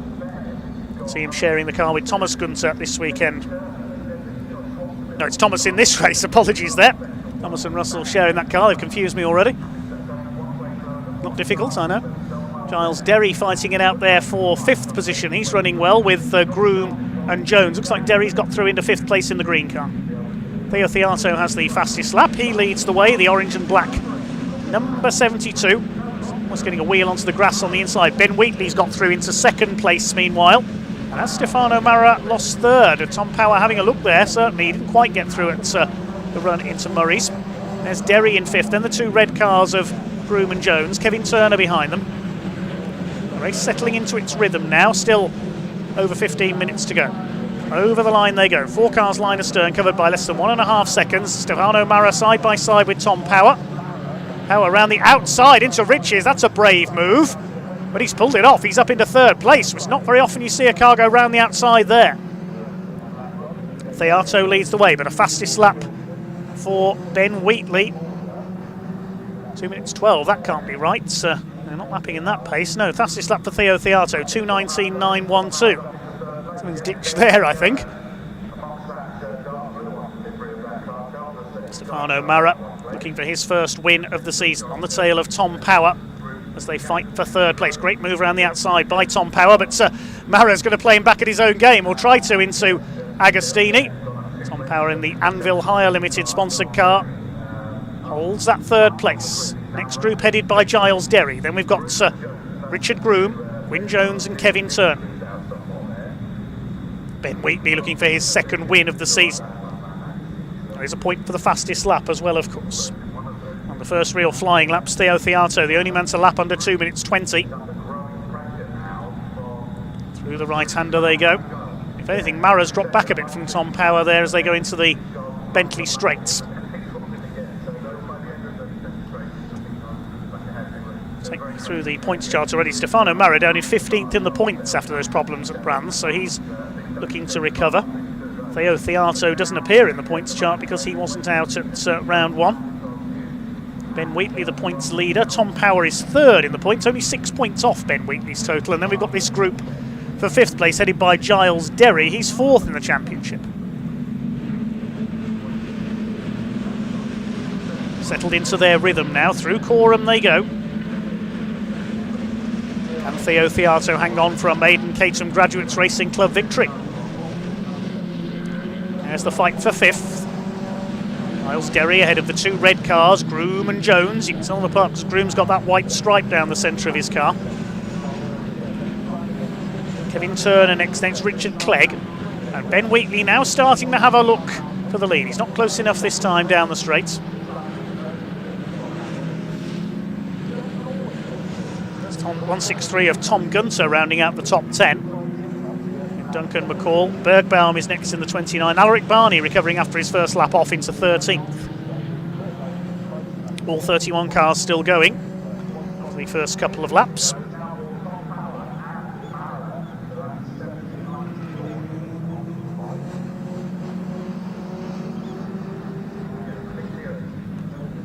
Here they come, down towards the left-hander. Tom Power holding off Stefano Mara. Still it's Theo Theato leads. Squeal of tyres in the background. I hope that wasn't somebody having a spin.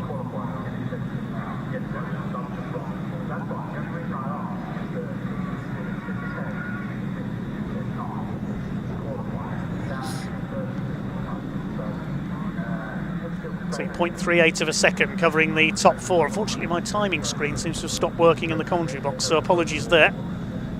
Go with what's on our timing tower. Change for 5th there. Looks like Richard Groom, yes, has got through ahead of Giles Derry up into 5th position.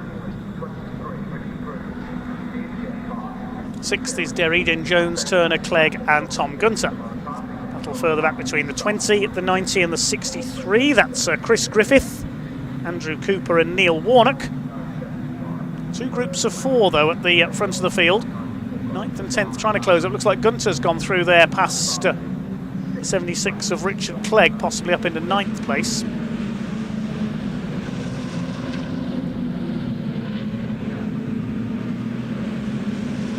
There's Gwyn Jones. He's lost out now to Kevin Turner, so Jones slipping back after a decent qualifying. Qualified 2nd, but he's down to 8th.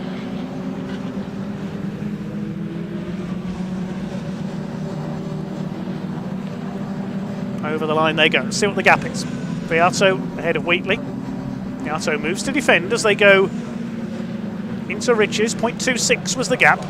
Less than a second covers these 4. Power still ahead of Murrah. The next group headed up by Richard Groom, but only just ahead of Giles Derry. So the 1,000th of a second, was the 100th of a second, nothing between them. Tom Power's now starting to catch our 2 race leaders.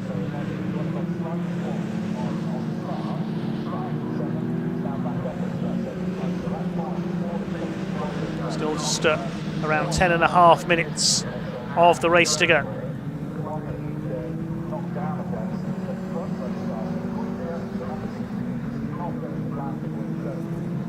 Swing their way through the left-hander at Agostini. Still Ben Wheatley putting relatively inexperienced Theo Theato under a lot of pressure here. Tom Power starting to pressure both of them. He's trying to drop Stefano Murrah. Derry's back ahead of Groom into 5th position.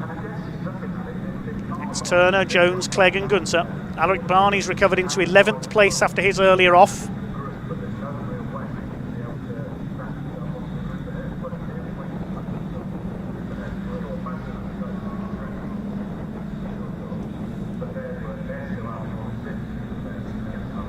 And towards the Bentley straight they go. Just past half distance in this second Caterham race of the day. Another 4 of them coming up tomorrow. Kevin Turner under pressure from Gwyn Jones, who's trying to move back up. Here come your leaders. Ben Wheatley had a look there going into Brundle. He'll be on the outside for Nelson. He'll try and cut back on Theo Theato. He's really in attacking mode now as we go into the second half of this race. Tom Power just lurking behind them. He's got the best view of all of this battle. He knows the slightest slip up between the 2 of them and he'll be through into the lead in the blue and yellow number 70 car. He's on the tail of Wheatley now, in fact, as they come towards Murray's. Could get in the slipstream down the straight. Stefano Murrah looking on as well. And then we've got our fight for 5th, headed up by Richard Groom. All about these 4 for the lead of the race. Pulling away slightly from Stefano Murrah. What's Tom Power going to do here? Sees in the slipstream. Theato's gone to the outside. Wheatley to the inside. He dives up the inside. He takes the lead. Good move by Ben Wheatley. I don't think Theato was expecting that. He'll try and get him back into the hairpin. He's positioning himself towards the inside. He's got to be mindful that Power's there as well. 3 of them line astern into the right-hander. And Ben Wheatley has taken the lead. He's got the move sealed. Good driving by Ben Wheatley in the 53. The man from Essex takes it up ahead of Theato. Also an Essex man from Bishop Stortford. Apologies, we're not really following the gaps further back, but currently without my timing screen in the box, which has sadly stopped working. Apologies there.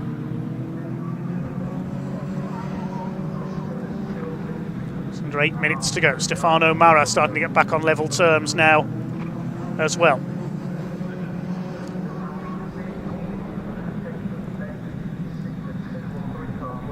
Can Ben Wheatley hold on? He's got to defend now because Theato will be looking to do the same to him. Towards Williams. Now he might be close enough for an attack if he can stay in the slipstream at the end of the Bentley straight if Theato gets a push on here. Down the straight they go. Power and Mara not far away either.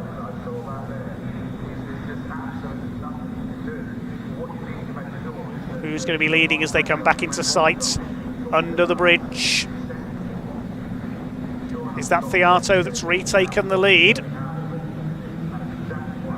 Looks like it is, yes. Theato is back in front, so he got the move done down the straight as I expected he might. And the 72 car retakes it. So we've really got a race on our hands between these two. Tom Power in third. It's all about these 4. The second group headed by Richard Groom. It's Derry, Turner, Quinn Jones, Richard Clegg, Tom Gunter. Jones got ahead of Kevin Turner, in fact, in there into 7th position.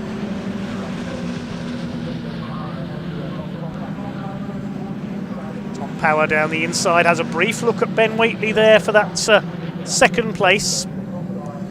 Still plenty of laps to go yet, and now here comes Wheatley. He's never going to go around the outside of the hairpin, surely. And Tom Power goes to the inside.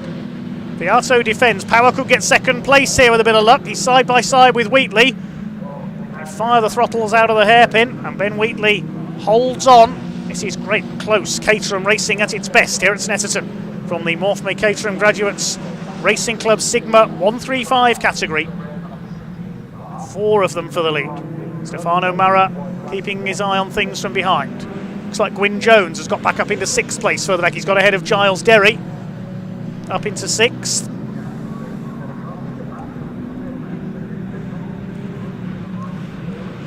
There's Richard Groom, who's trying to break away and join these 4 fighting for the lead, because Richard Groom is in the fight for the championship. He had a win at the opening round, of course.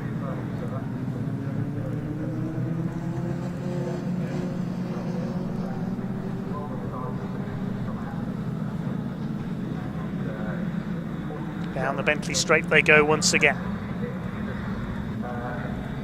Tension continuing to mount. We get ready for the final laps of this second Caterham graduate race of the day. Who's going to be leading as they come back into sight? They're side by side. Ben Wheatley tries a move. He's on the outside for Brundle. Theato moves to cover through Nelson. There's Richard Groom in 5th place. It's Giles Derry back up into 6th. Jones down to 7th. Then Kevin Turner with the yellow cage. I think that's Richard Clegg in 9th place. And Alaric Barney's into the top 10 in the 88.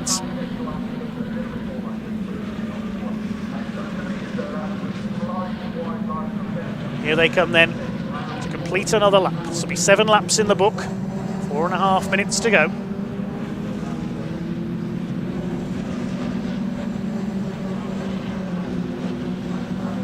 Still those 2 battles at the front of the field. Ben Wheatley to the outside there, and Stefano Mara's got through into 3rd place. Mara's not finished yet. Look at this. Stefano Mara's going for broke around the outside. Now there's 4 together, and through the middle goes Tom Power. Look at that. He's never going to get it stopped in time, surely. He's not going to take the lead. No, he stays 3rd. Oh, he bounces off the curb on the exit. Tom Power, I thought, was going to take everybody out there. That was a Larry move by Power, straight through the middle of everyone, but it didn't work, and he's still in 4th place. Well, he scared himself there going into the hairpin like that. Meanwhile, Wheatley up on the outside of Theato. Now we've really got a race on our hands. We'll try and cut back on the exit of Agostini. Theato from Wheatley, Mara. Then it's Power. Richard Groom trying to close up.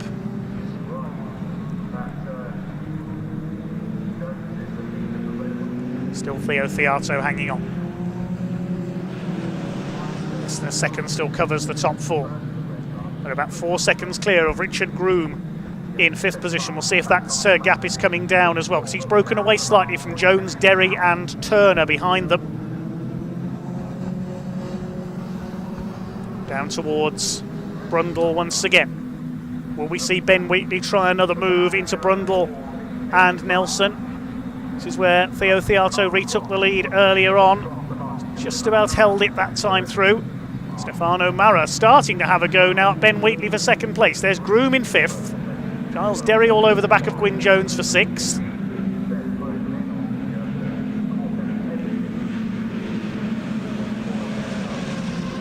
Through Coram they go on the edge of adhesion. This will be, I think, the last lap this time through. Oh, this is going to be close. This is their time to get ready to attack. What's going to happen into the hairpin this time? Are we going to see another kamikaze dive by Tom Power to try and get on the podium, maybe get his first win of the season? Look at the way Ben Wheatley's dodging about. He's going to go to the outside. Is he going to pull off a move here into Riches? They're side by side. Wheatley just about got the nose in front, but can he cover it off in time to the hairpin? I think he's done it. Yes, Ben Wheatley into the lead, and here comes Stefano Mara. What's Power going to do this time? Into the hairpin. Ben Wheatley's got it done. He takes the lead. Mara to the outside. Wheatley has to move to cover from Theato. You won't get around the outside at the hairpin, Stefano Mara. He has to go back to defending from Tom Power. This is terrific between these four. Has Ben Wheatley just sealed himself a 2nd victory of the season? There's several more corners to go yet. Theo Theato could still fight back. Up towards the left-hander at Agostini. He's dodging about there, trying to get the move down the inside. All the time he's got to be mindful that Mara and Power are there as well. Theato a little bit slow off the corner. Up towards Hamilton. There's Groom being caught by Jones, Derry and Turner once again. So that battle for 5th is not resolved yet either. This is brilliant Caterham racing here at Snetterton. Still Ben Wheatley leads, looking to extend his championship lead, and his main rival, the other race winner at Brands Hatch, is down in 5th place. So this would open up a lead for Ben Wheatley at the top of the championship. Tom Power would move up towards them as well. Stefano Mara not in the points battle at the moment after his problems at Brands. Here they come. There's a yellow flag there. Too clear why there's a yellow flag at Brundle and Nelson. Somebody with a big lock-up. There's some debris just coming out of Nelson. That's the reason why. Somebody's lost a wheel arch. Don't know who that belongs to. They've managed to avoid it though. And here come the leaders. So yellow flags there, meaning no passing. I only hope that Theo Theato is back in the lead while I was looking at the yellow flags there. So Theato leads it from Wheatley. Is Ben Wheatley going to be able to slipstream him on the run to the line? It's going to be close. There's the checkered flag, but it's going to be Theo Theato, a first win. Just like in the previous race, we see the lead change hands right at the death. Theato wins it from Wheatley, Mara and Power. Well, he got the move done just before the yellow flag there. Theo Theato down the straights. Ben Wheatley in 2nd place, but with Richard Groom in 5th. That will keep Ben Wheatley at the top of the championship by my reckoning. Stefano Mara 3rd, Tom Power is 4th, then Groom 5th ahead of Jones, Derry, Turner, Gunter and Barney.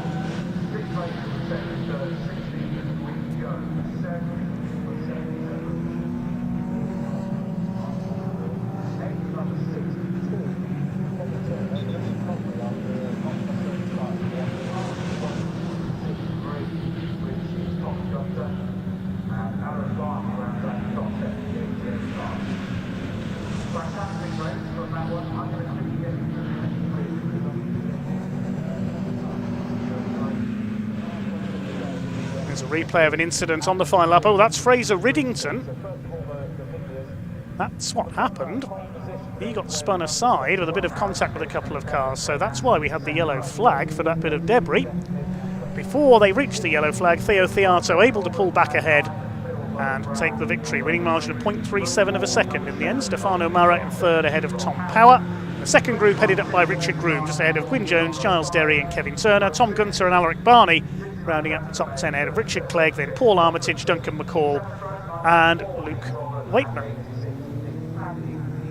Apologies for not being able to bring you any more of the result from that, but unfortunately my timing screen in the commentary box has gone down. We'll try and get that working for what will be our final race of this afternoon for the Dunlop Mini Challenge with Mini Spares, the Mini Miglia and Mini Lieb categories.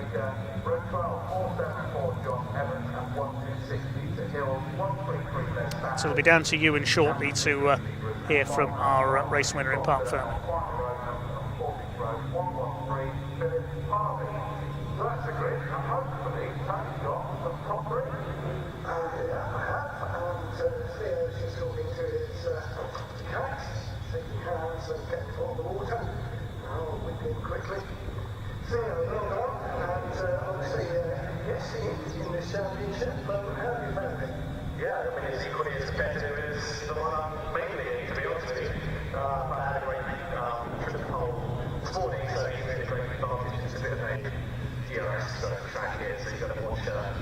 Okay, so we'll hopefully confirm the full results of that race when we can. Apologies for the timing problems during that race. It was working on the timing tower on the screen, but my separate screen in the box had gone down, so my apologies there.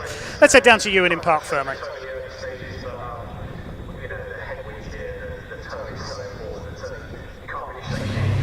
Cheers, Dave, and that is how you do Caterham racing. Ben, you just said you thought you nearly had him. You nearly did. Yeah, it was really good close racing. Do you know what? Actually, on the last lap I got Theo into turn one and I thought, I could see Tom and Stefano behind. I thought maybe if we just get in a bit of a battle between the four of us, but unfortunately Theo got me on the back straight, so there's nothing I could do about it. But we've got one eye on the championship. Theo's guesting this round, so we're taking back 4 points, which is good. Absolutely brilliant. I mean, like I said, there was four of you. Four doesn't go into three. Somebody's got to miss out. But again, it's all about points right now, isn't it? It's still early days. Still early days, but name of the game is consistency for me. So yeah, just keeping it on the black stuff and making sure I come back in one piece. And that is 3 races on the top 2. It is super consistent. Yeah, we're getting there. We just need to do it again for race 2 and 3, don't we? Mate, good luck. Well done. Cheers, thanks, mate. Cheers, buddy.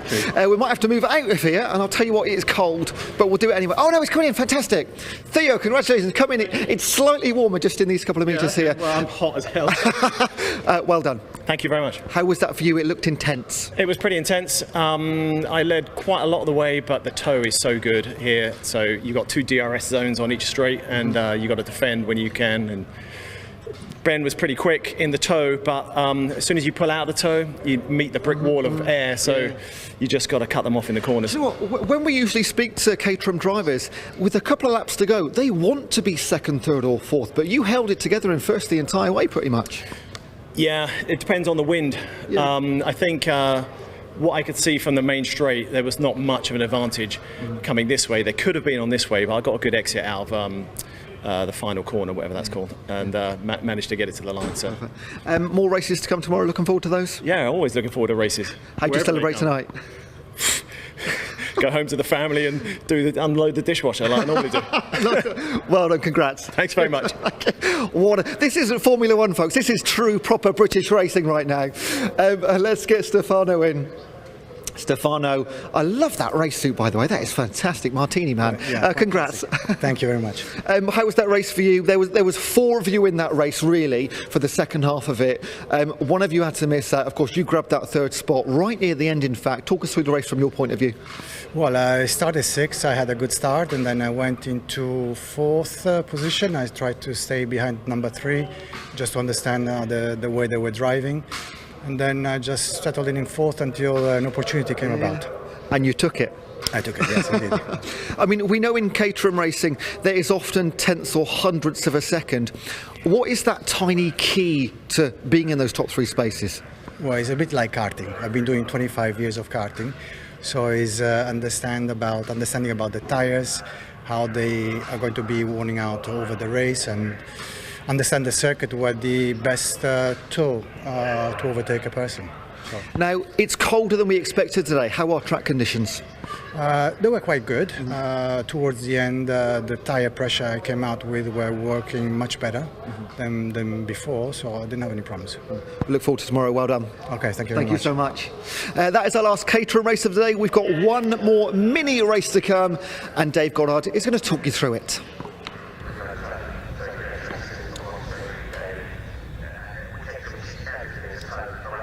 Yes, indeed. One more race to come from the minis. First of all, just confirm the leading runners once again.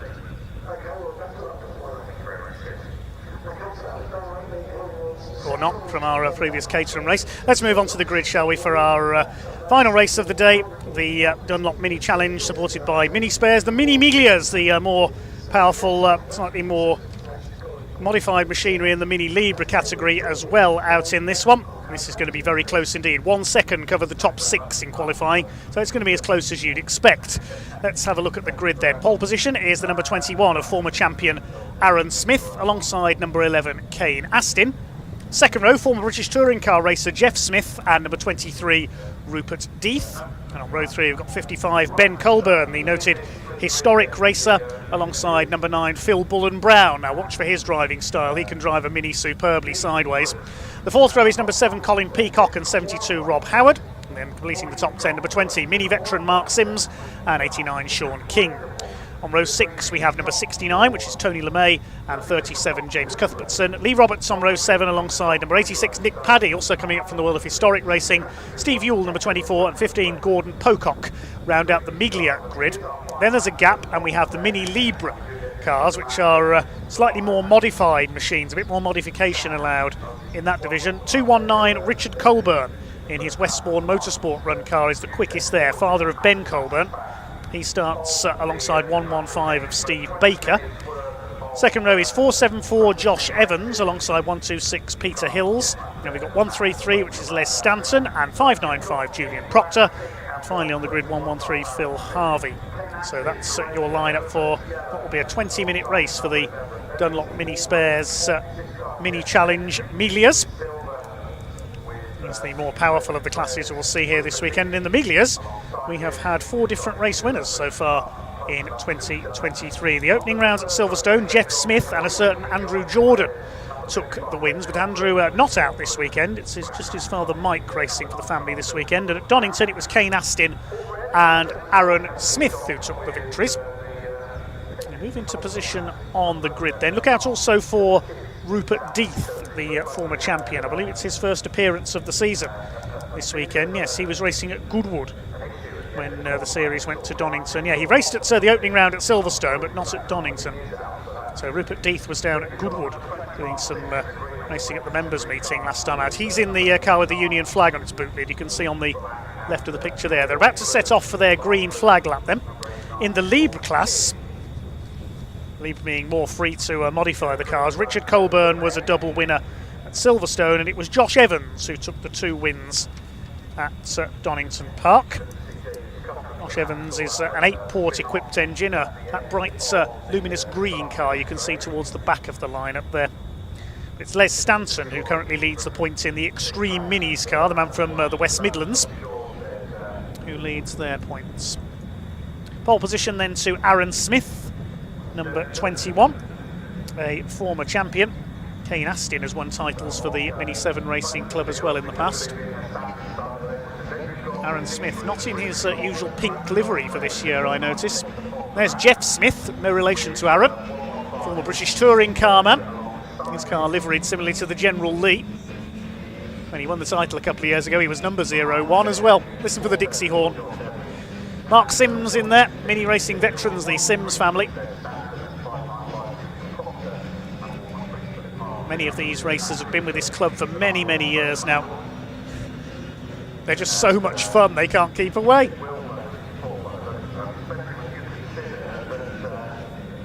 Les Stanton, the points leader in the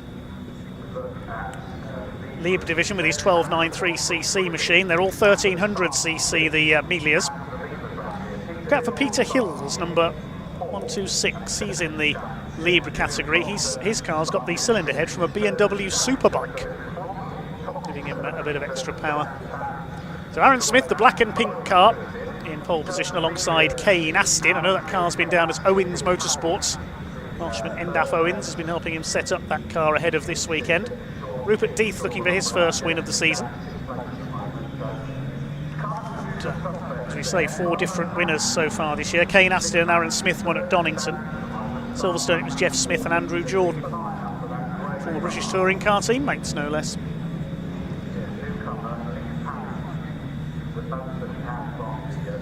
This will be a 20-minute race. It will fly by, this race. It's enormous fun, these cars.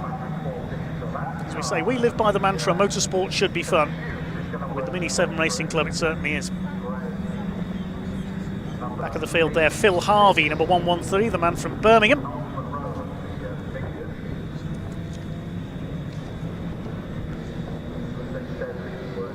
Watch out for Nick Paddy as well. He's currently 3rd in the points. More through consistency than out-and-out speed. Had a couple of decent results at Donington.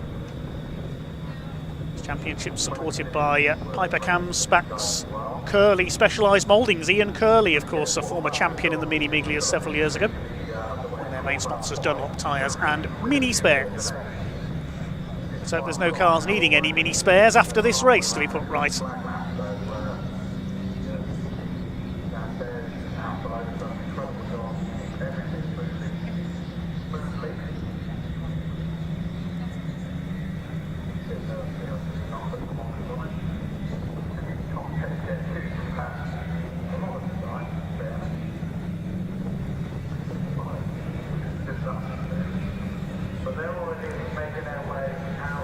Up their Dunlop tyres. There's Ben Colburn, 5th on the grid. He and his brother James, top historic racers, along with Dad Richard. They've raced everything over the years in historics. Be quick in their Renault Clio days as well. Mark Sims in the number 20 car. Similar livery to Darren Thomas in the 7s. Sean King in the light blue 89. Out for number 15 as well, veteran campaigner Gordon Pocock. There's Josh Evans, that's a 474 car, the bright green. Peter Hills, 126. The 16 valve conversion in that car with the BMW motorcycle cylinder head.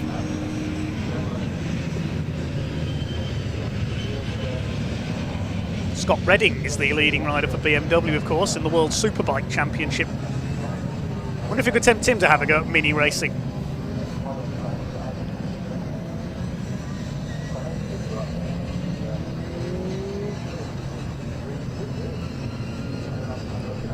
Aaron Smith in the white, pink and black car, Kane Astin in the grey and yellow, lead them up to the grid. Frantic battle between Mike Jordan and Joe Thompson earlier on in the 7 category. Who's it going to be in the Miglias? Rupert Death is hungry for his first win of the season. Are we going to see 5 different winners from the first 5 races? Phil Bullen Brown as well. He's raced classic pre-66 minis in the past as well. The light blue car there on row 3. Colin Peacock in the red car on row 4 alongside Rob Howard in the turquoise.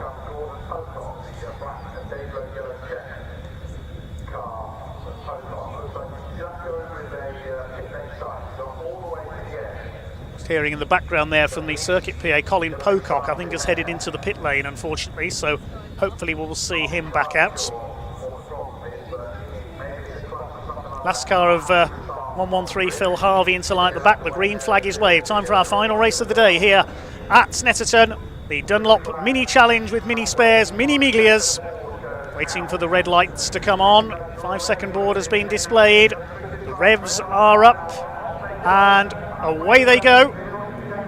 Down towards that first corner, Kane Astin and Aaron Smith will lead the way. Rupert Death trying to make his way up the outside. It's Kane Astin who's got the lead as they head in the first corner. Look at Rupert Death down the outside. Jeff Smith has been pincered there into Richards the first time and he's almost losing it. Jeff Smith was sideways as he spun it, we didn't quite see. But it's Kane Astin who has got the lead ahead of Aaron Smith in the Mini Sport number 21 car. Rupert Death in the Swift Tune powered car is 3rd. Looks like that's the number 9 of Phil Bullen Brown up into 4th place. Jeff Smith did save it, but he's dropped back a little. 37 in the 89, a bit of rubbing there. James Cuthbertson and Sean King They're all over each other in the early stages. Nick Paddy in the grey car there, number 86. Watch for him, third in the points at the moment, instead of Tony LeMay in the 69. The 24 of Steve Yule started at the back of the Miglias. The first three have been able to escape as a result of that little moment for Jeff Smith. I think there's been some contact there, possibly. Jeff Smith may have got a tap from Ben Colburn. I saw a little bit of damage on the front of the 55 car, the green and red car. But it is Kane Astin who has got the early lead of this one. He took a win in race 1 at Donington last time out, and he leads the way this time ahead of Aaron Smith. Lifting a wheel there in 4th place. That's the bright blue car of Phil Bullen Brown. I think it is up there in 4th position. Then Jeff Smith. There's Colburn. Rob Howard next through. And the rest of them, Mark Sims under fire from Sean King in the number 89. There's a long way to go yet as they sort themselves out down the Bentley Straight. Who's going to be leading the way as they come into Brundle for the first time? It is Kane Astin, has held on ahead of Aaron Smith and Rupert Death. All of these drivers regular race and title winners over the last few years. Phil Bullen Brown up there in 4th. Jeff Smith, that little sideways moment. And somebody going straight on further back. Pick up who that is in a moment. It was a light blue car. Pick up who that was. It might have been one of the S-Class runners. They go then to complete the opening lap of the race very shortly. There's the number 115. That is Steve Baker from March in Cambridgeshire in his yellow machine. Running in the Mini Libra class. Not the S-Class, of course. They run in with the 7. Sorry about that. It's Kane Astin who leads the way in the early stages. Aaron Smith having a go there on the outside. Side by side for 4th. Jeff Smith up the inside as well. Takes 4th from Phil Bullen Brown. But Aaron Smith was having a go for the lead as well. See if he's got it away as they come out of the hairpin. We watch the battle for 4th. Jeff Smith's got ahead of Phil Bullen Brown. A little further ahead. No, Kane Astin has held his lead. Ben Colburn in that slightly battered 55 car is in 6th place. It is Baker who leads the Libra class further back. He's got ahead of Richard Colburn. Now the car that dropped back may have been Peter Hills who went straight on there. So he's dropped down the order. Colin Pocock has started from the pit lane as well. Is down there with him. Swing their way through the left-hander. Kane Astin leads to Agostini, lifting that rear wheel. It's Colburn trying to get involved. We could have 2 groups of 3 here. The battle for 7th is between Howard and Colin Peacock. It's confusing when you've got Colin Peacock and Gordon Pocock out there. We'll see if Gordon can come through from the back. It's Kane Astin who leads the way in the number 11. Looking for his 2nd win of the season, as is Aaron Smith. Championship leader coming into this round by just 1 point. Aaron Smith ahead of Kane Astin. Nick Paddy 3rd in the points, then Sean King. It's mainly through consistency. Andrew Jordan was a winner, as we said, in round 1, but he missed round 2. I think he was down at, so we would have been down at Goodwood as well. Absent again this weekend. There's only a few drivers that have done all 3 meetings so far. Jeff Smith in 4th place. Phil Bullen Brown coming under fire from Ben Colburn now. Bounce their way through the bomb hole. More spread out than we normally see mini racers. Who's next? It's the number 7, which is Colin Peacock. He's ahead of Rob Howard. Then it's Cuthbertson, Sims and the rest of them. Steve Baker, the yellow car there, leading the S-Class, or is he? No, Richard Colburn. Colburn Senior has taken over in the 219. Chasing now Tony LeMay in the white number 69 car just behind Lee Roberts. Leaders go over the line and look at this, almost 3 wide there down the straight. Kane Astin just about hanging on, but Aaron Smith is getting ready to make a move. There was 0.17 of a second in it at the line. Rupert Death was right up on the outside of them as well. Kane Astin defending as they go into the hairpin. Rupert Death up the inside could get 2nd place here. Side by side with Aaron Smith, this is going to be close. Has he got 2nd place away? Yes, he has. Got the move done. Good move by Rupert Death. Aaron Smith will try to fight back. The man from Aylesford in Kent near Brands Hatch. It's Kane Astin who leads the way from Swaffham in Norfolk. Aaron Smith back up the inside, retakes that 2nd place. The battle is joined between those two, and Colburn's up to 5th as well. Ben Colburn. There's the fight between Colin Peacock, mini veteran in the number 7, from Crouch End in London, just ahead of Rob Howard in the 72. Astin leads. Smith 2nd. Death in third place, and I'm from Huntingdon near Peterborough. Starting to string out just a little. You can see them sliding through Williams' corner there, and that's a problem for Ben Colburn. His front wing is coming loose after that contact earlier on, I assume, with Jeff Smith. He had some contact on the first corner. We didn't see who it was with. But if that gets any worse, that bodywork flapping, he may be called into the pits to remove it. So if he disappears from that battle, we will know why. And he's lost a place there, possibly. No, he's gained a place. In fact, he's got ahead of Jeff Smith into fourth place, despite his front wing flapping away. So he'll need to pay a visit to Mini Spares to replace that. Aston, Smith, Deeth, your top three breaking away. A couple of seconds clear of Ben Colburn, now in fourth place. Still 13.5 minutes of this race to go. Over the line they go. It looks like our live timing may have come back. It's good to see. TSL timing. Richard Colburn continues to lead the S category further back. He's got Tony LeMay and the Libra category. I'm sorry, I keep getting that wrong. Tony LeMay and Nick Paddy ahead of him there, along with the number 24 of Steve Ewell. Here come your leaders. Three cars, line astern. Half a second covered them at the line. Ben Colburn has done the fastest lap of the race. That's why he's just taken fourth place, as Rupert Deeth possibly trying for the cutback there on Aaron Smith. Kane Astin continues to lead the way, looking to become the first two-time winner in the category this season. So is Aaron Smith. Rupert Deeth looking to make it 5 winners from 5 races, showing how close and competitive this championship is, as it has always been since started by the Mini 7 Racing Club all those years ago. See the damage there after that contact for Ben Colburn at the starts, and there's a wheel arch coming loose on the car of Rob Howard there as well. So Mini Spares might be a bit busy after this race. Sean King's got ahead of the blue car of James Cuthbertson. That's the battle for 8th. Behind them, Mark Sims, Lee Roberts, LeMay, Paddy and Ewell round out the Mini Melia field, with the possible exception of Gordon Pocock further down. We've lost Colin Peacock as well. The number 7 has disappeared. So we're not sure where the red number 7 has gone. We'll look out for that. So that's him there going through in the background, possibly.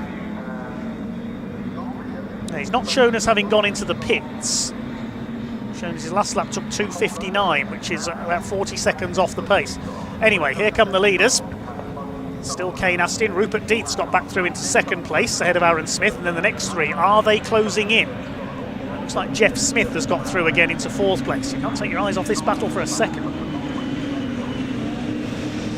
Through Coram.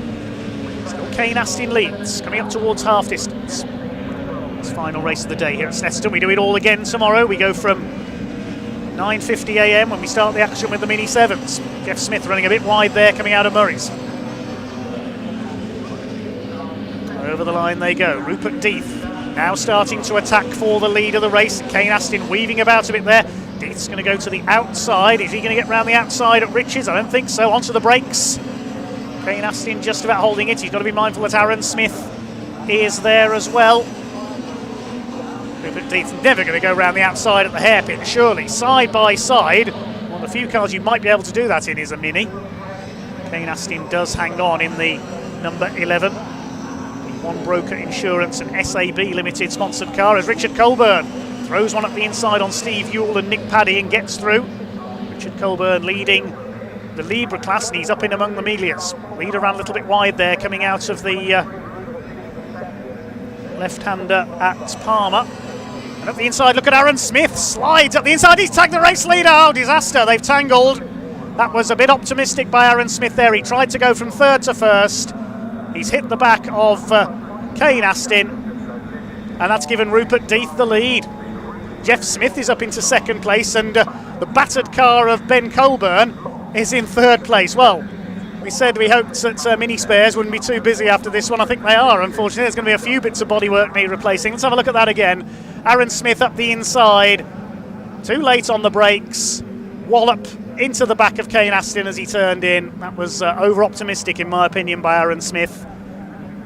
Didn't need a headlight, among other things, after that one, as an annoyed Kane Astin gets going again.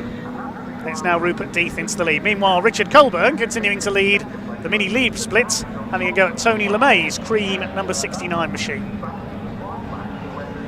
Here's a battle between Nick Paddy, Steve Baker, and Josh Evans in the 474. I think Nick Paddy may have a problem. He's dropping back. There's Rob Howard, his wheel arch hanging off. Sean King. And the rest of them, meanwhile, Jeff Smith wants a second win of the season. He's up there having a good go for the lead now. And Ben Colburn's running well too, up in third. Kane Astin still going in fourth, and where is number 9 Phil Bullen Brown going? Was there contact there with Aaron Smith? I'm not sure. Phil Bullen Brown goes flying on. Well, the Mini is a good rally car and a good autograss car, of course. No time here to test that theory, though. Jeff Smith all over the back of Rupert Death. Still 8.5 minutes of this race to go. What a cracking race to finish the day off. It's been a bit of a race of attrition. Into the hairpin. Rupert Death, number 23. Jeff Smith, 46, is just on the fastest lap, 2:11.831. And the battered Ben Colburn up there in third position. Where's Ben Colburn in the points? He's only down in 11th because he missed the round at Donington. I think he would have been at Goodwood as well. Clashed with the members meeting, the second round of the year, I believe.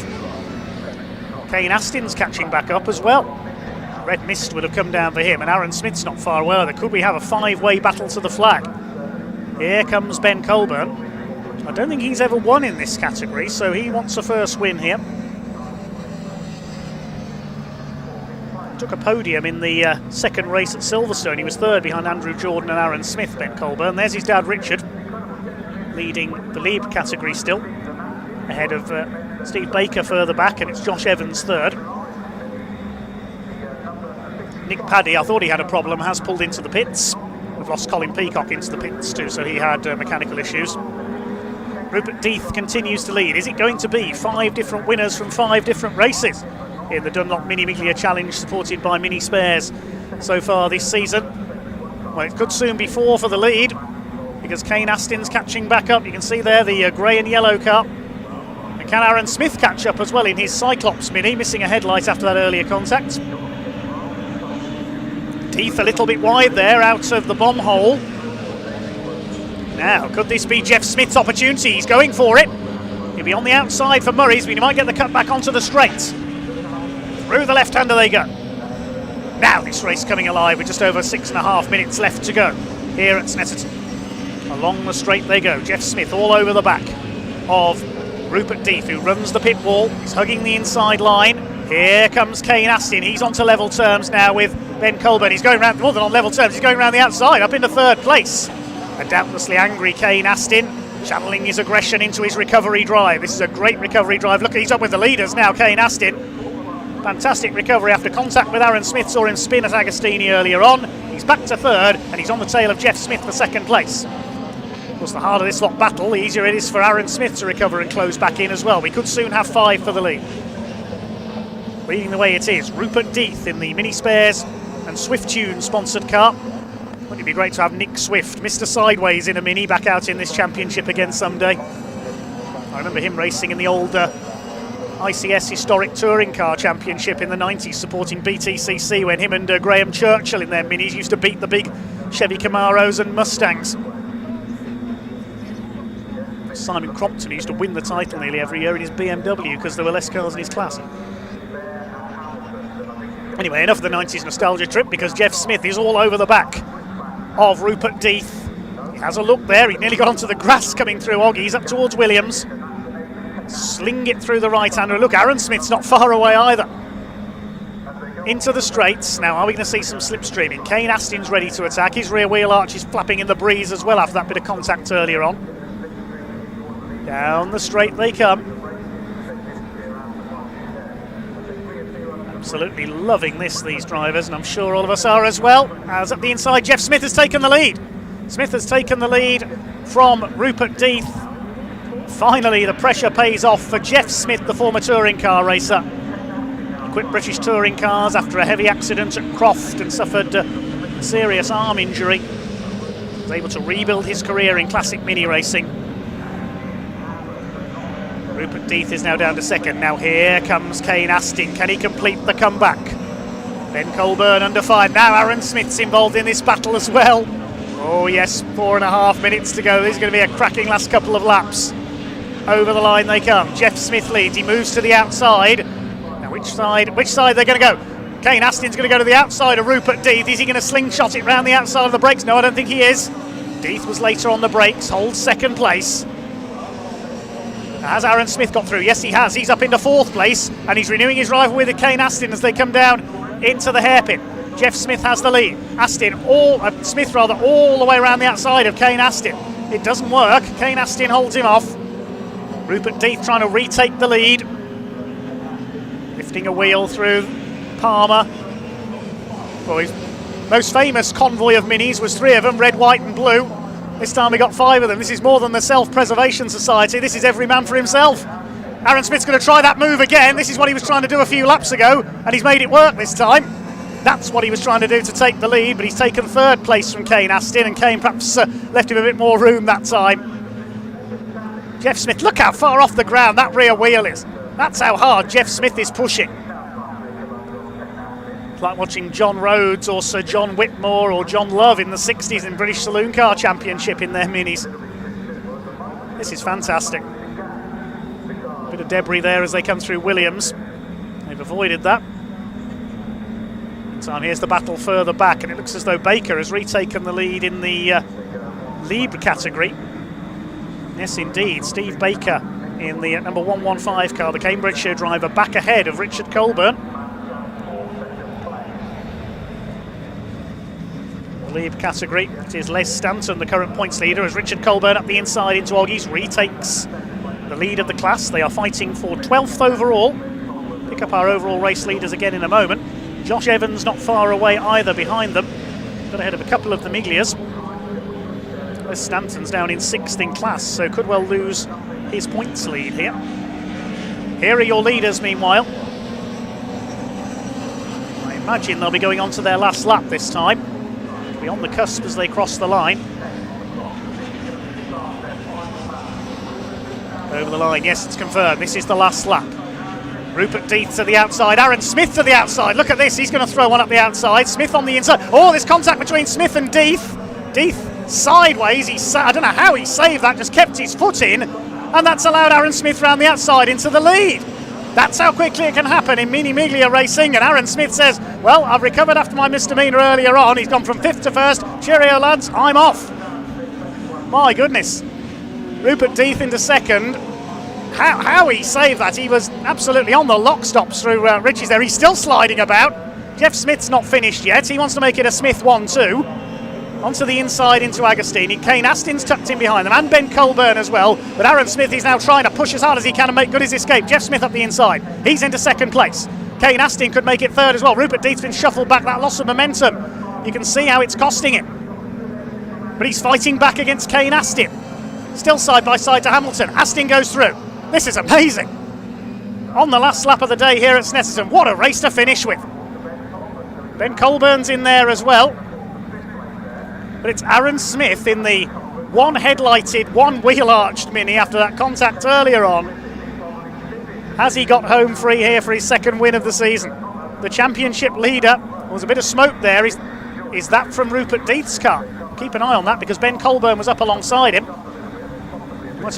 Might be a tyre rubbing against the wheel arch after that earlier bit of contact. So Aaron Smith leads it from Jeff Smith and Kane Astin. They're not finished yet, but you'd have thought his chances were ended after that contact with Kane Astin as they fought for the lead into Agostini. But you can't predict anything in the Mini Miglia Championship. This has been the race of the day for me. Real rough and tumble. And it's going to be Aaron Smith in the 21. He's going to be the first 2-time winner of the season. He won race 4 of the season at Donington Park. He's escaped the squabblers behind. I don't know who's going to be 2nd. But up they come towards the line. The checkered flag is in sight. And Aaron Smith becomes the first driver to win twice this year. A photo finish for 2nd between Kane Astin and Jeff Smith. And Kane Astin got it by 9 thousandths of a second provisionally. Rupert Death is 4th. Ben Colburn is 5th. Phil Bullen-Brown further back in 6th. I'm about to pass out after that one. Goodness gracious. The race of the weekend so far. Rob Howard comes over in 7th. Now, who's going to win the Libra category? Well, it's going to be Steve Baker. Richard Colburn's got a problem. You saw him run wide there. There's something amiss with the handling on his car. He's dropped down to 3rd and he ran wide through the last corner there. So something amiss with Richard Colburn's car. I can see a little bit of smoke there. Whether he's got a puncture, I'm not sure. But clearly problems for Richard. And the class win goes to Steve Baker. He was 2nd in race 2 at Donington. He missed Silverstone and failed to finish race 1 at Donington. So that's his first win of the season.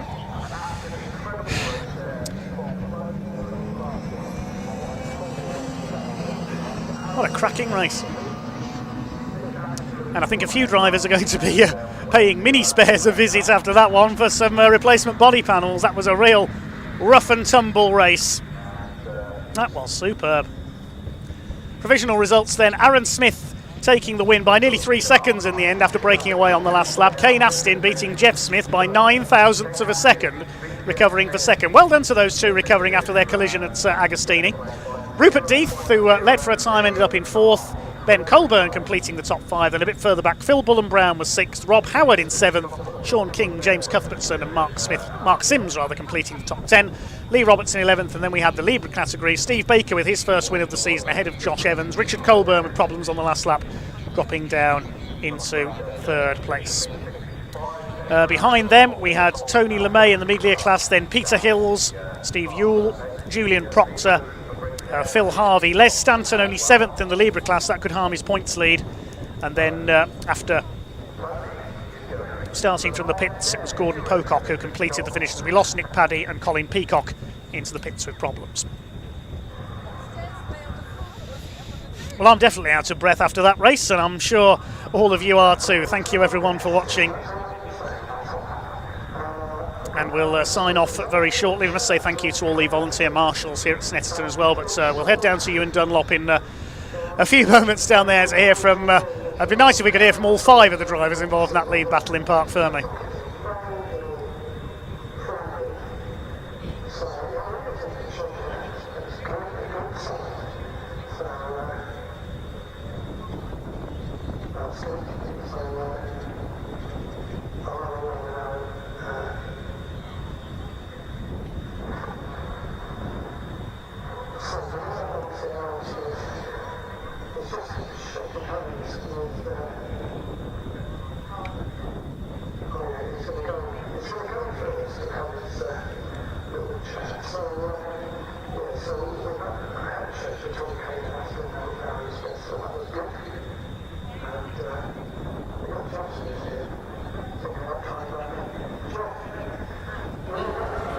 Cheers, Dave. What a way to end the weekend. Where do we start? Literally, I don't even know. Like, I'm just processing it now. I can't believe I didn't even realise that was the last lap, and I was on the outside, and I literally saw the other 2 cars come across the back, and it was like, that must have been so close. And then I looked in the mirror, I was like, I've got to get going. So there was a coming together with yourself and Kane in sort of the middle of that race. Yeah. How on earth, when that happened, you both went back to think it was 4th or 5th. I don't think anybody would have put any money on you two finishing 1st and 2nd at that point. The thing is where everyone, because no one can get away, everyone just holds the pace of the race up. So they're having a massive battle, and I've got some clean air, so we can just get going. So then caught onto the back, catch them unawares, and just nip through. So yeah, I can't believe it. What I thought was lovely, when you finished, yourself and Kane, it was high fives, it was congratulations, it was a really good atmosphere in there, despite the sort of the coming together on that racing. It's a brilliant paddock. I mean, I had to apologise. It just caught me out. He just slowed it up enough, and I was locked up, and it was like, oh no, but that's not what we want. But other than that, like, yeah, mega race. It's what we want as viewers. Oh yeah, I tell you, in the car I was having a great time. Mate, well done, congrats. Thank you very much. Buddy. We're going to try and find Kane. Can we get Kane here? Yeah, we can. Kane. And we're trying to get all the interviews. We used to run out into the Parc Ferme. We try and get them all in front of these nice sponsors board now, so everybody gets their time in the sun. Here comes Kane. Kane was part of that battle with Aaron. That was sensational to watch. What was it like in the car? Oh, good fun. Yeah, just disappointed really. You know, you lead the race and then something like that happens. You know, I know Aaron didn't intentionally do it, but at the same time, it's such a tight hairpin, and you know, it's for me to control the pace. But yeah, glad I got second. I think it must have been like I was sticking my tongue out like the Cars movie. A thousandth. Oh, was it really? Wow. So yeah, I mean, it's all points. Yeah, it's a great race. I mean, I hope you guys loved it, and you know, they are just incredible cars to drive. I think our commentator Dave is just getting his breath back from the entire day. That was the race of the day. It was absolutely incredible. So thank you for the entertainment. What do you take into tomorrow now? So it's reverse grids. So you know, I've had such a good start to the season, but it's all about consistency and points. So I'm happy with that. We'll see what pans out tomorrow. And yeah, go from there. Mate, well done. Thank you very much. Buddy. Going to try and find Jeff if we can quickly. It's the end of the day, so we will have a little bit of a walk around. Here are the cars in question. Jeff, have a chat. That was a sensational race, mate. It was eventful, wasn't it? Eventful, sensational, yeah. Yeah, messed up at the start really. Lost it in turn one. Unfortunately collected Ben, so apologies to Ben. And then it was trying to make it up after that. What we love, and I've mentioned it to the guys, is despite the sort of the comings together and the very aggressive racing at times, everybody's smiling. It's a great paddock, isn't it? I don't think Rupert's smiling, but okay. I think the rest of us are. But don't know. I was still there when Rupert turned in. So. It's one of those classes where, because the cars are so similar, anybody can win. And with a few laps to go, apart from when Aaron sort of moved away in the last couple of laps, it was anybody's race with 5 or 6 laps to go. Yeah, that's right. That's what I love about it. It's, you know, any of the top 6 really can win a race, and it's just being in the right place at the right time. And somebody makes a tiny mistake, and you just have to capitalise on it. Got to get a bit lucky sometimes. Yeah. Mate, well done, great race. Thank you. Cheers, buddy. That is our racing done for Snetterton for today. That was 7 races today. We got 13 tomorrow, more of the same. The coupes also join us too, and do the MG Owners Club. Yes, 13 races. Come back tomorrow. For the time being, the last time today, it is back to Dave. Well, thank you very much to Ewan Dunlop down in Parc Fermé for the interviews today. Let's have a look at the lineup for tomorrow then. Will my voice last the distance? Well, the Mini 7s are back out first of all at 9:50 a.m. to kick us off, followed by the modern BMW Minis, the Vertu Motors Mini Challenge Trophy. Then we've got another race for the Caterham Graduates, sponsored by MORPHMY, the Sigma 150s and Sig Max categories. Then the Mini Miglias are back out, hopefully with all their bits and bobs replaced by Mini Spares. And then we've got the first of 2 races, the Lancaster Insurance MG Owners Club Championship, the MG's Young and Old race in that series. That's followed by the Sigma 135s from the Caterham Graduates. Then after the lunch break we will see the first of 2 races for the OT Publishing Hyundai Coupe Cup. Hyundai Coupes of all generations out in that one. Kumho BMWs follow them. And then we've got a third race for the Sigma 150 and Sig Max Caterhams. Mini Challenge Trophy with Vertu Motors, the partially reversed grid being used in that third race. Then MG's final Caterham race, very busy the Caterhams this weekend, and a second Coupe Cup race rounds out this huge programme coming up tomorrow. Do not miss it. Do not miss it, ladies and gents. My voice is running out already. How am I going to get through day 2? Thanks again to Ewan and to all the team here at Snetterton this weekend. Thank you to all our volunteer marshals for their hard work today as well. A few drivers with some repairs to do. The rest will sit back with a drink and maybe light the barbecue to warm things up a bit. It's not been the warmest day here at Snetterton. Things set to warm up here tomorrow with some red hot race action. 13 races coming up here on BARC TV. Thank you to all of you for watching today. We'll see you at around 9:30 we go live tomorrow. But for today, thanks for watching. We'll see you tomorrow. Bye for now.